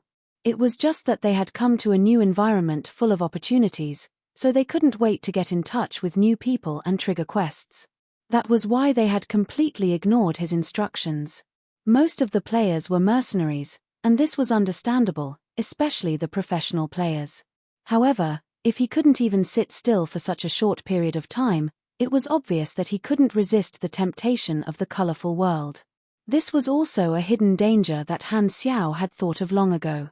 As good opportunities continued to appear, it would gradually dilute the thoughts of these players following him. They would start to become restless and want to join more profitable factions. To ensure that the players would follow him firmly, Han Xiao had already prepared a plan in advance. Now was the time to implement it. Follow me. It's time to work. Han Xiao turned around and walked out the door. The players followed behind him. The group came to a large building. Inside was a square-like hall. Various races were either sitting or standing, coming and going, chatting with each other. They all had one thing in common: these people were all wearing combat equipment. Basically, they were all supers. What is this place? The players looked around. Han Xiao slowly said, "The Universe Mercenary Alliance is an authoritative neutral mercenary organization. Its business covers the entire galaxy and is jointly led and established by the 3 universal civilizations. It is absolutely neutral, and any intelligent creature can register as a mercenary. The Mercenary Alliance classifies the registered mercenaries and connects them with the mercenaries of various difficulty missions. It coordinates supply and demand, allocates human resources, and provides convenience for both parties. The Mercenary Alliance has a very long history, and it is absolutely neutral like the Universe Bank. It protects the rights of both employers and mercenaries and does not force the mercenaries to do anything. It is just a supply and demand platform." He also knew that the Mercenary Alliance's original intention was to give supers something to do.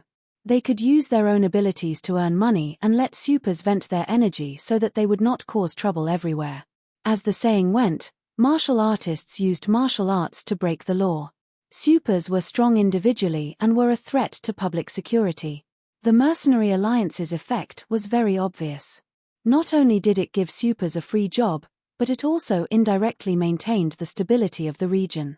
Both parties benefited from each other. However, there was no need to tell this to the players. The players suddenly understood. All of a sudden, the eyes of the professional players lit up. They had come to the galaxy for the intergalactic mission rewards, and they could not wait to register immediately.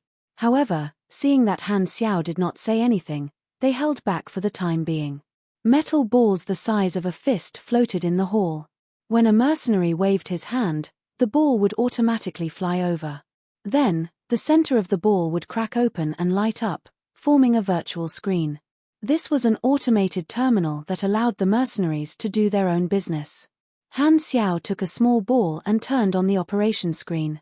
"Please enter your mercenary account and log in," the ball said in a mechanical voice. Han Xiao clicked on the registration button. The screen changed, and it prompted him to enter his identity and connect to his bank account. Han Xiao entered his bank account. The screen flashed, and his identity information was displayed. There was only a basic name, and there was only one resume below it, defending Shorthorn Star. The resume was the deeds left behind in the universe. It was like an activity diary. He had just entered the galaxy, so it was like a blank piece of paper. These deeds were actually the performance of the popularity value on the interface. However, some deeds without witnesses might not be recorded in the resume. However, the popularity system on the interface was different. Even if there were no witnesses, as long as the rumors spread, the value would increase and the fame would be digitized. Mercenaries needed a code name. Han Xiao's nickname in Blue Star was Black Phantom, which did not seem to be very impressive. Han Xiao decided to change to a new code name to increase the freshness of the players. After thinking about it, Han Xiao said slowly, "Then I'll be called Black Star." Black Phantom was a nickname used by assassins, and it gave people the feeling that it was a little dark and limited. However, the new codename gave off a very proper vibe, and it matched his image very well. The great mechanic Han was very satisfied. It was another codename that started with black. He had a special liking for this color. In his previous life, he had liked to wear black, not because he was handsome, but because it could not be seen when it was dirty. It could numb him and prevent him from washing his clothes. After entering a bunch of information, the ball extended a probe and said, "If you are a super, please release your energy on the probe. The system will analyze your grade, which will affect the difficulty of the mission assigned to you." Holding the probe, Han Xiaoshan thought about it, and electric sparks exploded on his fingertips. He used 80% of his strength, and the screen showed that he was grade C. Data collection complete. Creating file, mercenary code, Black Star credibility points, 10, basic points, strength level, C profession, mechanic certificate badge, none team affiliation, none overall evaluation, new mercenary.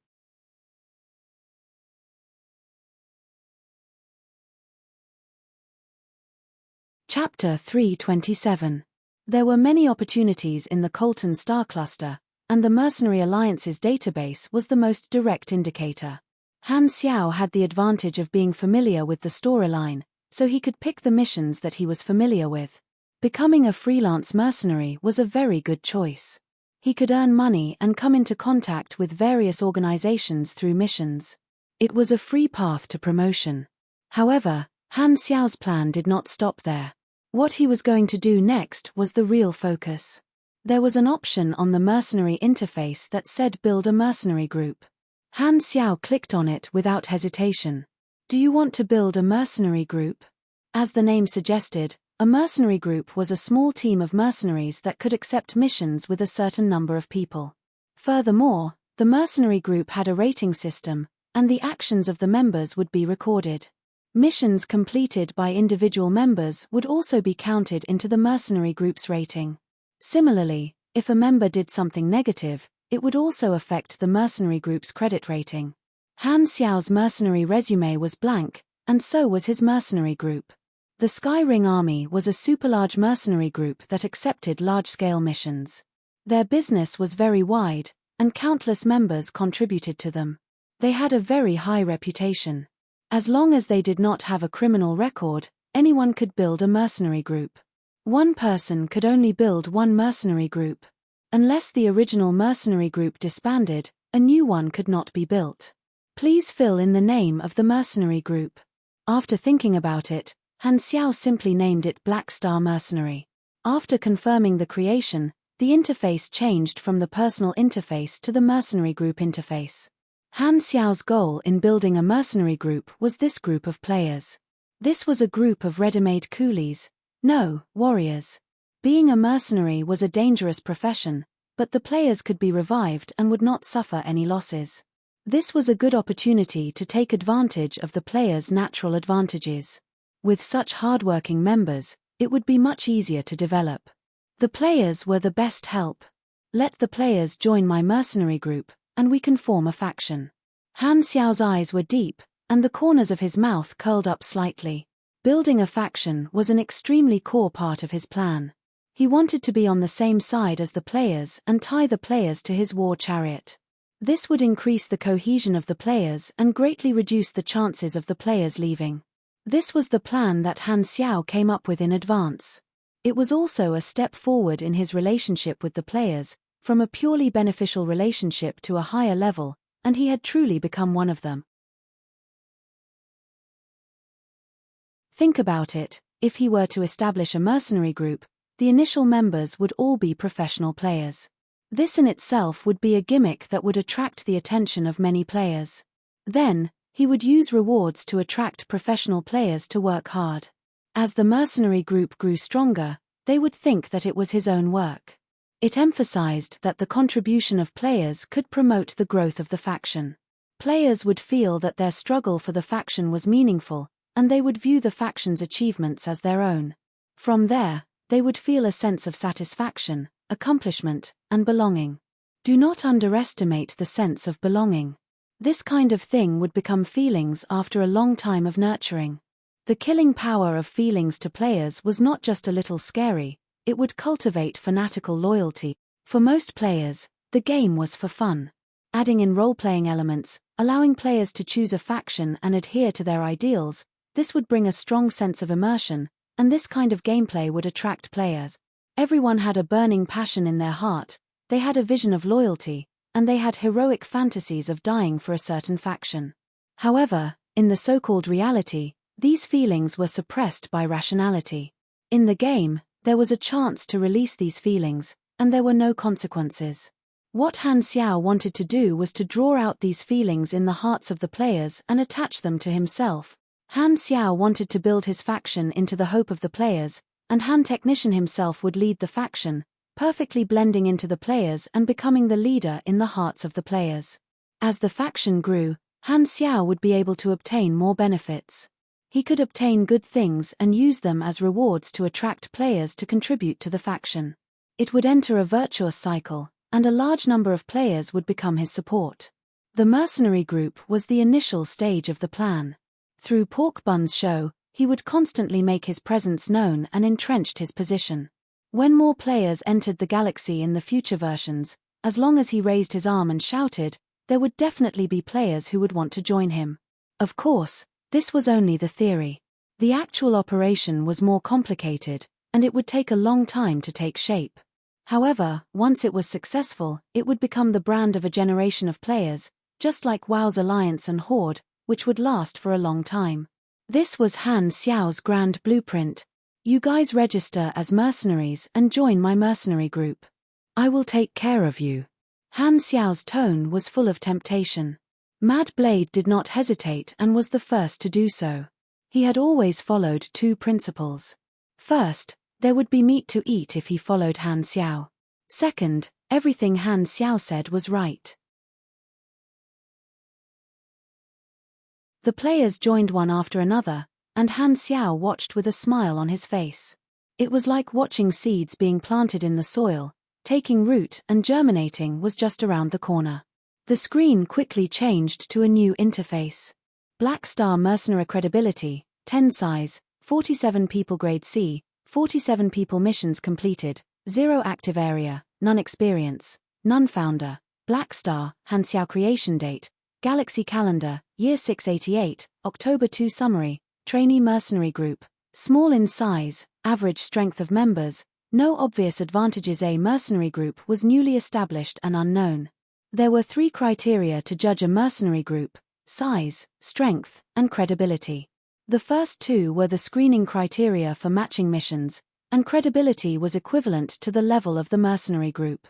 Only by completing missions could one accumulate credibility, which represented the reputation of the mercenary group. Many employers had requirements for the credibility of the mercenaries. If the credibility was too low, the employer could reject the mercenary who applied for the mission. Credibility was also equivalent to fame. Of course, the profile would not show a more abstract value like fame, but the reputation system on the interface had digitized the fame of the mercenary group, and only Han Xiao could see it directly. Li Ji and the Temple of God team were not present. They were the only ones who did not join, and Han Xiao was a little dissatisfied. At this time, a notification suddenly appeared on Han Xiao's interface. Faction creation. Black Star Mercenary Faction Management function activated. A new option appeared in the NPC template, Faction Management, right next to Dungeon Creation. Just as I thought. Han Xiao's eyes lit up, and he was pleasantly surprised. Ever since the Dungeon Creation function appeared, he had been thinking about what other functions were hidden in the NPC template. Faction was obviously a very common function, but he had not triggered it for a long time. Therefore, he guessed that he was attached to the Darknet, but the boss was Bennett, so this function had not been activated. He was 80% sure that only when he created his own faction would the interface show feedback, and he guessed right. If the interface did not show any reaction, he had planned to use his love to create a faction. Now that he had the system management of the interface, it was very beneficial for his faction development plan. Han Xiao quickly entered the faction management interface to familiarize himself with the function. After a while, his eyes became more and more excited. One word could describe this function: do whatever you want.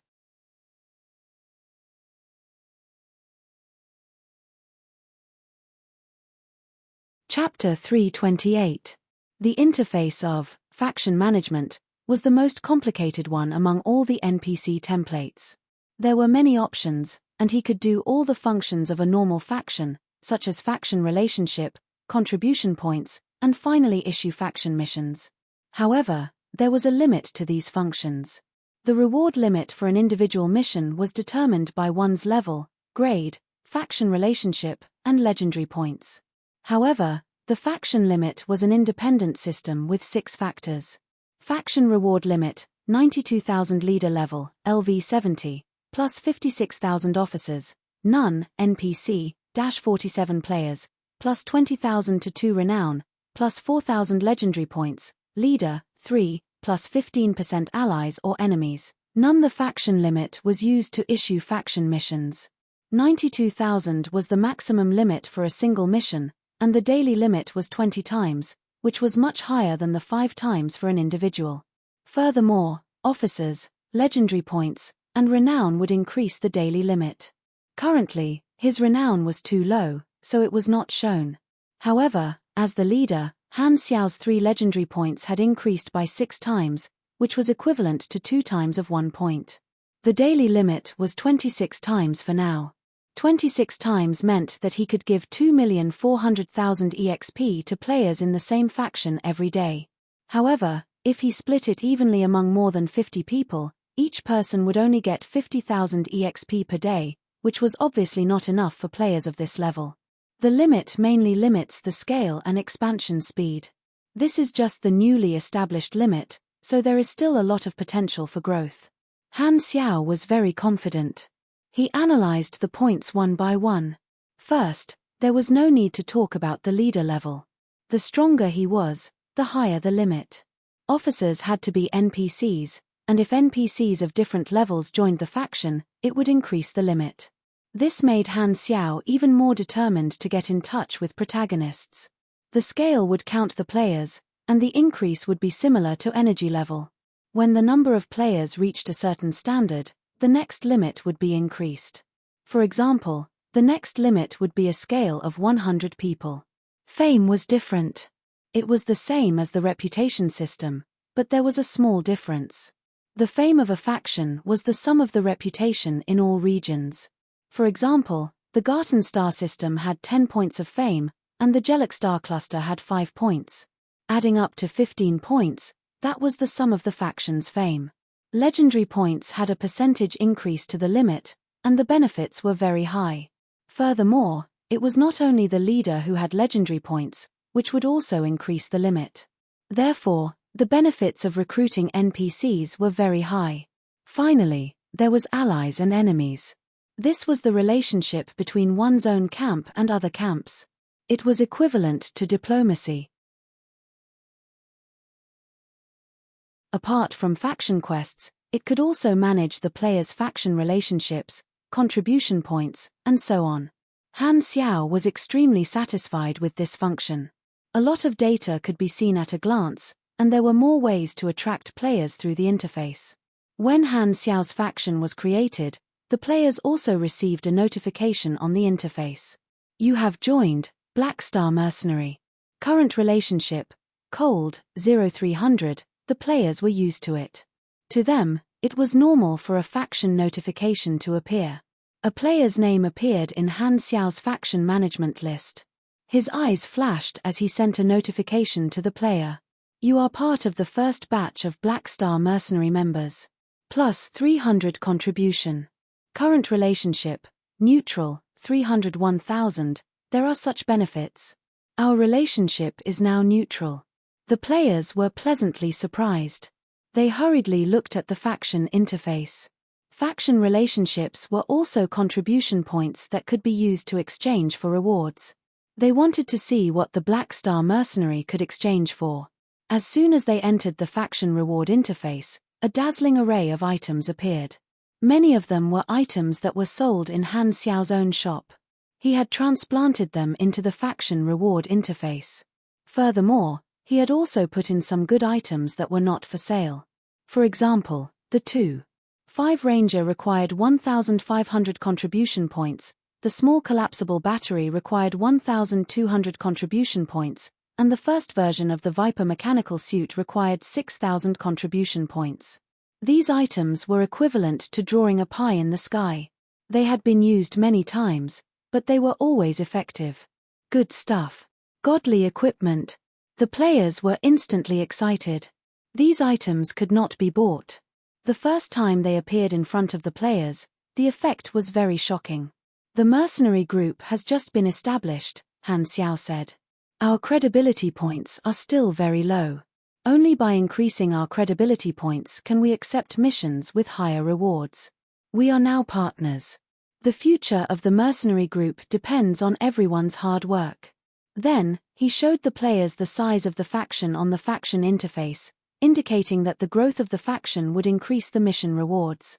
He did this to let the players understand that their own contributions could promote the growth of the faction, and it was closely related to the amount of rewards they would receive to increase the sense of immersion of the players. Such a series of punches made the players dizzy. Then, Han Xiao turned to look for Sunil's employment applications. For the sake of his subclass, he decided to be the first to accept Sunil's missions. Very soon, he found a few missions, but the recruitment requirements were at least 120 credibility points. 120 points. Han Xiao stroked his chin. If he had followed the normal route, he would have been able to accumulate 120 points by doing a few combat missions. However, he decided to do those missions that required at least 1 credibility point. Daily missions were safe and easy, but they were more time-consuming. However, the players were all ready-made, so it would be a waste not to use them. He immediately used the new function to write a faction mission for the players. Faction mission, credibility criteria, mission introduction. The Black Star mercenary has decided to accept a mission, but it does not meet the credibility criteria. You need to increase your credibility points. Note, this is the prerequisite mission for the first mission. Mission requirements: accept the daily mission in the hub hall and achieve 120 credibility points for the Black Star mercenary. Reward: 45,000 EXP, 300 faction contribution points. Note, the top 3 credibility contribution points will receive additional rewards. The EXP is quite little, but the faction contribution points are quite good. Didn't you see? This is the prerequisite mission. After completing it, there will be combat missions. That's a lot of EXP. This is a group mission, right? It requires everyone to contribute 120 credibility points.